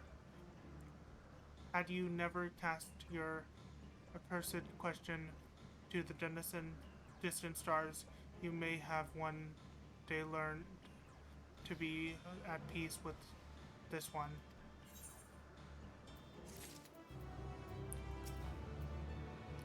Do you understand why Hermes would do this? His logic escapes me entirely.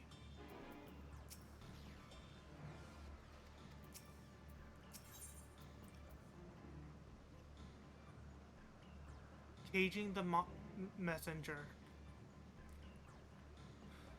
Hythlodaeus is pondering what to do next.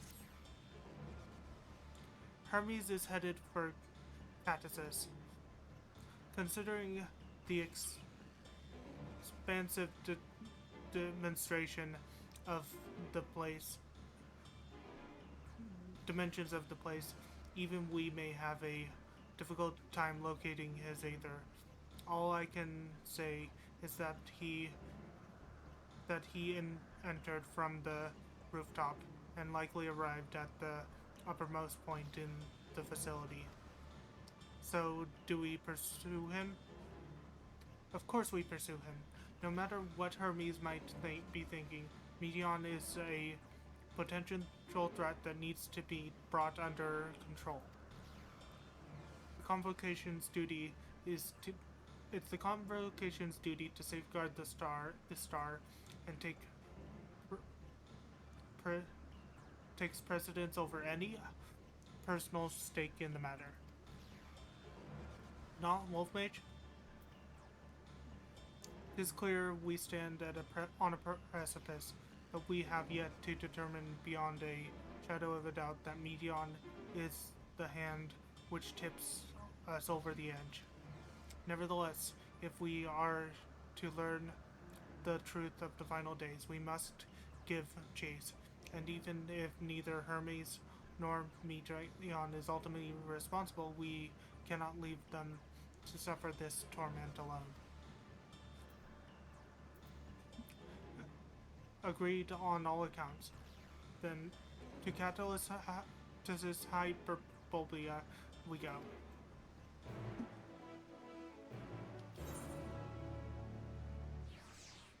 Is it just gonna teleport me there? Yes, it is. Okay.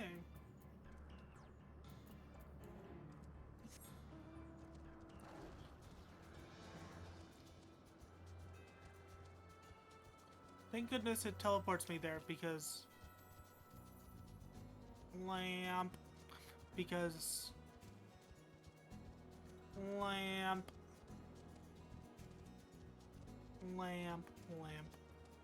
Lamp time.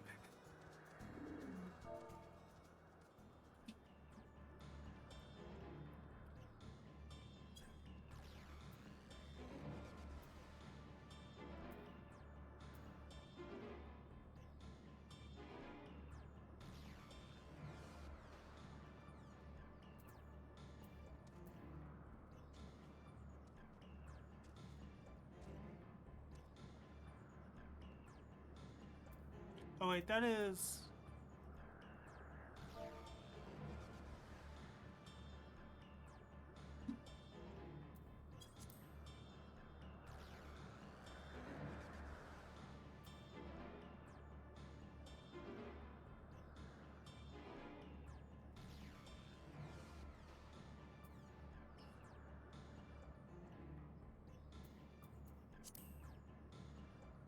yeah.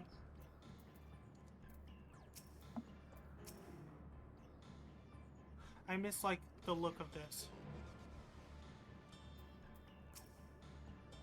I saw not out of the ordinary. Does anyone know what caused it?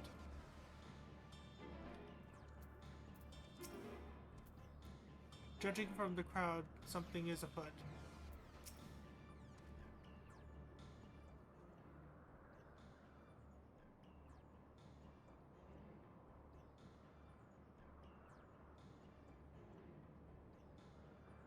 What have we here? Excuse me, has something happened inside Catsis? Mistress Vona, so glad you're here. No one knows what prompted it, but the alarm was sounded and Catsis put into a state of alert. Procedure dictate that we evacuate immediately, and we have yet to investigate further. This is Hermes' doing, obviously. And what does the state of alert entail exactly? A field of dampening magic is dropped over the entire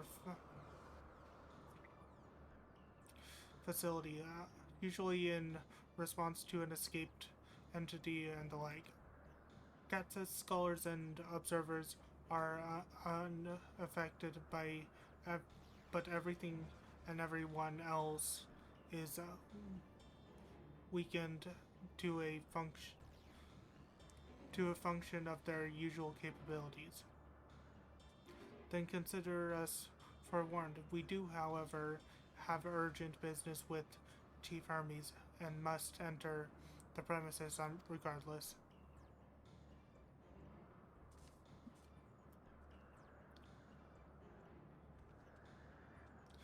That said, if Hermes is willing to erect such measures, I wonder what other obstacles he has seen fit to drop in our path. With that enfeebling spell in place, we are not like to be at our fighting best. And I was hardly an efficient combatant to begin with. I have little to offer beyond my ethereal vision. Then you will put that talent of yours to good use. You were fairly skilled at spotting weaknesses, if I recall. Fairly skilled. Now you've gone and raised everyone's expectations.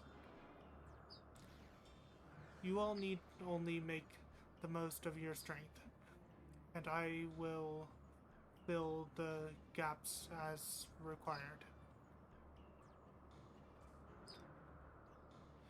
I was once a Zim, after all. 'Twas my job to rise to the occasion, be that as defender, aggressor, or healer. But I feel better about my lack of prowess already. And you, Emmett Silk, can I impress us with your arcane majesty? You lob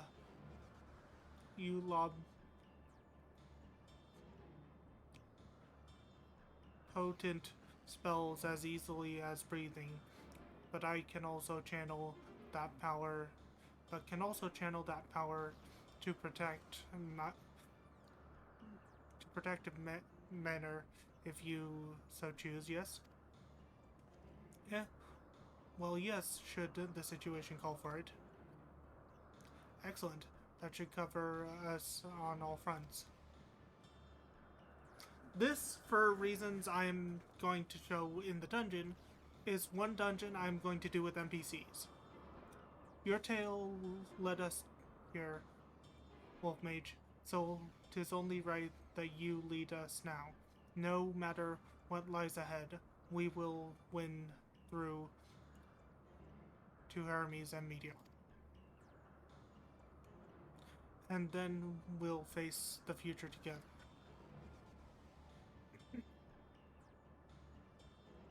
I think this is a good enough dungeon to facilitate, to have me do it with them. Cat says Hyperborea. We are doing this with NPCs. As a tank.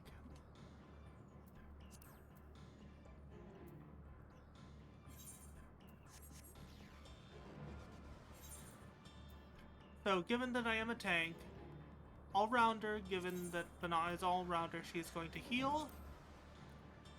Ooh. The third seat class, aka a Black Mage. And Soul Seer. Can scarcely contain my excitement. Let's get this over with. Come, let us be off. I had to do the sound clips. Cat says Hyperborea. Let's do it. But actually, I'm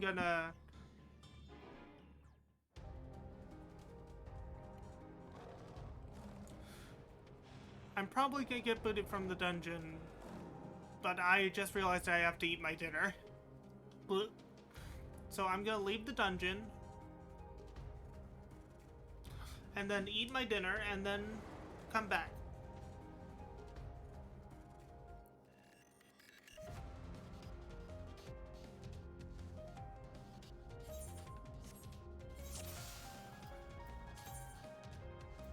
I'm gonna leave the dungeon, eat my dinner, then come back. BRB!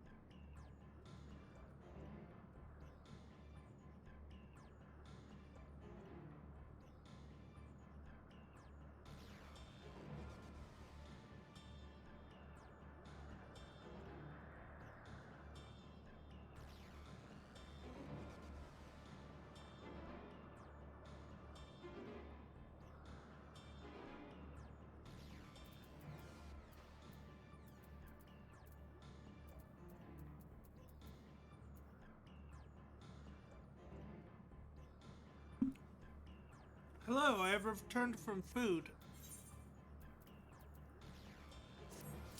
Go back into the duty.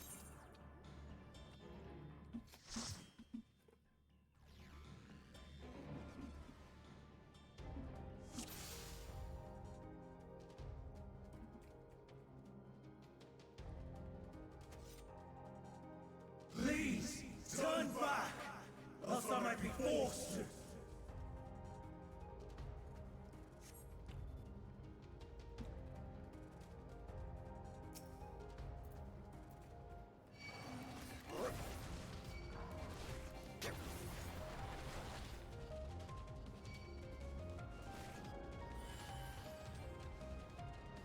Let's see if the healer Vanna can keep up with the blade pole.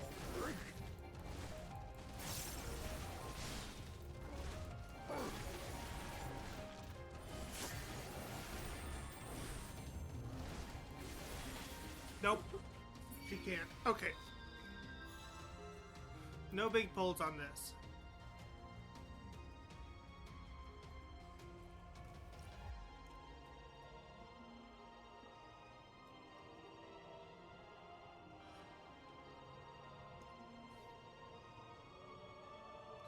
Seems he's determined to protect Meteon. Aye. Right? Right? Aye, a right father. This is going to be.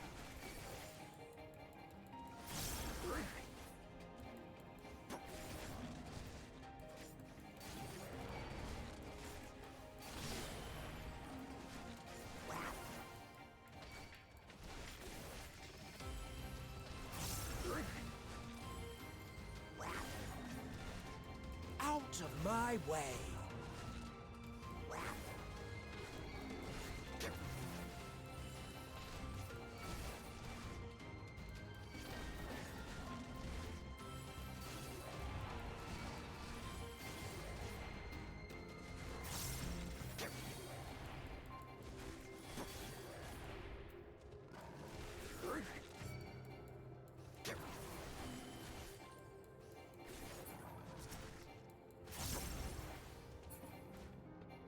Okay, we're gonna open up our settings just to do a quick character config. Filters, no characters. Show all, apply.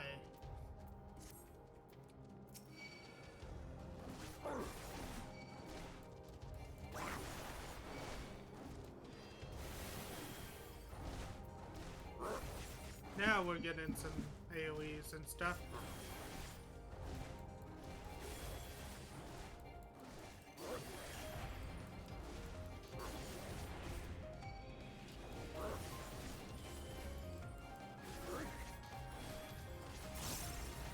Out of my way!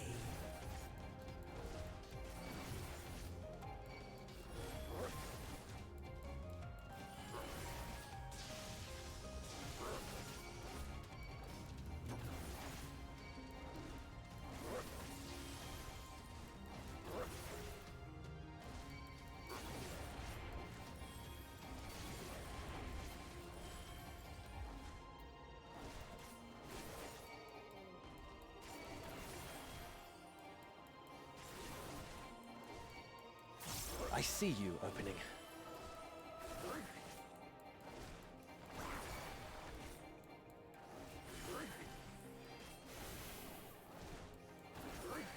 I'm not entirely useless. You're not useless at the dais, you're a good being.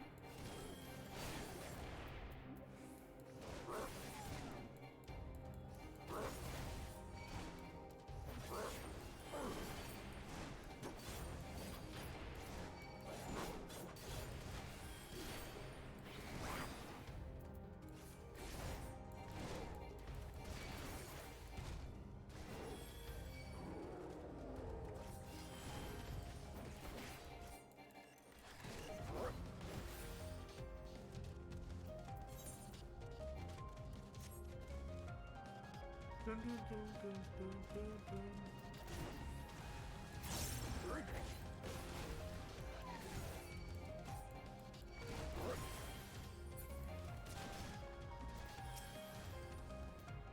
What would we do? What would that we didn't have to put down the creations?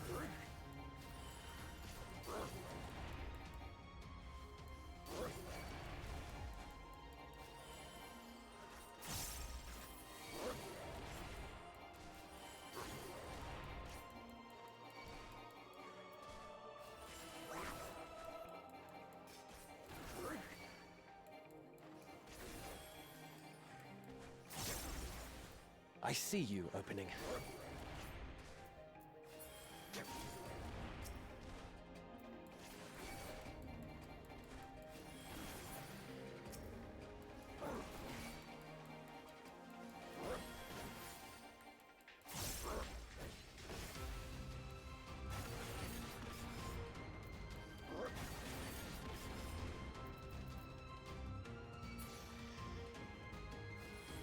First boss.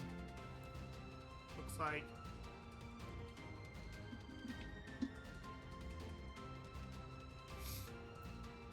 Oh dear, this fellow seems disinclined to let us pass. Then we have no choice but to force our way.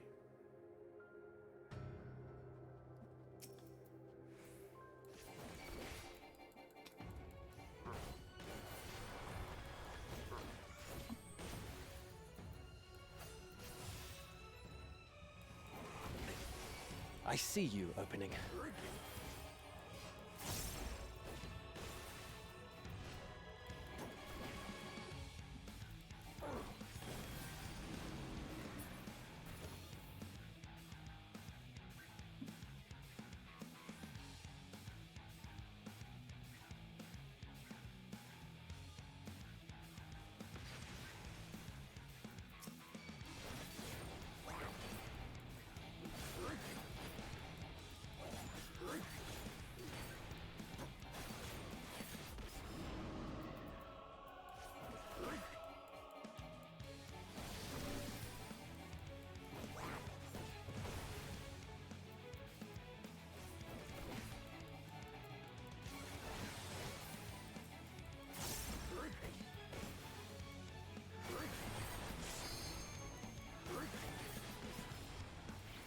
Hope this works. The ether!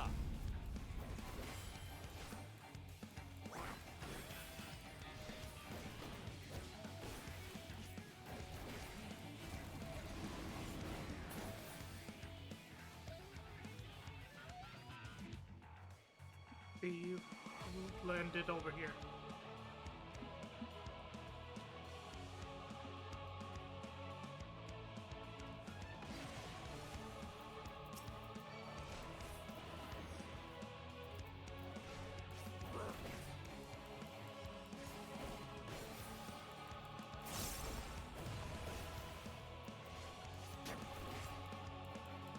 I'm not entirely useless.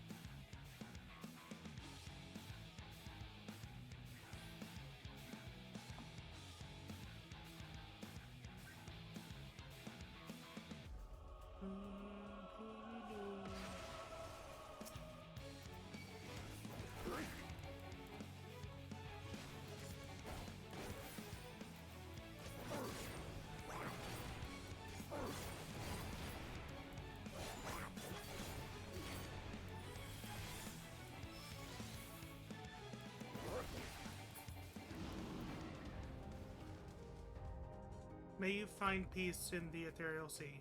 Come, we must tarry.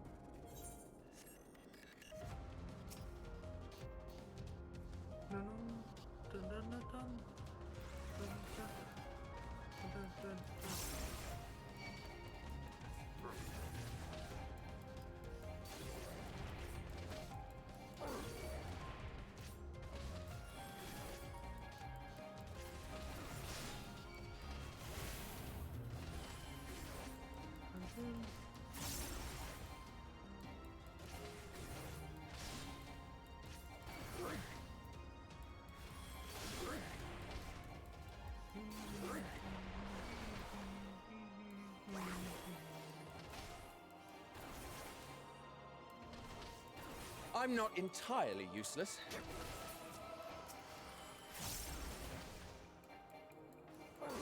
I see you opening.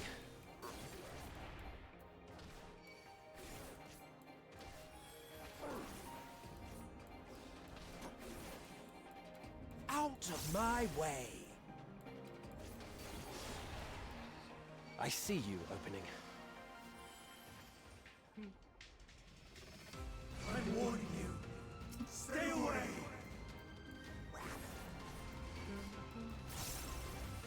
At least he has the courtesy to warn us. I see you opening.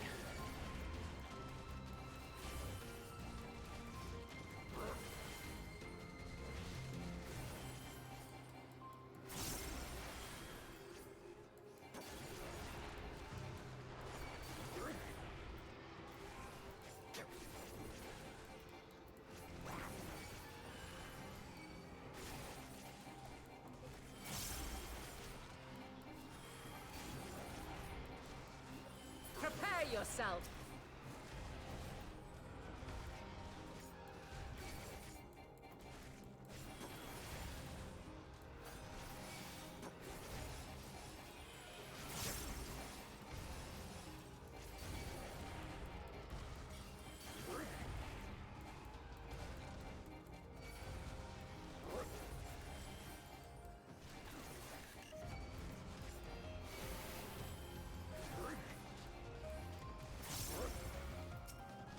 See.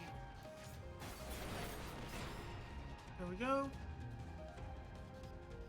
Dun, dun, dun, dun, dun, dun.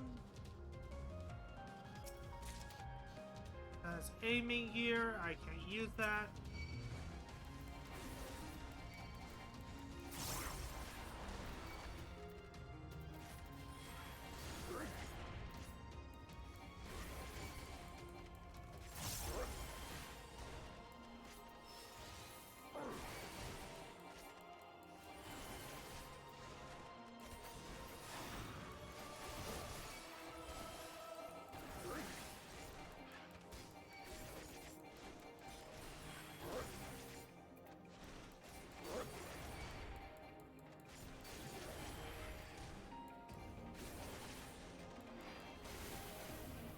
Shock.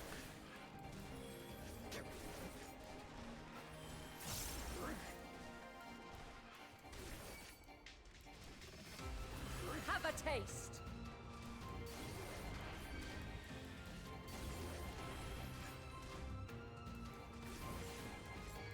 Out of my way!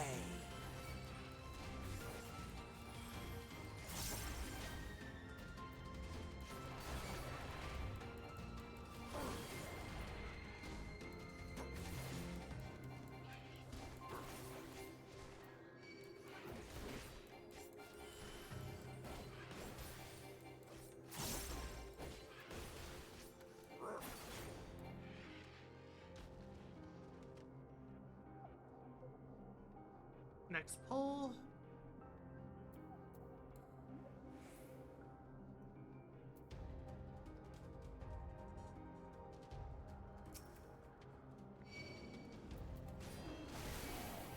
Bow shock.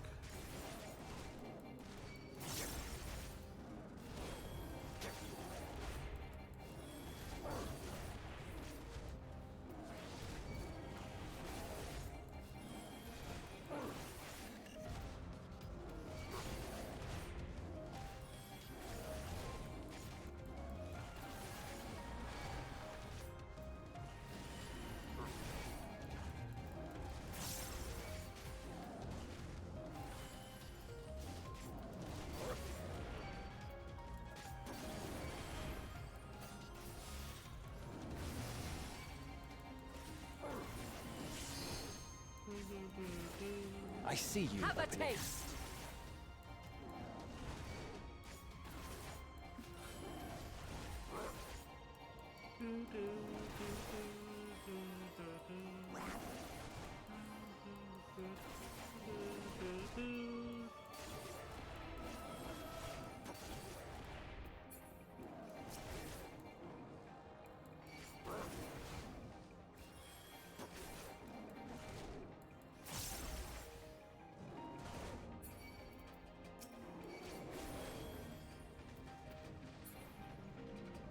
Let's go.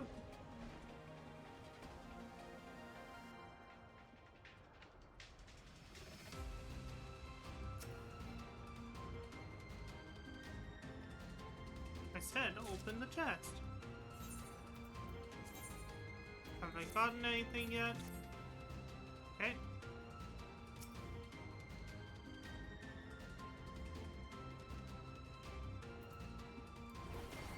Hope this works. Ether!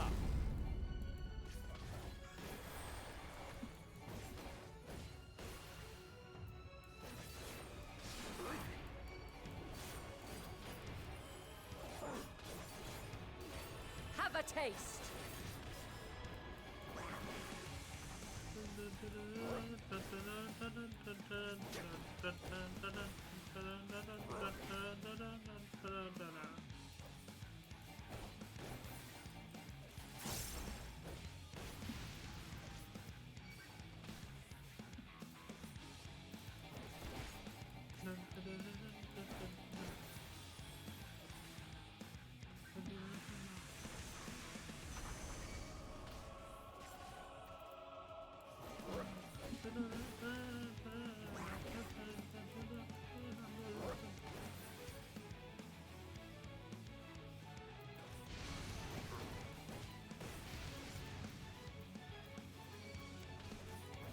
Oh, I see what I have to do.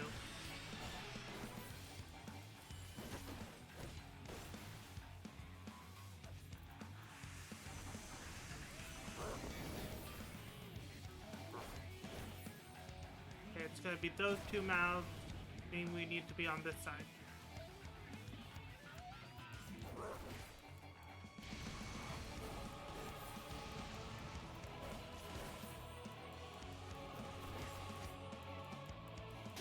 I'm not entirely useless.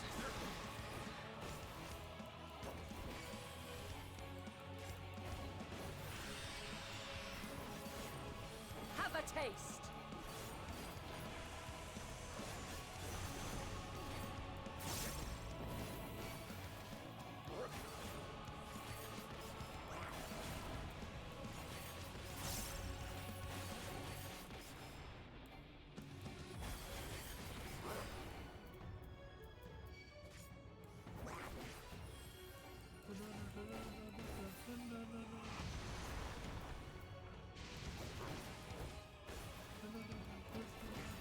Have a taste.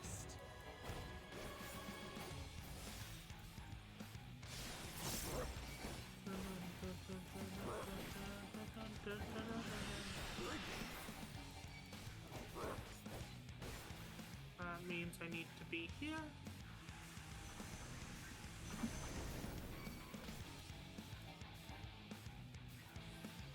I need to get behind him. I'm not entirely useless.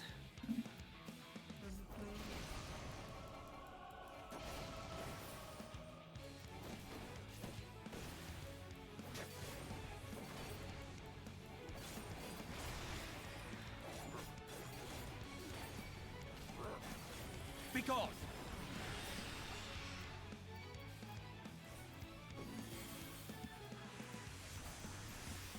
I'm not entirely taste. useless.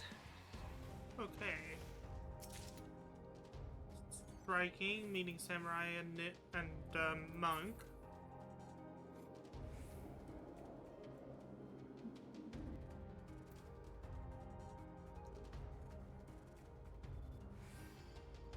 A pass for. I cannot let you take Meteon. Not yet.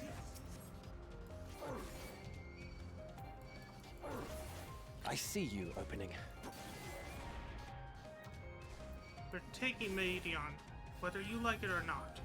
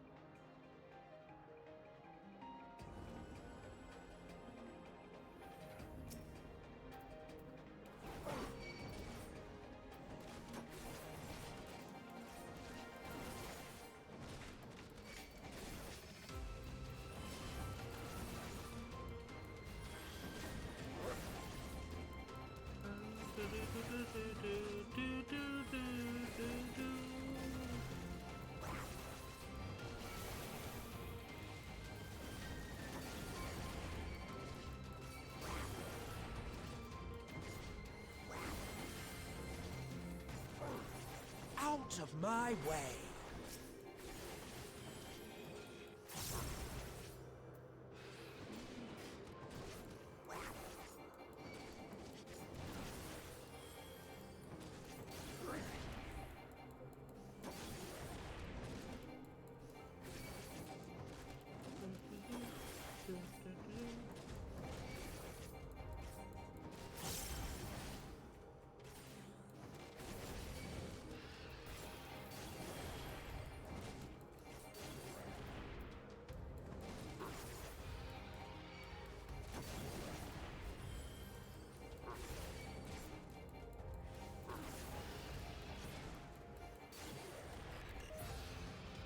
Let's go.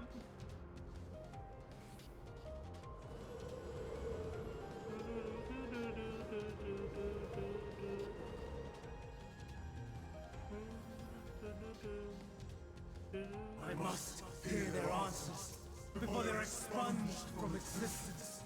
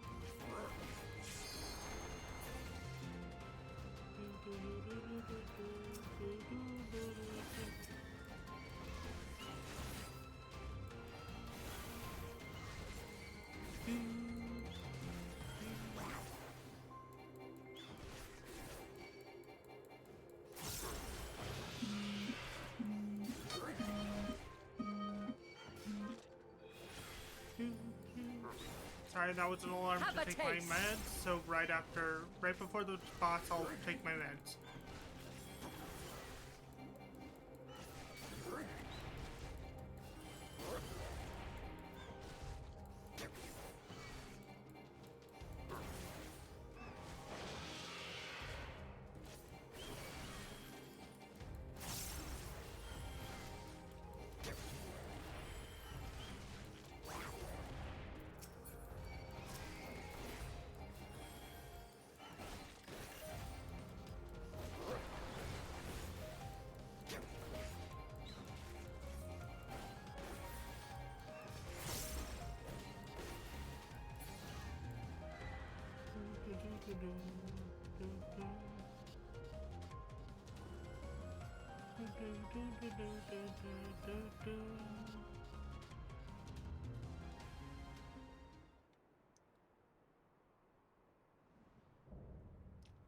Winged Defiance, Hermes.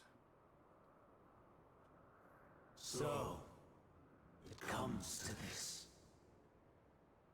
I have no wish to fight, but this time, I cannot yield. Though the world may think me a mad, desperate fool, I will hold fast to my conviction. And we're gonna step away so I can get my meds. Right before the boss.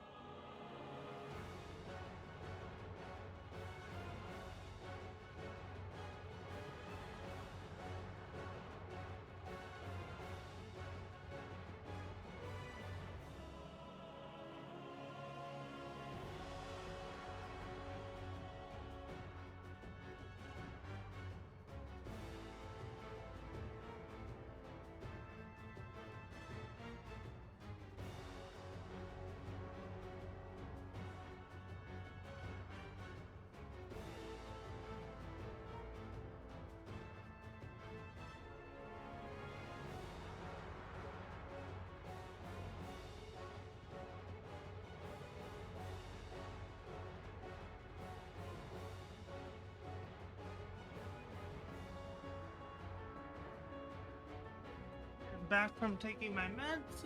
Let me put on my headphones. Let's try and learn this fight. I will have the time and tranquility I require. Gust and gale, gather to me!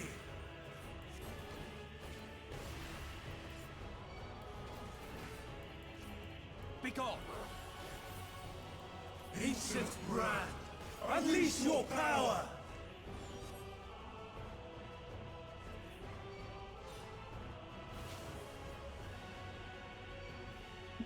Dancing winds, pierce my foes!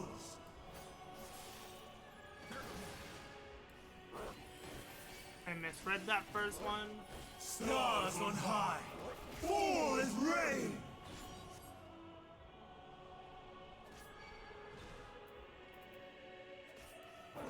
Begone!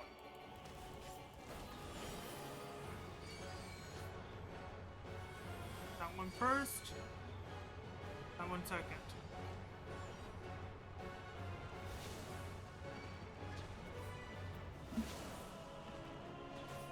Out of my way!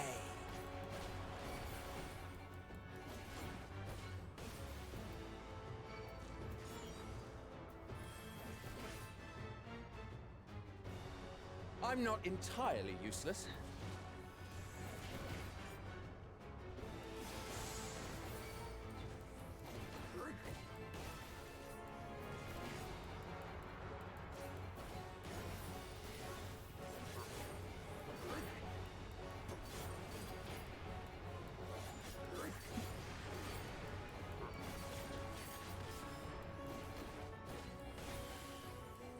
Streams of ether! Surge as one!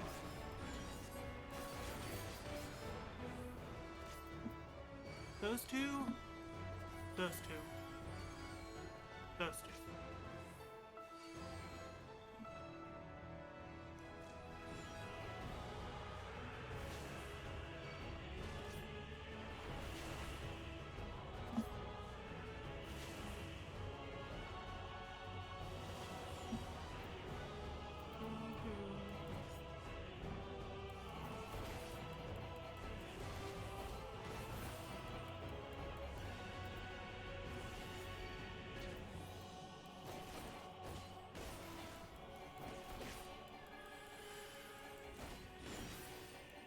Dancing winds, pierce my foes!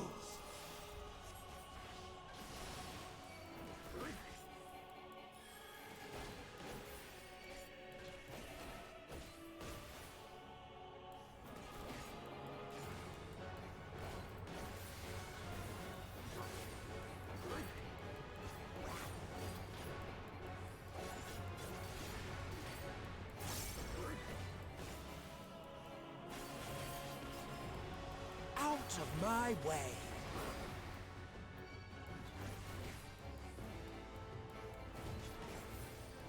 Stars on high, By my true fall name, as I rain! shall consign all!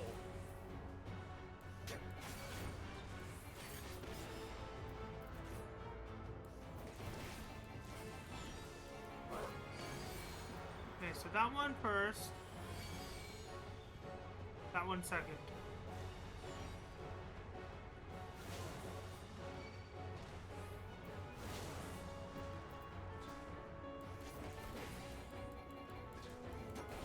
Even when transformed. But I am not finished yet.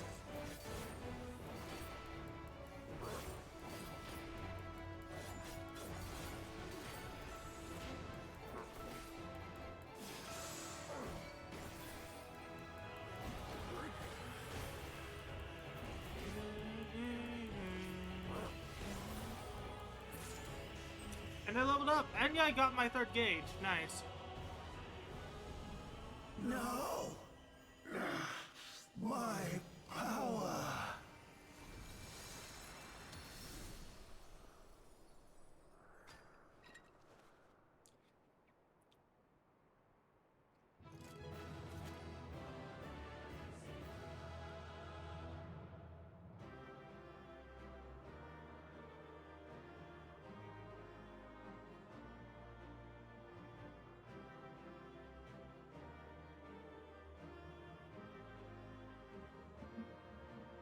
And I got my third gauge.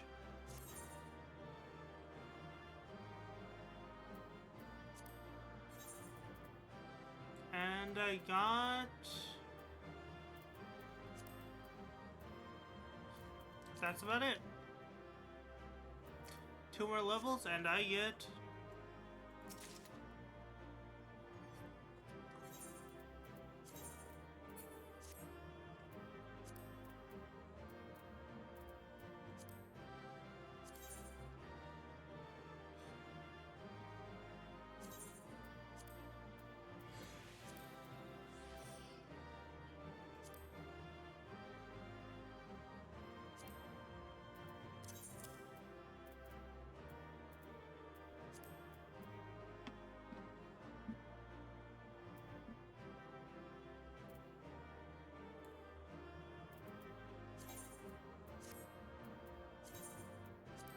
There we go. Duty complete.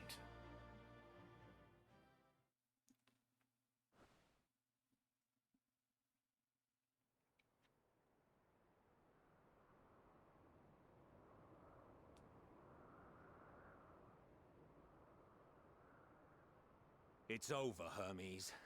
In the name of the Convocation, I hereby take Meteion into custody. And setting aside the matter of your nomination, you will come with us too.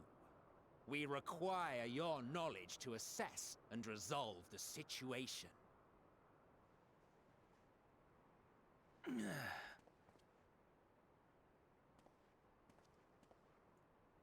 Meteion, I am so sorry. Would that I could have listened to your report in full. Reflected upon its meaning and conveyed it to others, that they might reconsider their chosen course. But I have failed, and that wish will never be realized. However, ere our fates become the province of others, I bid you tell me just one thing.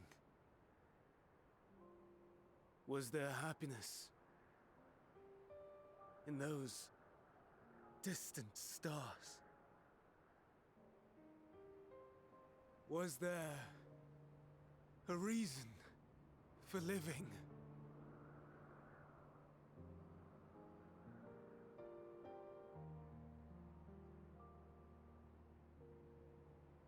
We conducted our search as per your instructions. We scoured historical records, communed with the spirits of the deceased, heard the final testaments of the dying, welcomed their shadowed hearts into our own. One race had striven to create a world bereft of animosity. They renounced relationships to avoid interpersonal strife, and in so doing brought about societal collapse. One race had renounced war and devoted itself to the enrichment of its people. They were conquered. Though they destroyed the enemy in reprisal, they could not regain their former glory. One race had concluded that finite time was the root of all woes. Aspiring to shatter its shackles, they went in search of infinity. They discovered nothing is infinite, and that neither time or death can be cheated. Disillusioned, they gave up on the future and themselves. One race had discarded all things that gave rise to sorrow, hoping to have only joy. They found joy lost its savour in the absence of sorrow, and lost their will to live. Though worlds apart, these peoples shared a belief. The belief that they had tried their best. That they had tried to fulfill their potential with every step and success. In the course of which, they learned the truth. That they would never be free of fear and sorrow, anger and despair, of loneliness, so long as they yet lived.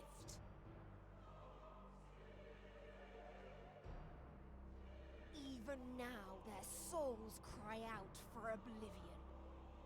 And to this song of anguish, I lend my voice. We lend our voice. Oh, beloved mankind, shimmering jewels of beautiful Etheris, rejoice, for we will free you from the cruel yoke of existence. There is no need to struggle in vain, for in nihility awaits salvation. You will know peace and serenity, and it will be beautiful. We will make our nest at the edge of the universe, and there in the dark of dead worlds hoard sorrow and suffering. There we will sing, our chorus ever louder and ever clearer, that our song may reach even this ether-shrouded star. Such is the answer we have found in the stars. Such is the gift we now offer to Etheris.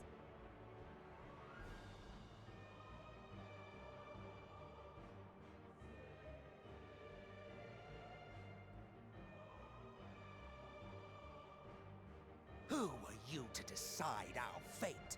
To decree we live or die?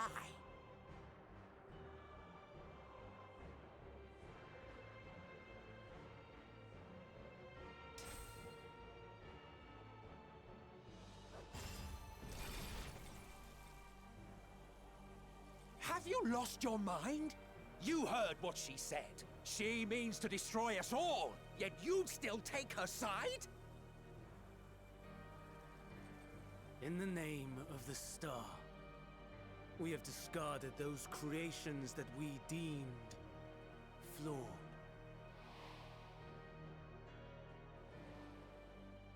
If we ourselves are flawed, does it not stand to reason that we too should be discarded? That is sophistry, and you know it! Perhaps it is. Perhaps I am wrong. But who is to say that you are right?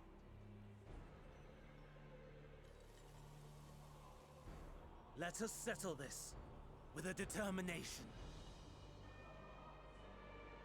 In my authority as Chief Overseer of Elpis, I will make a judgment on man's fitness to exist.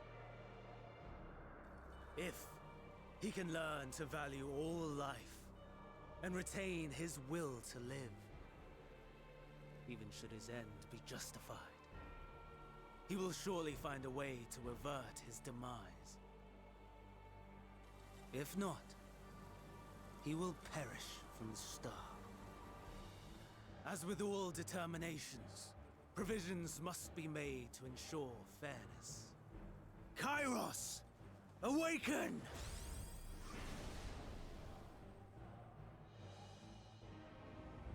Memory reconfiguration system Kairos activated. Awaiting instruction. Command. Universal memory alteration. Target area. Catesis Hyperborea. Starting point. Arrival of Mage Selk of the Convocation at Propylion. Endpoint. The present. Erase the memories of all events, and replace with a vague recollection of the following. I was here, preparing to demonstrate the functionality of Kairos to Emet-Selch and Hithodaeus. Meteion's shared consciousness became unstable. She and her sisters could not sustain their existence, and all dissipated with a burst. The resultant shockwave accidentally triggered Kairos, which erased several days of memories from all present. Execute. Command acknowledged. Initializing. 3 processes remaining to execution. Bravo. I dare say one would be hard-pressed to make it fairer. Everything that you told us, everything that has happened, the fact we've even met, it will all be gone.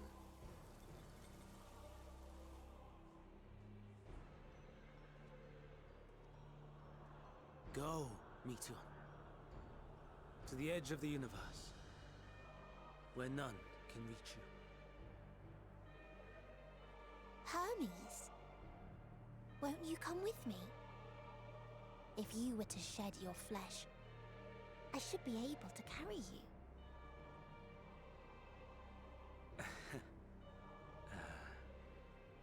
I will remain. As a man, I will oppose the oblivion you bring. Silly fool. Had you said yes, I would have granted you the gentlest end.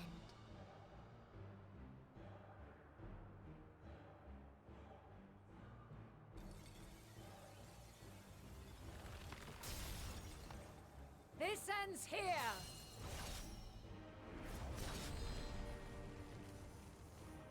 Fly, Meteion!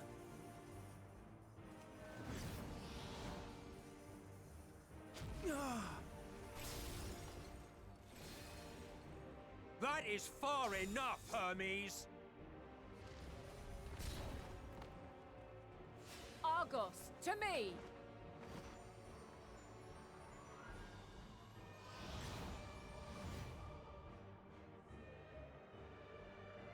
First process complete. 2 remaining to execution of memory reconfiguration. As if we needed more pressure.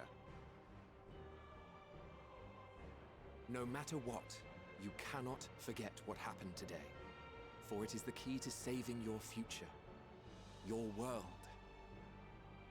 This fight is our fight.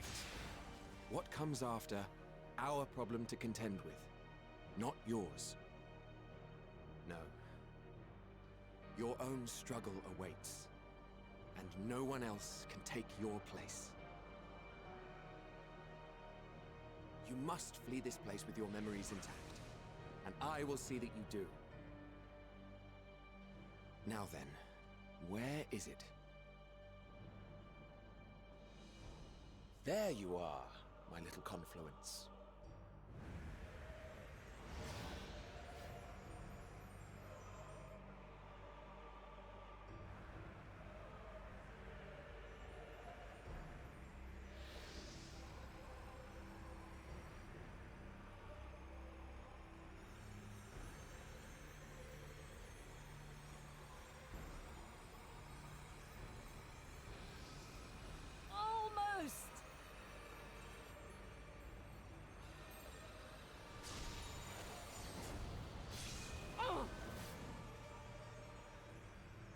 Very well, then. You may elude us this day, but not forever.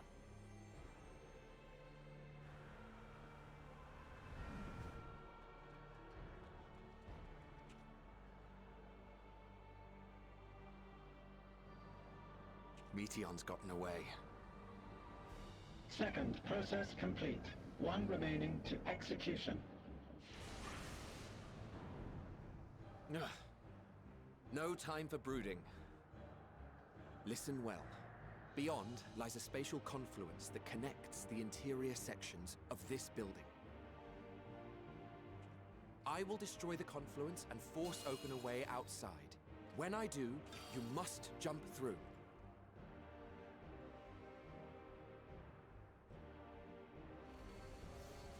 I cannot tell you how sorry I am.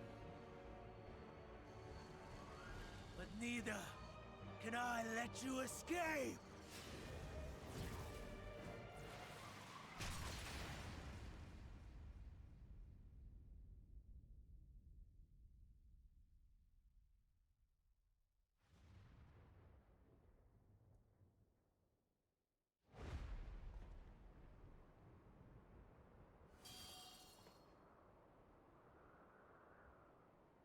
Too brave by half.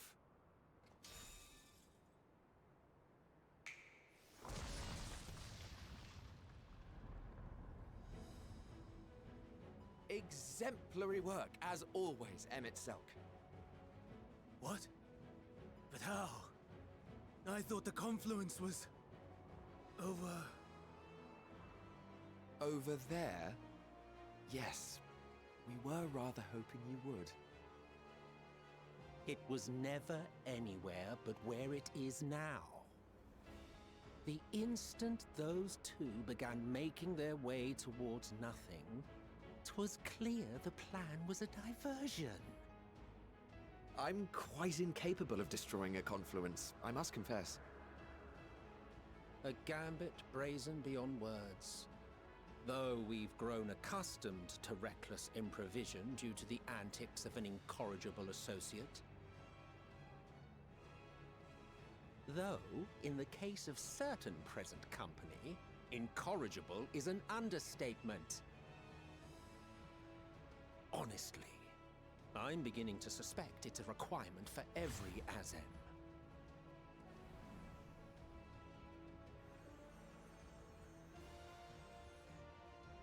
There's no time! Quickly! Even now, I do not believe your tale. I would not suffer us to walk such a wretched path. Still, if it must be said, do not squander it. The legacy I leave you.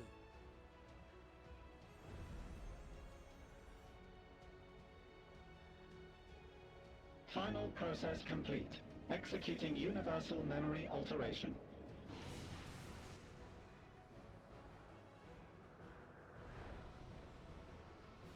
Go, Argos!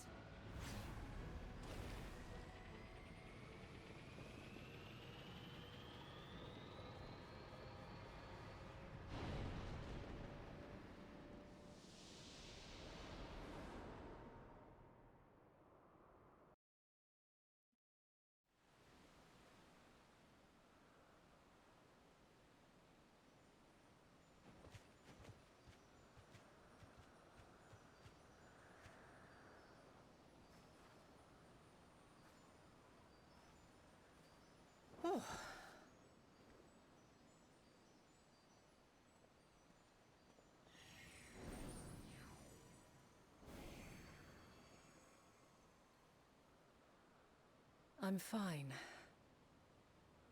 Just a little tired.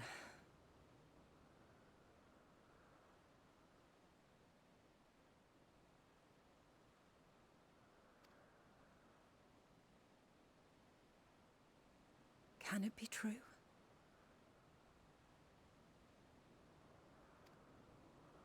Are we the only ones left who see beauty in the world? In life? Are the stars above no more than husks of fallen civilizations?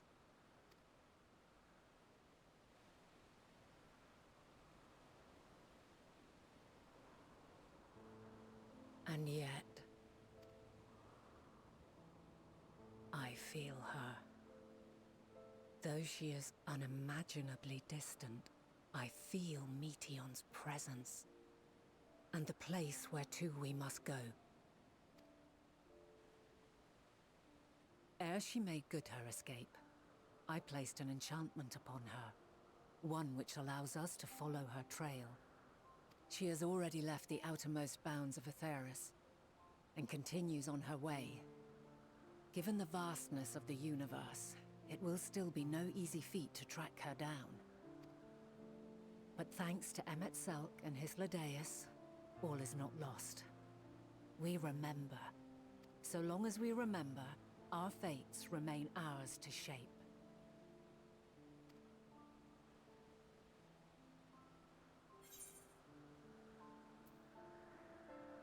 What became of the other, I wonder?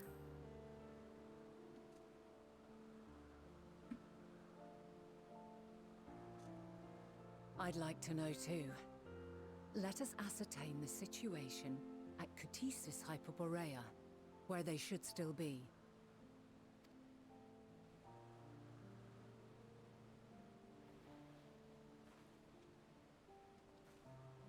Given the likely state of their memories, however, it would be imprudent for us to approach them directly. In which case...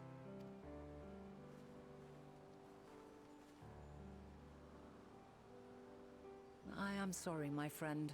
I've asked much of you this day. But may I trouble you one last time?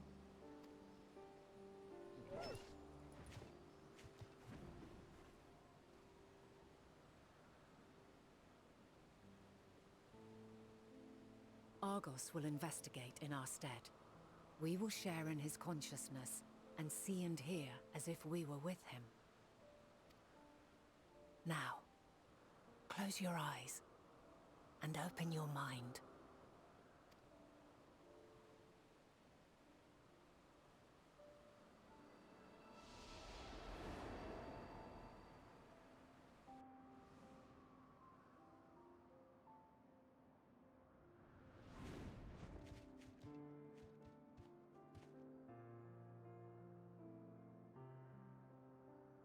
Thank goodness you are unharmed. Unharmed? There is a gaping hole in my memories. I can scarcely remember arriving here in Elpis. Forgive me. I was preparing to demonstrate the functionality of Kairos to our guests. But Meteion, her shared consciousness became unstable. And she... So, that's what prompted the state of alert. And when you went to investigate, you were caught in Kairos's accidental operation. So it would seem. It's all a blur to me. Such an unfortunate accident. Oh, and what of Venar and your other companion? You went inside together, as I recall. We did?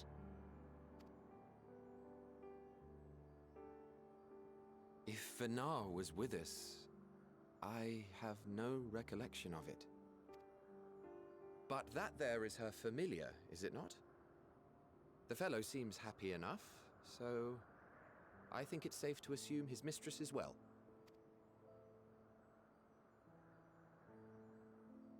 I haven't the slightest notion who this other companion might be, however. Ah, well, that individual struck me as a bit different, for want of a better word. Perhaps it wasn't actually a person, but some manner of creation. Curious. I must ask Venar about it when next we meet. Yes, you do that. Now, if we may tend to Hermes, whatever this Meteion did, it seems he bore the brunt of it. Once you are fit to travel, you will return with us to Amarot. We need to make certain there are no other ill effects. Also, I am here on business of the 14. We've already had the conversation, like as not, but since your toy wiped my memory, we'll have to have it again. Yes, of course. As you see fit.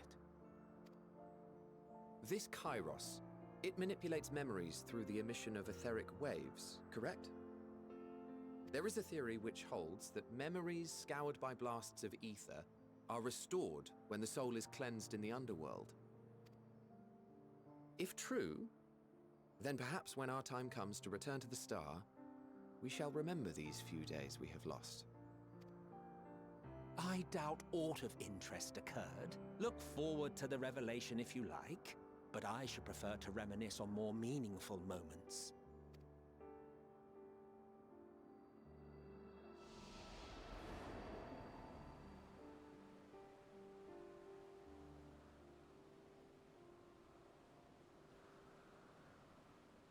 Let us rest. If only for a while. After all, you and I... Oh, we still have a long, long way to go.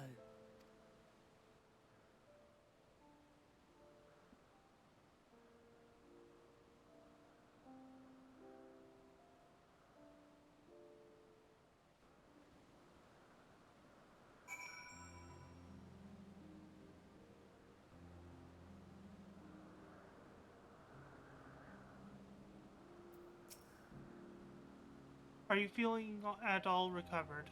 I understand that your exhaustion exertions were more than purely physical, but resting one's body, if only for a moment, is never without merit. As for Hermes, I think it's unlikely he will create more Endwalkers. He poured much of himself into Medion, and now that she and her sisters are gone, despite his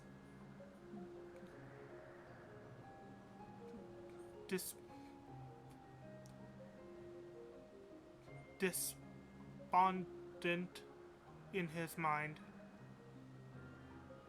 despondent in his mind, the grief must be unbearable.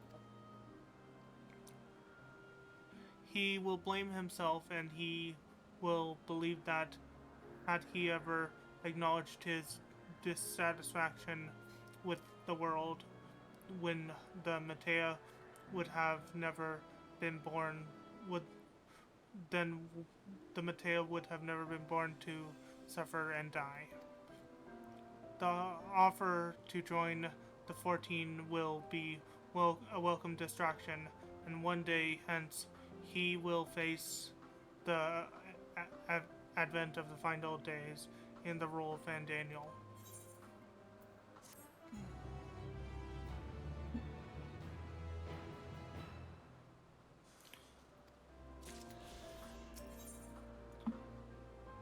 Thou must live, die, and know. Vana is watching you in quiet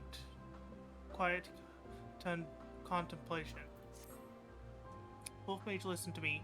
Our duty now is not to denounce Hermes for his misguided determination, or to convince Emixelt and Silk and Hythlodatus that they have been deceived. No, we must instead ensure that the existence experiences Hermes sought to expunge are preserved. What remains in our memories alone will be our weapon against the final days. You must fight this battle in your age, and I in mine. Come, let us walk together once more. I will see you to the door of Thalion.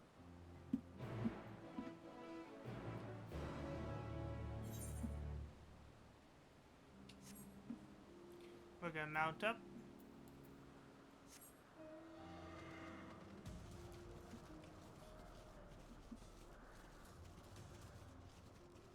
It was fun. But as I said, I played through the entire story on another character. This is just me revisiting it for stream's sake. However, this will become my main character, and my main character a side character once I reach Dawn Trail.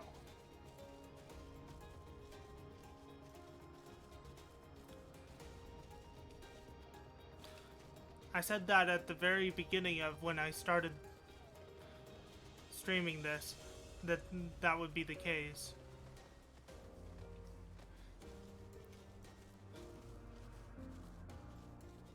So yeah.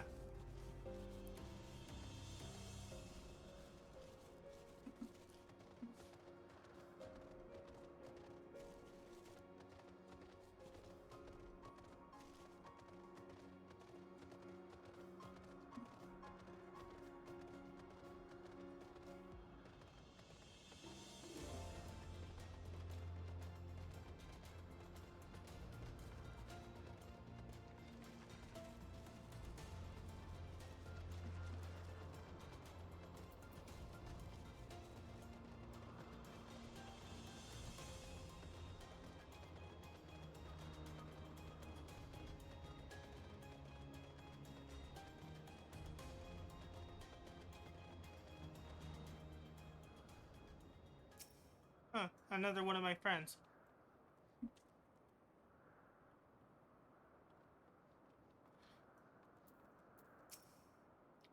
Your time in this age is drawing to an end.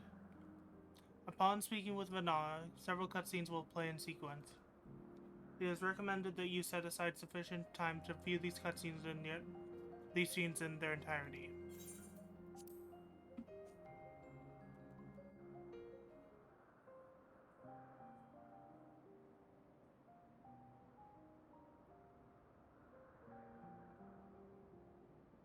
So, it is within. The portal that brought you hither, and will take you home.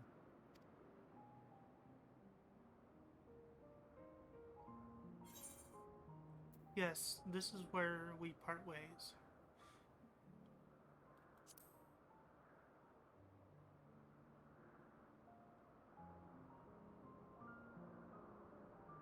May you and yours emerge triumphant. Make use of the knowledge you have gained, that your days in Elpis and our friend's sacrifice be not in vain. With Meteion free to pursue her designs, 'tis only a matter of time until the final days are upon us. We must be ready. From fortifying our defenses to securing our escape, there is much to be done. In spite of this, we cannot allow the report that set this calamity in motion to become common knowledge. Were the masses to learn the fates of the other stars, I fear the situation would spiral out of our control. I must carefully consider who can be trusted and bring them into the fold. Ordinarily, I wouldn't hesitate to call upon the 14. However, it was the desire for a fair determination that drove Hermes to attempt to erase our memories. Were he made aware of his actions, there is no telling whether he would remain a friend or become a foe. Alternately, we might try to alienate him from the convocation. Yet in doing so, we would deprive ourselves of a brilliant mind who would be invaluable in the crises to come. Quite the dilemma. Which is why I must work independently of the convocation. Regardless of how we proceed, if we are to permanently avert the final days, we must be equal to Hermes' challenge. We must prove that mankind is worthy to exist. And this hinges, I think, on how we confront the all-consuming despair that accompanies a senseless and seemingly inevitable end. Bewildered and divided, we would perish like the peoples of those celestial ruins. We could not hope to survive the final days, much less take the battle to Meteion at her nest. We must find a way to defeat despair, to unite and prepare as many as possible for the struggle ahead.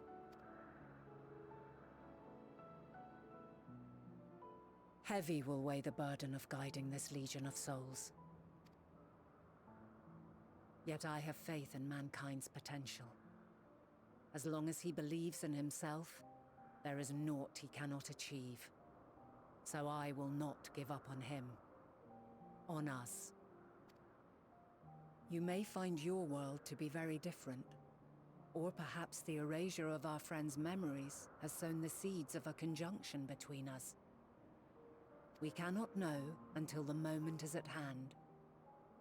So shall I strive to do my best, taking naught for granted as I walk my path.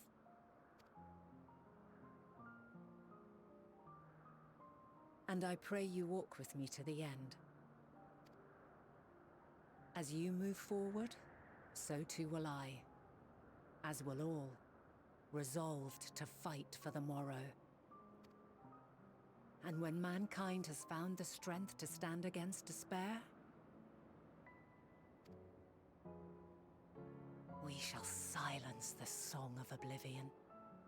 She who sings it will learn our journey is far from over. This I promise.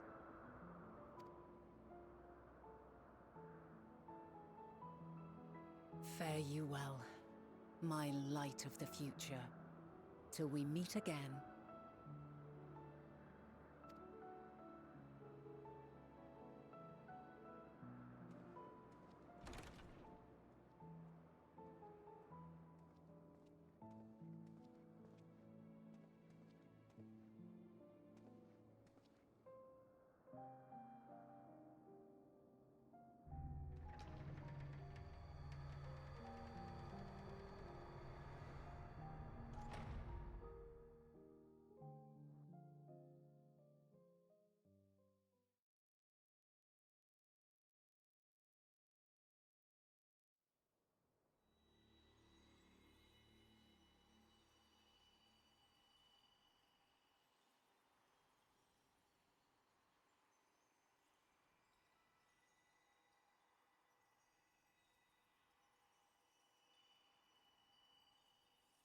From this day forth, I shall strive to bring honor to the seat of Vandani.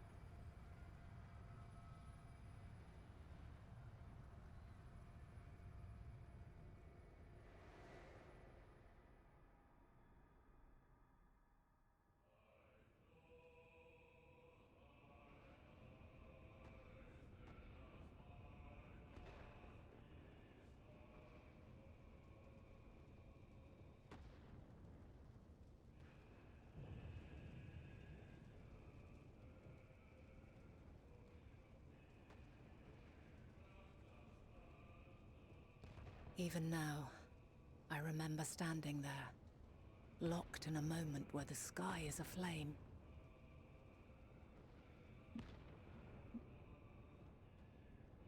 Where stars fall as tears, and screams darken the seas. Where resignation rots the trees.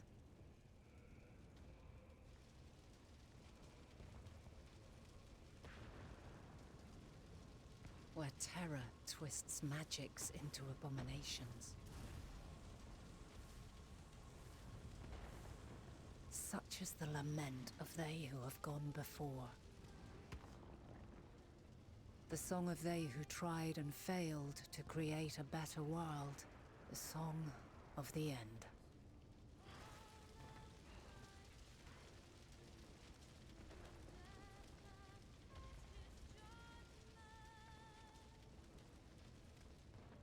That which hides at the edge of the universe is no longer hope's creation.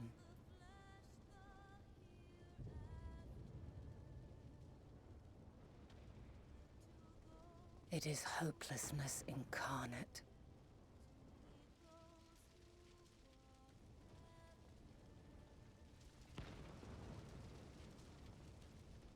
That day, mankind saw half of its number sacrificed to bring forth Zodiark.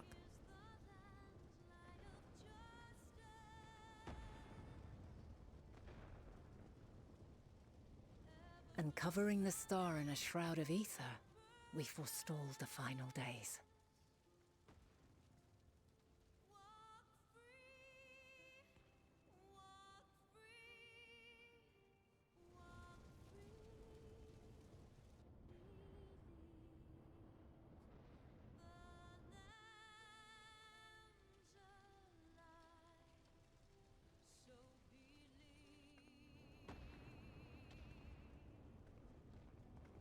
yet the cries echoed still.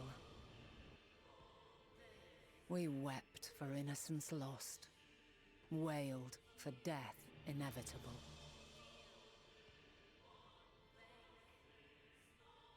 A reality too terrible to bear.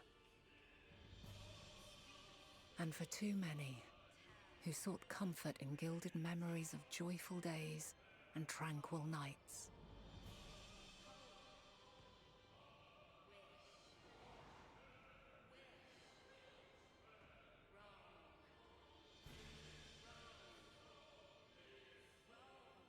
This is all wrong! Why must we suffer so? It needn't be like this. No. There must be a way to restore things to the way they were. To reclaim the perfect paradise we once had. No, my friends. Suffering exists, and we cannot pretend otherwise.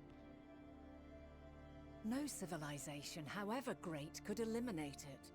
If we would live, we must accept it as our constant companion.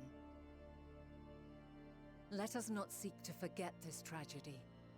Let us carry it in our hearts, that we may grow stronger and know true happiness. We can't accept it! We won't accept it! It will be ours again! A world free of sorrow! No, it will not. For there has ever been sorrow. Mankind was but spared its biting sting for a time. So please, open your eyes. To try and reclaim those lives we lost by sacrificing yet more isn't wisdom. It is weakness. No paradise is without its shadows. If we cannot accept this truth and learn from our pain, then our plight shall be repeated.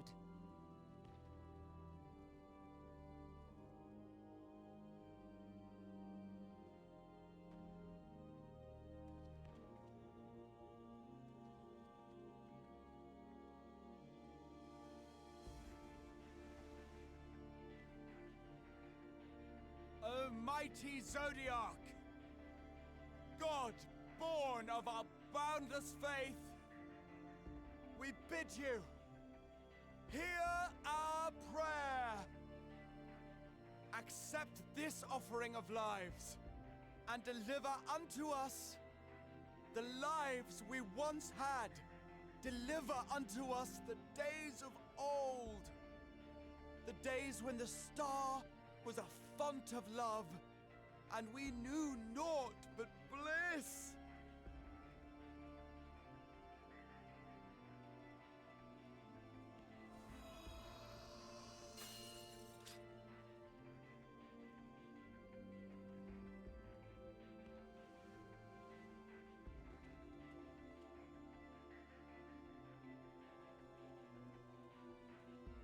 You would destroy it? Our beautiful world?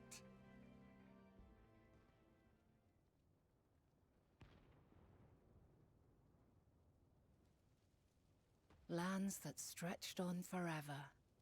Skies one could drown in. The heartbeat of nature, silent yet strong.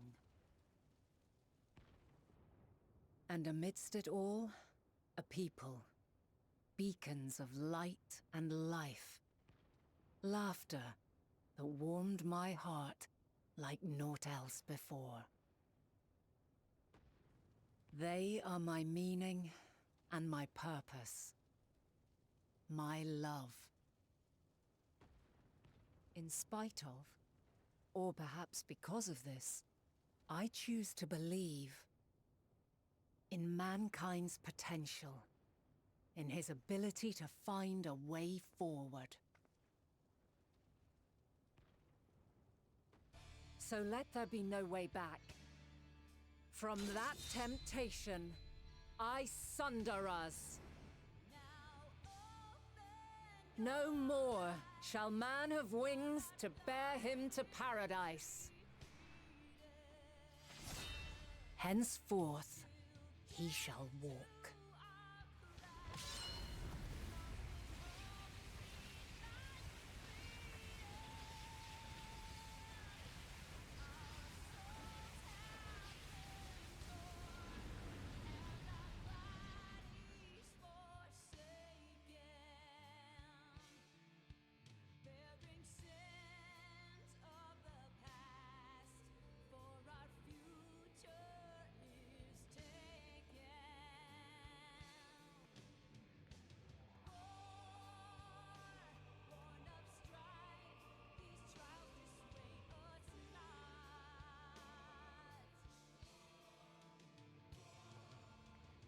All is excruciating pain. I breathe fire and torment.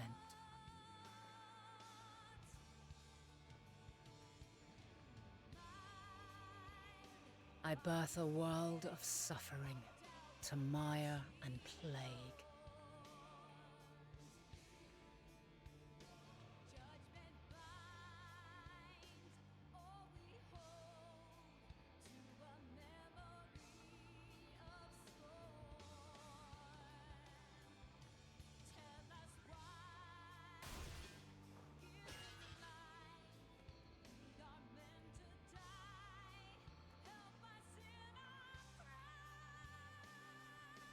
In one fleeting moment, lives come and go, ever moving towards the unknown.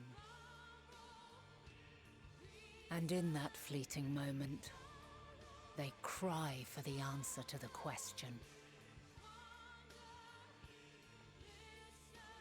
Why, given life, are they meant to suffer, to die?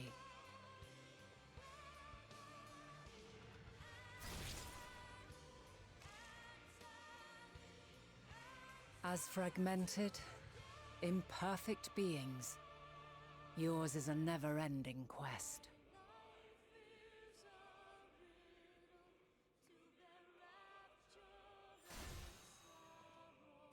A quest to find your purpose, knowing your end is assured.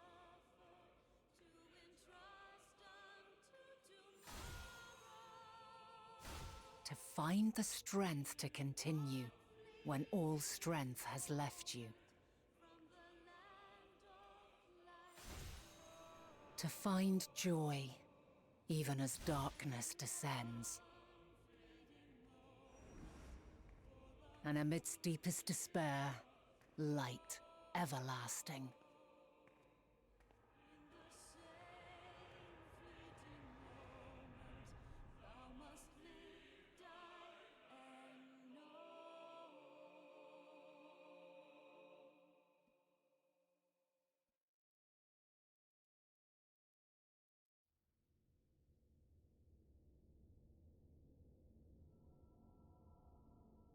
A conjunction has begun to form, an intertwining of your time and mine.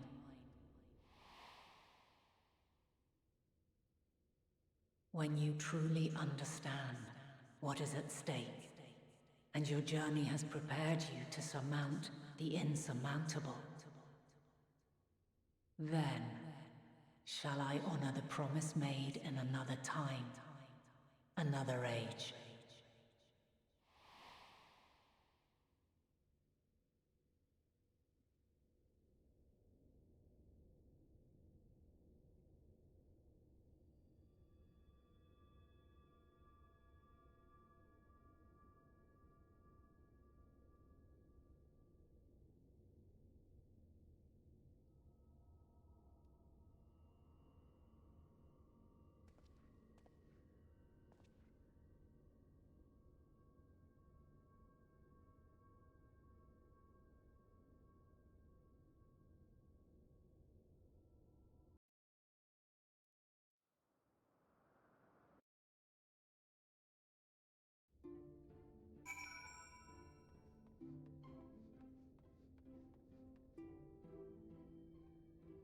Report to the Baldusian Annex.